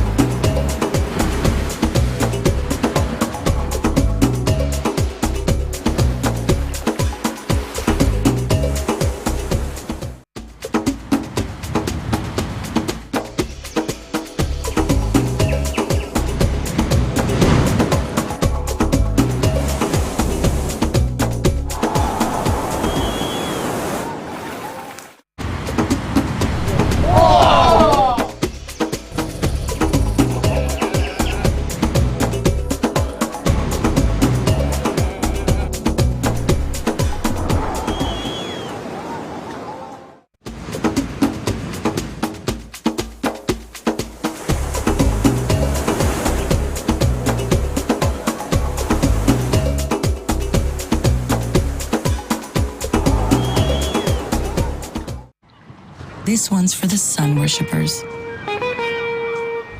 Breezing, buzzing. Besties stunning. Sprinting, ripping, gliding, soaring. Basking, bathing.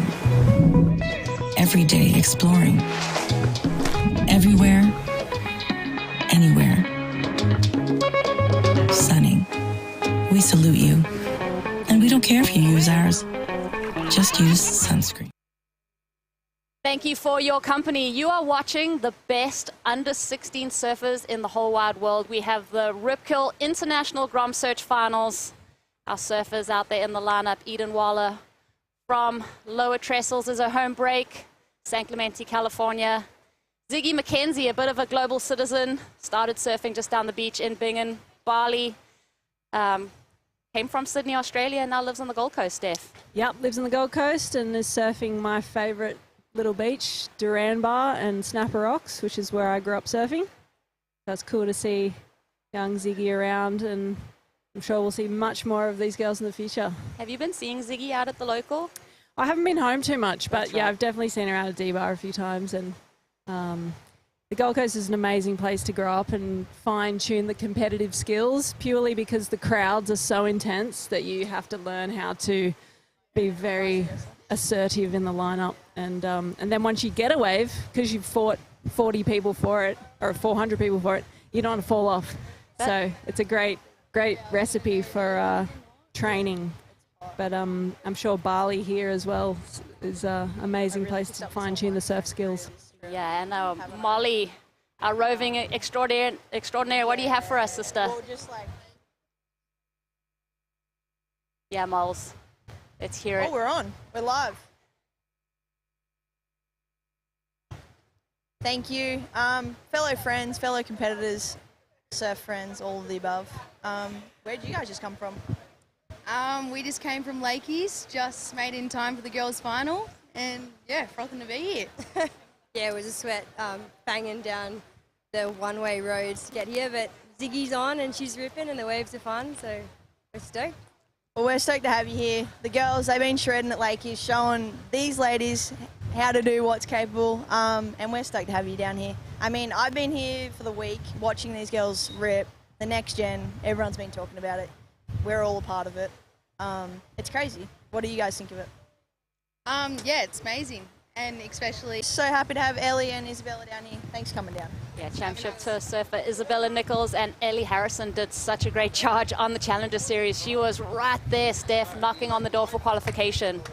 Yeah, it's the Challenger Series is just, you know, the level of talent is you know, it's growing like crazy, and I'm actually really stoked that WSL just announced that they are upping the numbers on the Women's World Championship Tour to 24 as of 2026. So yeah, we've gone from 18 to 24, which is an amazing progression for the women's surfing, and I think that, you know, they could continue to grow that number over the next few years, and no problem would they have plenty of young women to fill those spots. Plenty of talent for sure. Yeah, definitely. I just watching that last Challenger Series event, watching the women qualify, seeing the people sneak in, Vahina Ferrero getting that last spot on the Challenger Series, but then just those numbers underneath, the depth of talent is insane. The women are doing crazy things, and it's fun to see that next evolution. You know, Ziggy, chatting to Ziggy's dad, Jake. Ziggy is a twin. She has a twin sister. Oh, yeah, I saw that. Are they identical? No, so Jake said that they are polar opposites. No way. Identical twin, I'm pretty sure. Oh, Isabella wow. Nichols. Yeah. Oh, yeah, you said so. Mm-hmm. Yeah. Sister lives somewhere in Europe. Another twin, I mean, Rosie Richardson, who was in the competition, she has an identical twin that I, like, wait, backpedal, the twin. But yeah, it's so cool. So cool. We're yet to see twins on tour, but the Hobgoods, yep. were they the first twins to qualify together, I'm sure.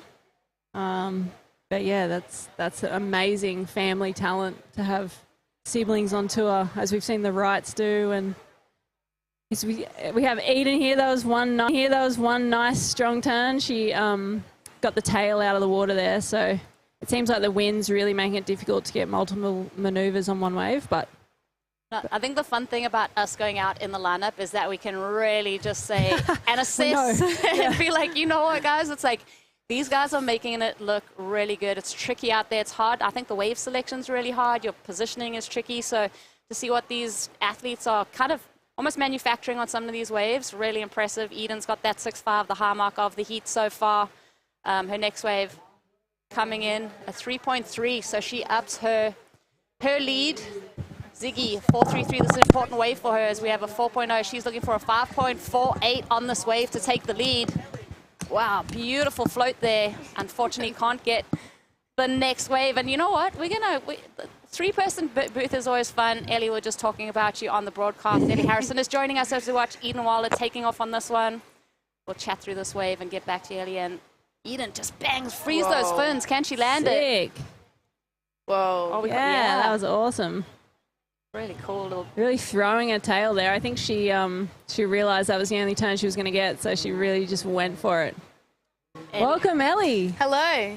Thanks you for guys having have just me. been in Lakey Peak, I hear. Yes, yeah, just arrived, literally just flew in, taxied here, like literally fanged across the roads. And yeah, it's good to be here. You Catch the score some finals. fun waves over there? It was so fun, good swell. So yeah, pretty cooked, but good to see you guys. Nice to have a bit of off-season after the Challenger Series. You did so well this year. Congratulations. It was so fun to watch you. Yeah, thank you so much. Yeah, I actually got the wild card for next Challenger season. So yeah, big off-season till June. So pretty crazy, but yeah, just trying to do some surf trips, get better at surfing. Sick.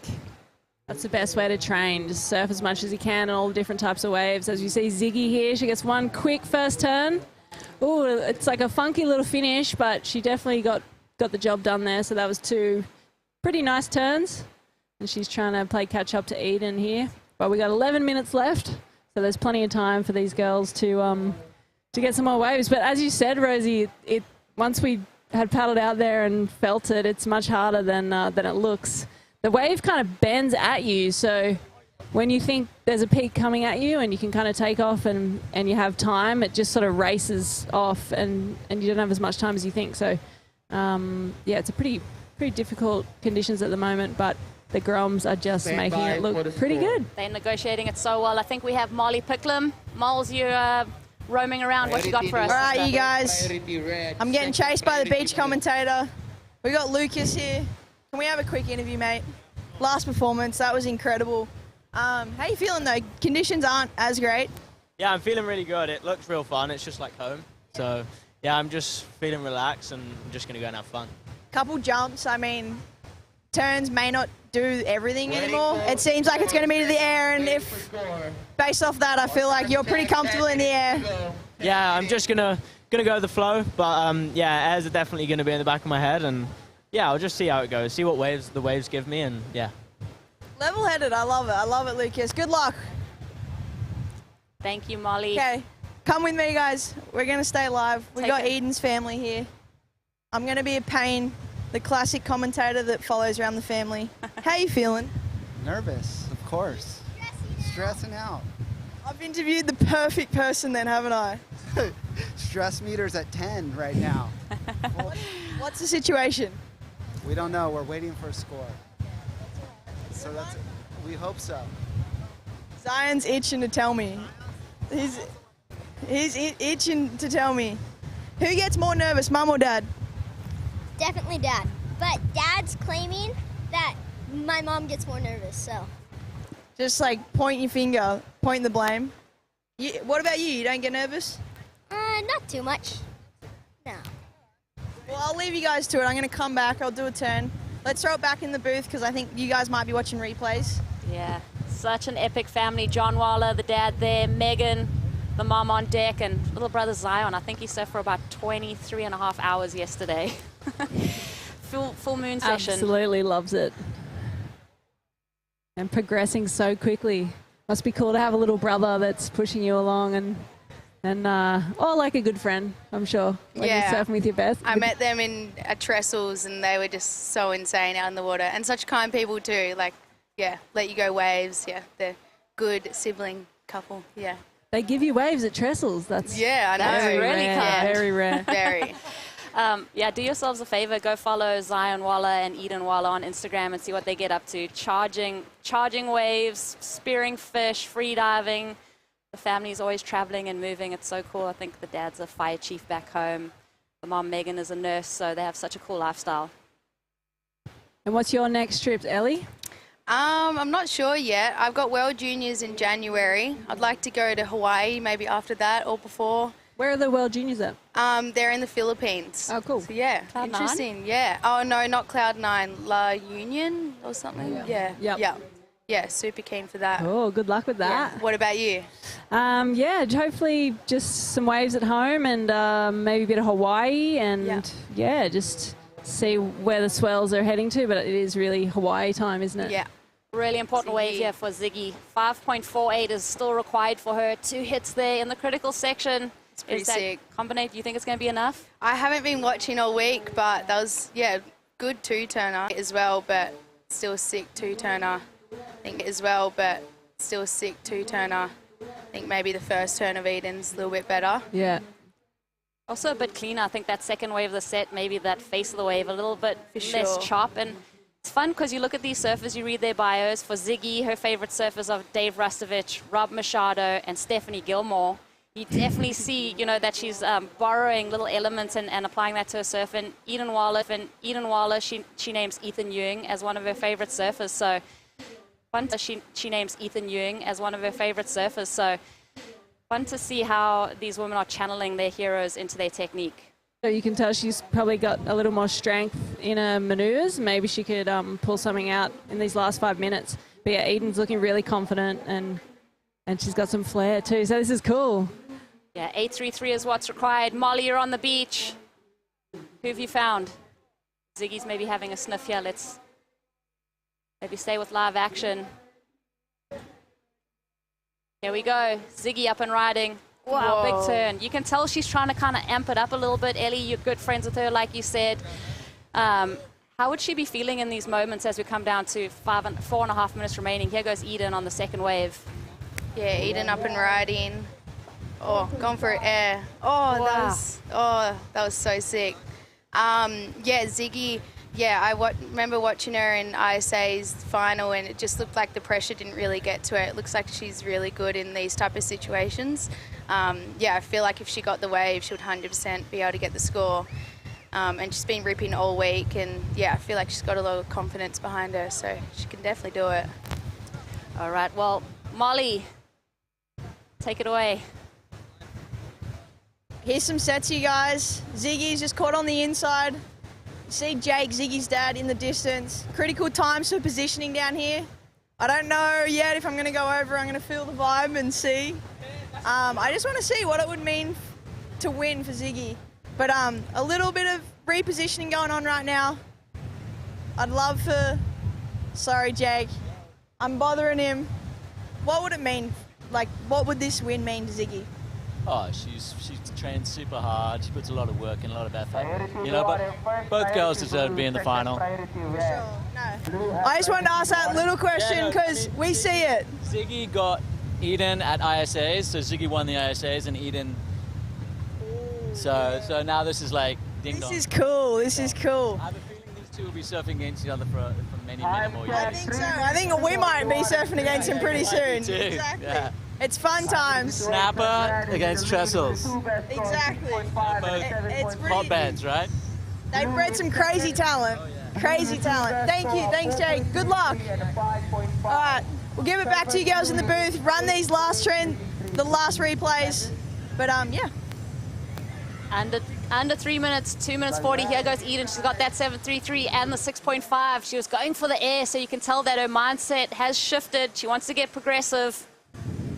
Ziggy, she's chasing the 8.33. Fun to see these little rivalries building up even at this junior level. Such a competitive little hotbed. Yeah, it's so impressive how good they all. Ziggy's got priority and yeah, needs an 8.33, so probably a bomb will do that. Yeah, I know she got a 7.5 the other day for 2 turns, maybe even a third. Get to the 8.33. Yeah, they're both surfing really well, so it's good to see. It's pick the right ones. Minute to go. What's on your mind, Ellie, out there? You've got a minute left and you need a score. What are you thinking? I'm just going to be waiting for the next big set and just try to get 2 big turns, maybe get early to that second section. It looks like it's hard to get early there, so yeah, I don't know. That's it. Wait for the opportunity and then just go for it. Yeah. 45 seconds. Has Ziggy spotted something? She looks like she's got a bit of interest, having a sniff. Will she go? The 8.33 is what's required. Up on her feet, up and riding. Has to negotiate through some bumps and lumps. Yeah, just that wave not offering her. And that can be the hard thing in surfing is your surfing's there. You just don't get that last opportunity to sink your teeth into it. Both of these women have just been phenomenal throughout this event. Such a great season for both of them. That little rivalry building up. Let's see if something comes through in the last 10 seconds here. You can tell Eden's not giving her any space in the lineup. That's just a sign of respect too. Stalking her opponent down. Here she goes. Eden's racing through to the inside. Just gets the finish, but she's the champ. That is it. Your 20. Congratulations. Your 2024 Rip Curl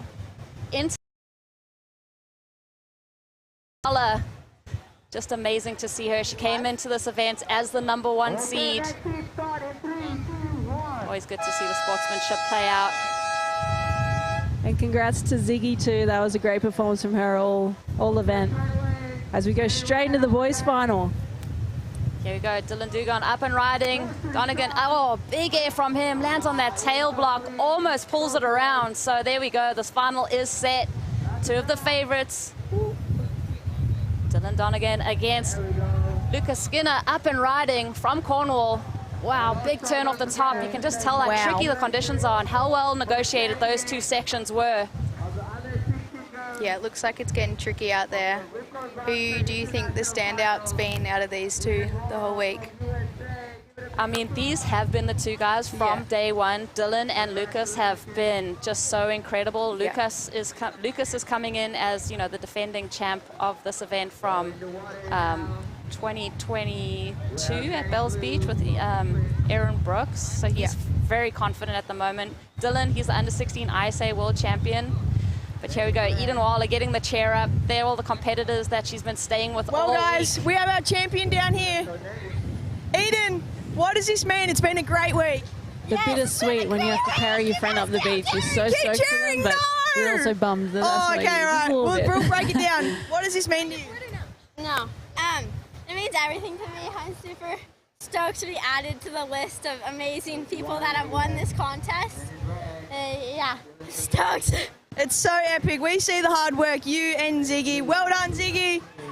You girls have been absolutely ripping, and I mean, you were on form from the moment you got here. A bit of adversity, getting stuck, volcano ash, it was all happening, but the moment you got here, you've been cool, calm, collected, and such a good surfer. Thank you so much. Yeah, I'm stoked. Throw anything out to your friends and family tuning in from back home. Thank you to everyone that supports me, and I'm really thankful to God for this opportunity. It was a little stressful for a second, but yeah, I'm super happy to be here and no one. We're so stoked for you, Eden. Enjoy it. All the epic friends are around you. And yeah, we'll throw it back. Maybe some replays. Eden Waller, congratulations. Well done. I mean, you think about this, the channel of talent that we've seen over the 25 years of the Rip Curl GromSearch. We've had 60% of the current surfers on the championship tour have been participants of the GromSearch, have been winners. 5 of the 6 Olympic medalists are former GromSurf competitors, as we see Lucas Skinner up and riding. Throws that tail. It's hard. Whoa, just going for it. And, you know, he spoke about how comfortable he is in these conditions, already comparing it to his home break of Cornwall. He took out his first qualifying series event at the Boardmasters this year, a big milestone moment for him. Just seems confident, Steph. Really confident.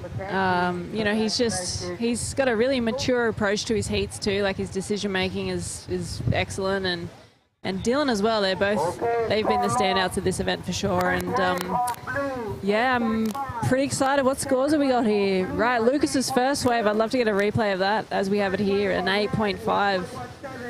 Oh, this is a replay of his last wave. So he just got that tail release on that first turn, and then too many lumps and bumps, but he went for it, just didn't get the finish there. And Dylan's got a 1.17, so he didn't complete his rides, but Lucas with an 8.5 and a 3, that's a good start. 26 minutes remaining, so heaps of time. Build the confidence and just try and find some clean sections to either do some nice maneuvers or launch a crazy air, because that seems to be the thing to do. Yeah. How are your airs going, Ellie? Oh, not very good. Me neither, don't worry. Yeah. Yeah, I tend to go for more calves and, I don't know, big lip line finishes rather than, I don't know, airs, but it's probably something I should probably get practicing. Yeah. Safer on the ankles about it, don't worry. But yeah, it looks like Lucas is not holding back at all, which is really good to see. Yeah. Here goes Dylan. This is a replay. I think that was incomplete. Yeah, probably would have been maybe a bit under Lucas's for that air. It was pretty sick. I think this is Lucas's replay. That's his second wave. Yeah, you go. So this was the incomplete air. He gets that 3-point ride for that option. And Dylan, you know, you just saw that wave kind of split in two with that double up. He landed on that tail pad, just unable to kind of swing it around. Very, very close. I mean, the risk-reward factor right now, we had that high tide at about 10 a.m., so this tide's going to be sucking out quite consistently through this final. So as that tide starts to bottom out, it's really shallow on that inside bank, Steph.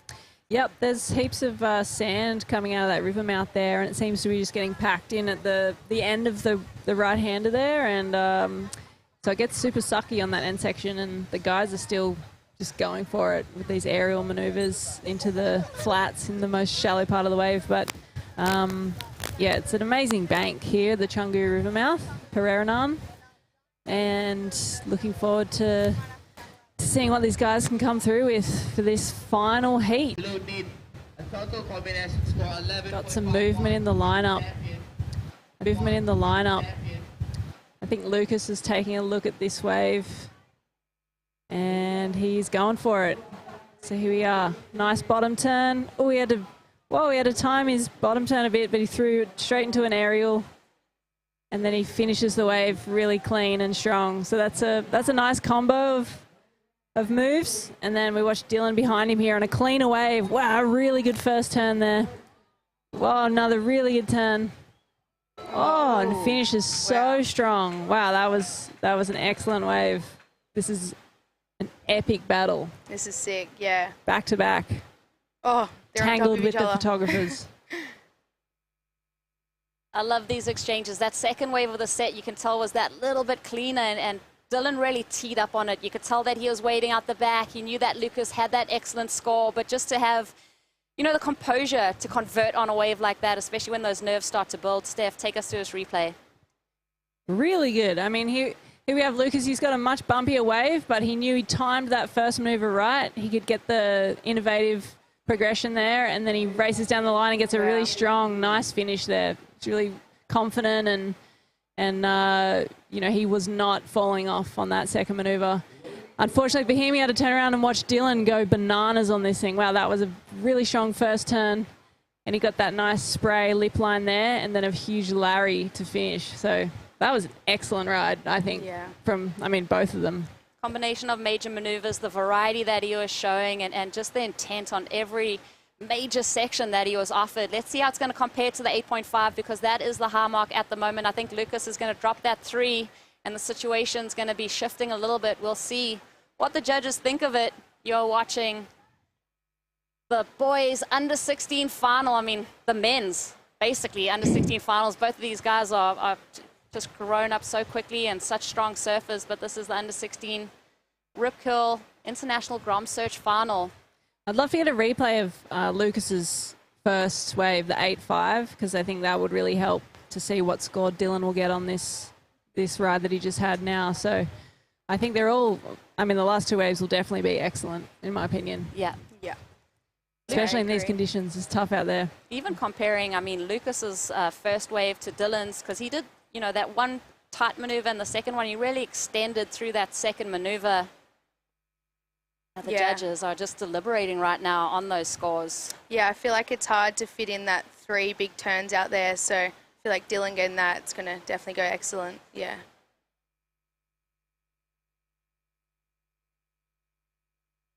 Thank you to the Rip Curl Indonesia crew and all of the Rip Curl crew for throwing this event on. We've been just such hospitable hosts.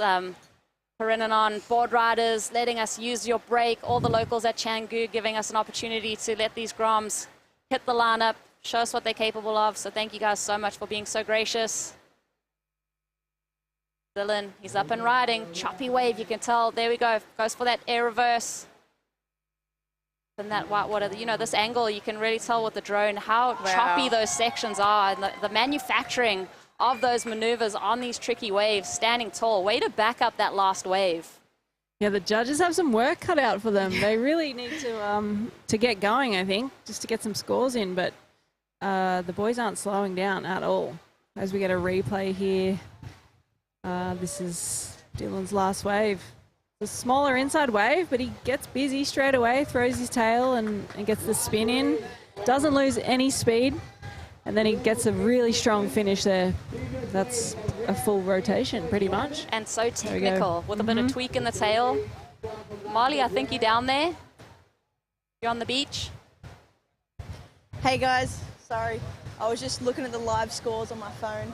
I'm up in the judges area because Lucas and Dylan through this whole event has just been an absolute headache, I think, for these judges. They've just catch so many waves and they're all surfing so good that it's just been so tight.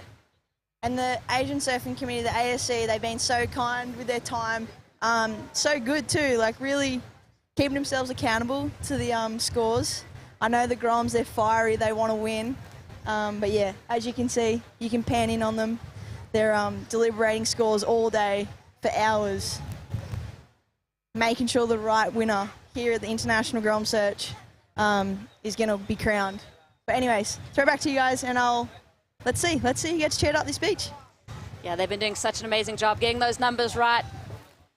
Dylan, that previous ride was the 8.7. He's still got another one to lock in, I think. And there we go. We got Lucas Skinner. He's just locked in his previous ride. Another excellent score, an 8.3. So coupled with his 8.5, he is currently in the lead. Like I said, I think we're still waiting on another score for Dylan. And we'll see how that changes the situation. He needs an 8.1 if he's to take the lead. So was that wave enough? How are we feeling about it? He's Bit up of and a riding. smaller wave. I don't know that one before, but he just throws the air again. That's incomplete. But yeah, what do you think, Steph? Yeah, I think the wave was just a little small. The surfing was good, but the wave was a little small. So here we go. Oh, wow, that was weird, but he made it work, kind of. Yeah, I think definitely excellent. So those scores are great, 8.3 and an 8.7 for Dylan. I think Lucas, yeah, he's obviously feeling really comfortable in the lead, and now the pressure is kind of on Dylan just to get going. I don't think that smaller wave he got will be the score he needs, but he's definitely chipping away at it, and he's got plenty of time, 17 minutes remaining. So seems like he's building up to something big, maybe just one giant air that could ride. You know, maybe there's a backflip or something crazy in. And you just tell by his body language as he's heading out there, he's kind of just digging deep while he paddles, like nodding the head. He's got that confident self-talk. The composure out there from both of these guys, they just look like it's just like a spar, you know, they're sparring. They're like wave for wave, just throwing punches and just watching the technicality in the airs that they're doing, the way they're reading these tricky sections. They've definitely amplified what they're doing. Well, here we go. I'm totally wrong. It was an excellent score. There we go. I have no idea what I'm talking about. Yeah, either. I think it was just, you know, that last aerial maneuver that Dylan was able to do was so technical. The way that he hucked it out in the flat sections and just the surfing that he did before was so good. I mean, and when you compare all of these waves, it's really splitting hairs. You even look at the heat totals at the moment. Dylan has the 17.10, Lucas Skinner a 16.80. It's incredibly close. As you see, 8.61 is what required from Lucas. Can he get it on this wave?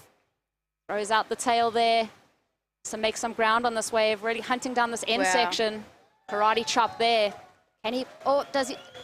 That's a tricky one. If the board doesn't complete, if they don't see the nose come completely out, it's really tricky for them to deem it complete. We'll see.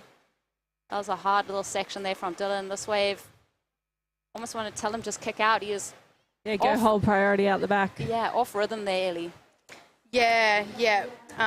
He probably tried to get off that one to get priority, but looks like a tight one here, paddling back out. Yeah, I like Lucas's a lot. It just will be if that was complete or not. Yeah, maybe the claim was like, I don't know, fake that he made it. I'm not sure, but I feel like he just got out in front. Yeah. I feel like, probably be complete. It was a pretty good combo, so... Yeah, you're right. Thinking back to that wave of Dylan's where he went for that risky first maneuver and then finished really strong with that clean full road air. So that's definitely an excellent surfing. And wow, you couldn't ask for a better battle right now. It's so neck and neck. It's just so incredible and just such an international field. We have Dylan Donaghy. He's from the Canary Islands. We spoke about it early this morning. Dad's Brazilian. His mom is Irish. He won the ISA under-16s. Such a cool mix. Lucas Skinner, his dad is on the World Longboard Tour. We were signing posters at the Rip Curl store, and Lucas was getting some posters signed for his siblings. I think there's Lucy, Lala, and there's one more that's slipping my brain, but all L's. But yeah, so cool. Big family, lots of support. And here's Dylan up and riding. Ooh, incomplete again, but straight into it then. I don't even know if they got out the back, maybe just. And yeah, last of Lucas, not enough. It was a 7.33, so yeah, maybe just a little bit more on the next one, maybe a bigger wave. Yeah, here's the replay. This is the 7.33. Ellie, what did you think? Yeah, I don't know. I loved this last turn, how he just got there and it was huge. But yeah, maybe just the start, a little bit sticky. Yeah, maybe just a bigger section at the start that A test of the patience, if you can sit there and hold your nerve. If there's a test of the patience, if you can sit there and hold your nerve. If there's a set comes and, you know, maybe not go the first one, even if it looks really good, wait for the second one or just go for it. This heat is the full adrenaline rush because we've got excellent scores across the board and we still have 12 minutes, 30 seconds on the clock. There's still so much time left. It's like, just like action-packed, going wave for wave. I mean, it's still anyone's game at this moment, and I feel like the boys are feeling that energy too. You can tell that they're really going for broke on every wave that they're standing up on. Yeah, totally. And whoever comes away with the second place, I feel like they should still be so proud of themselves. Like 2.8s is crazy to finish in second, so yeah. Exactly, they would have won any other heat. Literally. Yeah, everyone can be proud of their performances, and yeah, especially in this final. But it's not over yet, so still neck and neck, and we've got Lucas needing a 8.61, which it's, I think, yeah, knowing that Dylan got an 8.7 on that clean face with the three big maneuvers. It's totally doable, and those waves are out there. You just have to be patient and yeah, try and do your best to choose them. Yeah, yeah. Steph, if you were Lucas, would you try and match Dylan's 8-7 and go for 3 big turns, or go back to airs? They're both so good at airs, and I feel like the judges are waiting for one of them to really do something phenomenal in the air, which they could totally do it. And I think the judges will throw down an excellent score that, you know, could be a 9, but it'll have to be a bigger wave. Like, I think Lucas will have to sit and wait for that bigger set, and whether he does get the, you know, 3 just turns on it, or he goes for 1 big air. He can do both. He's really good. They're both excellent, so we'll see what happens. But if I was Lucas, yeah, you got 2 excellent scores. There's really no point in rushing around, scrapping on the inside, trying to get smaller scores, because you're just going to lose priority. So I think Lucas he's playing his cards right at the moment. He's sitting out a little bit further, so if that big set does come, he'll be on it. And then, yeah, it's just up to him to do what he knows how to do best.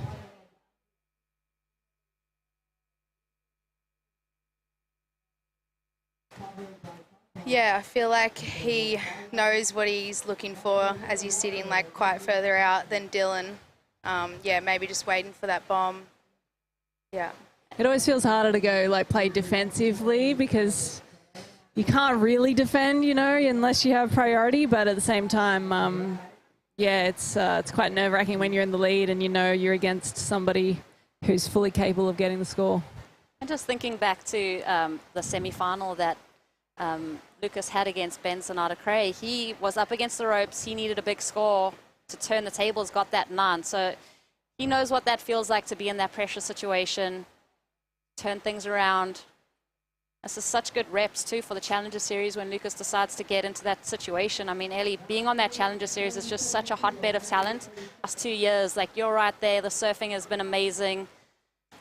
Excited for this next year for you. Here's Lucas. It's an important wave. Scratching in. Let's see, he's eyeing off a big section down the beach. Oh, just doesn't get it. I mean, it's so tricky out there. You could tell he wanted to do something different with the 1 section option. He wanted to go huge. Now he's back of that priority list. Yeah, that was was looking just for that 1 big aerial maneuver, and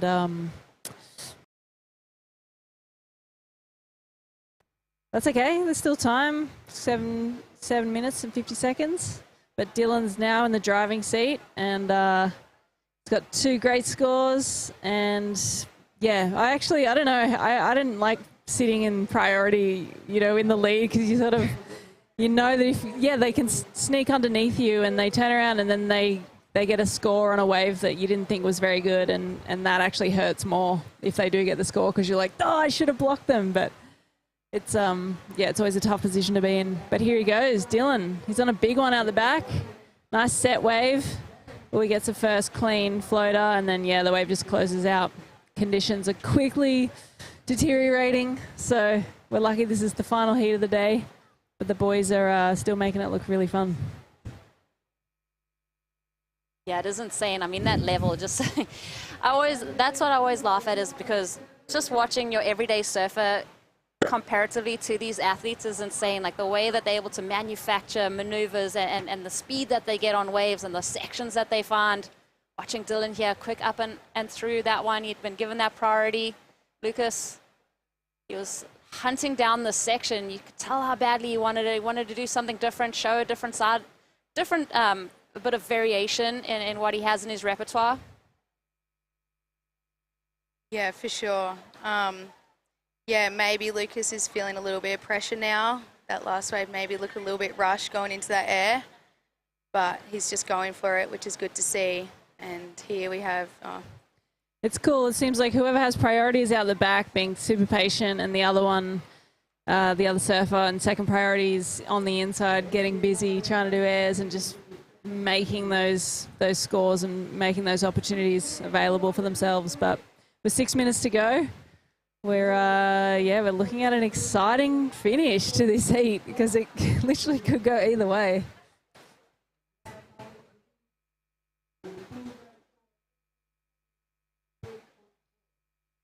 I think Molly is down there at the beach somewhere. I think. That's what she said.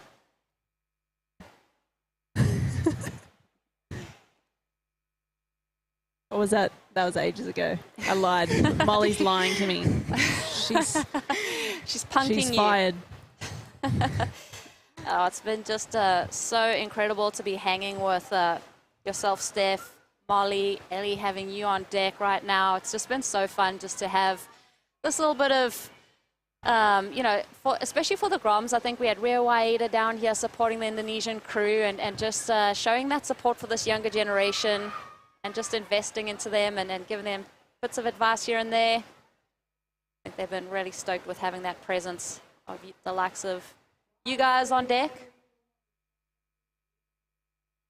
Yeah, thanks for having me on here. Yeah, first time doing this, so a bit nerve-wracking, but it's actually pretty fun. Yeah, you're doing so great. Thank you. You're doing really well because this is a pretty, you know, just a very stripped back version of how these operations work, right? Rosie's a pro, so she's keeping us in line very well. No, I like it. It's so chill. It's just having a chat about the surfing we're seeing as we see Dylan up and riding. Eyeing something down the line. Wow, just lands that in the flats, just goes down. But yeah, just been incredible just to be in Bali. I mean, these guys are competing at Canggu as we see important wave from Lucas, spins it around, finds that second section, quick transition. He's claiming He likes it. He likes it. So yeah, wow. We only saw half of that, but looked good. The crowd was loud, so yeah, I'm thinking it could be a situation change. I'm not too sure. Maybe get a replay. 861. Steph? Yeah, it was a set wave. He gets the first air in. He almost went, all right, he tried to grab his rail, but he just kind of missed it, I think. And then he gets a really strong finish. But either way, that was excellent surfing for these conditions. Ooh, I don't know. That's going to be a tough one because I'm sort of looking at what Dylan did on his 8.7, which is the 3 big clean maneuvers. So yeah, we'll see what happens. There was definitely a lot of progression there in Lucas's wave, and it could be excellent, but I just don't know if it'll be the score. We'll see. 861 is what's required.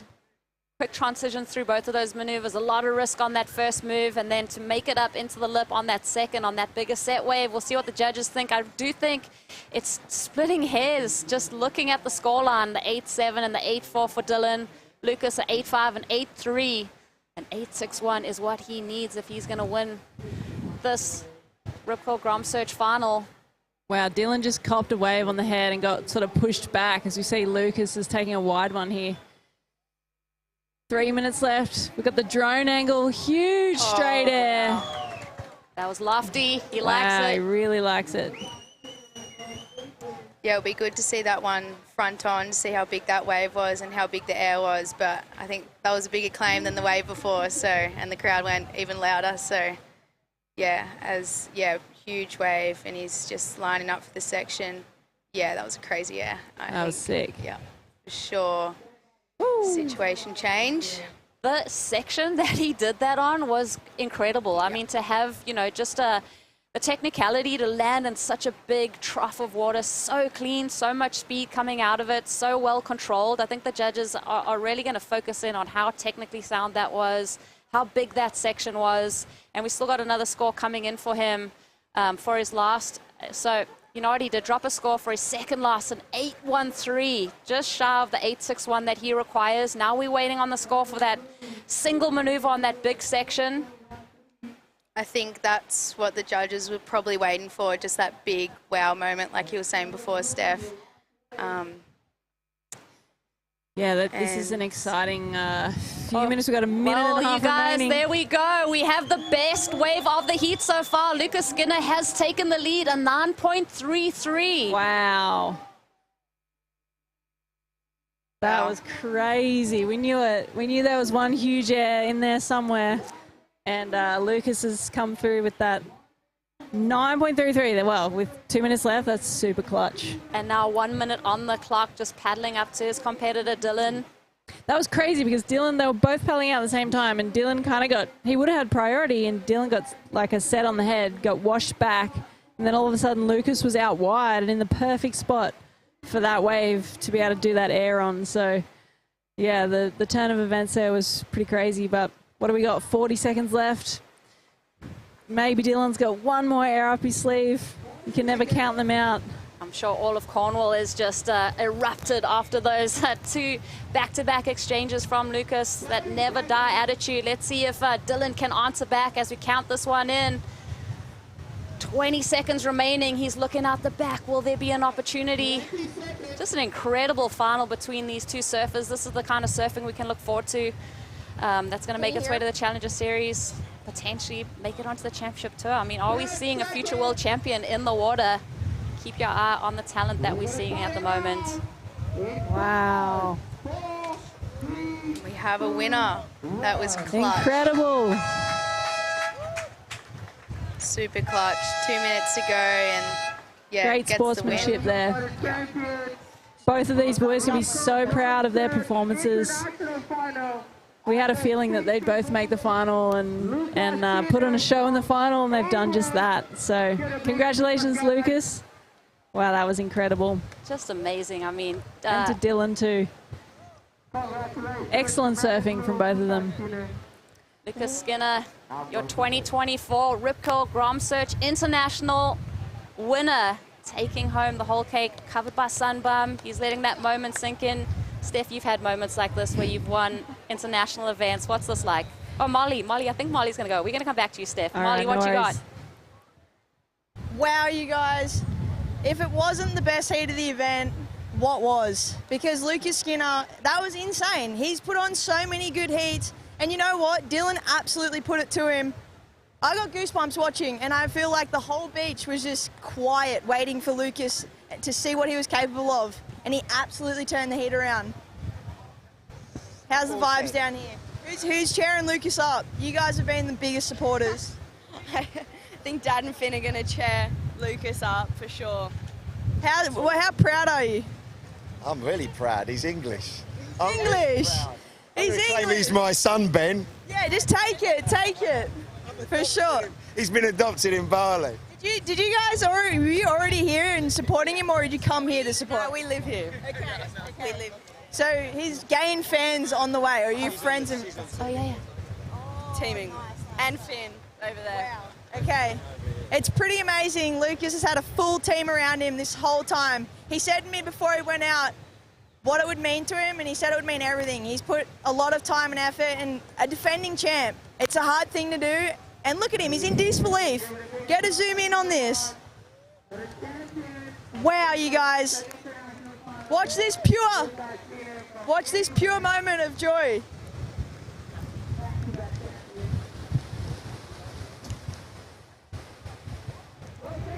We're going to get to chat to him in just a moment, you guys. Look at that, bracing friends. That's what it's all about down here. All week he's had friends, competitors. Wow. Also, hats off to Dylan. He's put on an excellent performance. But I feel like Lucas was a standout in the water mentally. He seemed all there, everything, all the energy was behind him. Look at this.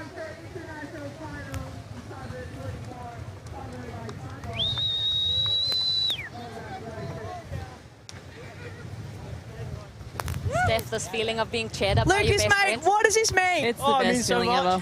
I've had a few friends actually drop me too. And to finally get him, I'm so stoked. He's so good and he's pushing me loads, so stoked. It wasn't easy for you. Take it in. We'll chat to you in a moment. Thank you. Steph, that moment. It's a great feeling to be cheered up the beach, especially by your friends. Yeah, wow. Especially having a clutch finish like that. You know, if you're able to come through with this final score, and not only just a score, but an excellent score in the last few minutes. Yeah, that's a wonderful feeling, and Lucas can be so proud of his performance representing England. Incredible. That board under his feet, shaped by his father, has won him the Boardmasters, his first QS in his hometown at the Boardmasters. Now it's taken out a GromSearch title. He's going to have to go put that one on cotton wool, save it for the next few events. But incredible. What a champion, just to do it in a clutch way like that. The 2024 Rip Curl GromSearch International finalist, the defending champ, going back-to-back. Amazing stuff. Steph, Ellie, it's just been incredible to have you guys in the booth. Thank you guys so much for joining us. Thanks for having me. Thanks for having me too. I hope you guys enjoyed listening to us waffle on.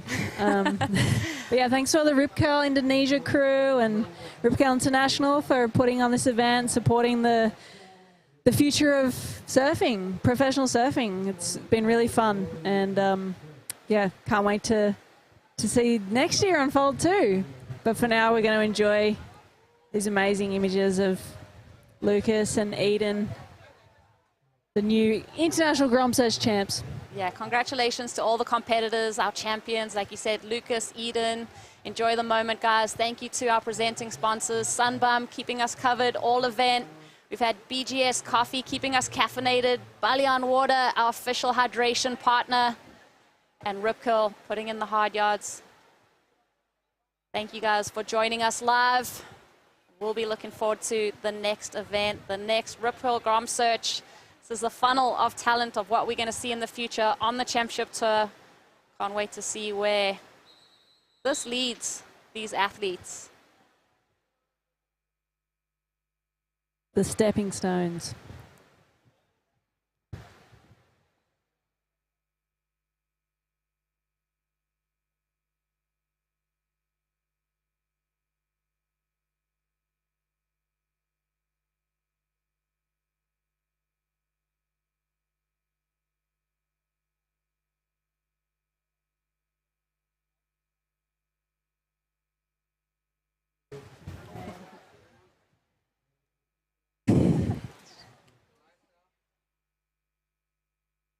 As we watch the vision of our champion, Lucas Skinner, getting all the congratulations as he walks up the beach. You guys, thank you so much for your company. We got Stephanie Gilmore, Ellie Harrison with us. It's been an amazing day of action. The 2024 Rip Curl International GromSearch is wrapped up. Perinanon. Thank you to the board riders. Thank you for giving us your lineup. This has been an incredible event. Rip Curl, Sunbum, Bali on Water, thank you guys so much for the support. We look forward to seeing you guys next year. I hope you have enjoyed all of the action. We'll see you again soon. I am proud. I am proud to represent a brand that believes in doing its part to protect the environment, support our communities, And is committed to using business as a force for good. Rip Curl is the ultimate surfing company. The one that is the best for the planet.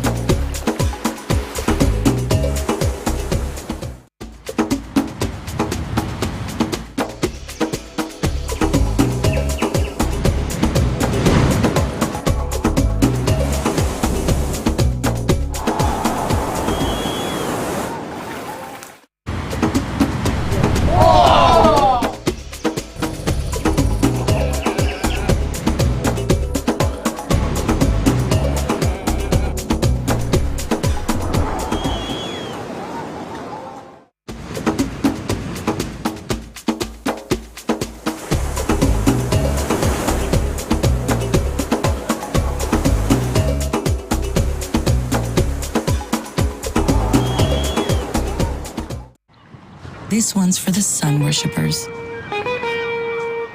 Breezing, buzzing. Besties stunning. Sprinting, ripping, gliding, soaring. Basking, bathing. Every day exploring. Everywhere, anywhere. Sunning. We salute you. And we don't care if you use ours. Just use sunscreen. I am proud. I am proud to represent a brand that believes in doing its part to protect the environment, support our communities, And is committed to using business as a force for good. Rip Curl is the ultimate surfing company. The one that is the best for the planet.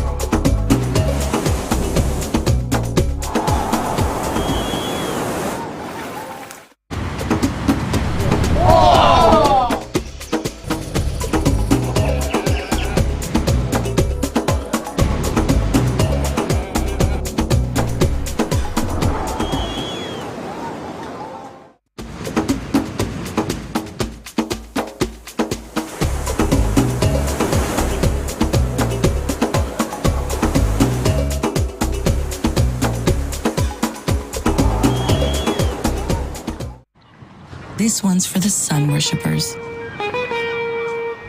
Breezing, buzzing. Besties stunning.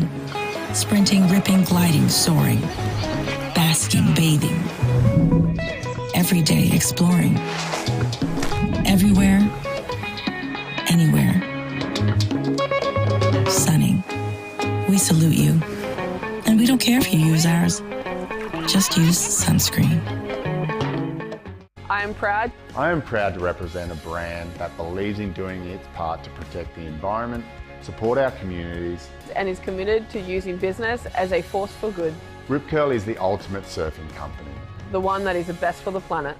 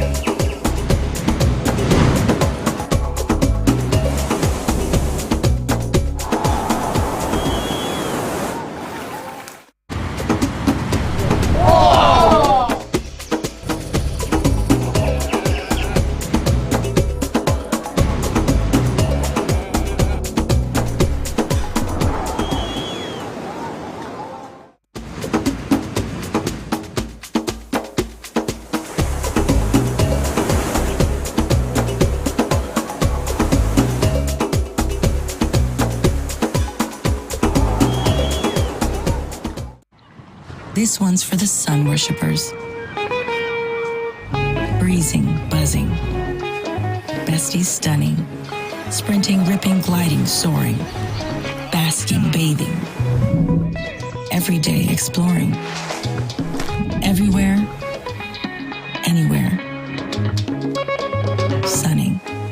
We salute you. And we don't care if you use ours. Just use sunscreen. I am proud. I am proud to represent a brand that believes in doing its part to protect the environment, support our communities, And is committed to using business as a force for good. Rip Curl is the ultimate surfing company. The one that is the best for the planet.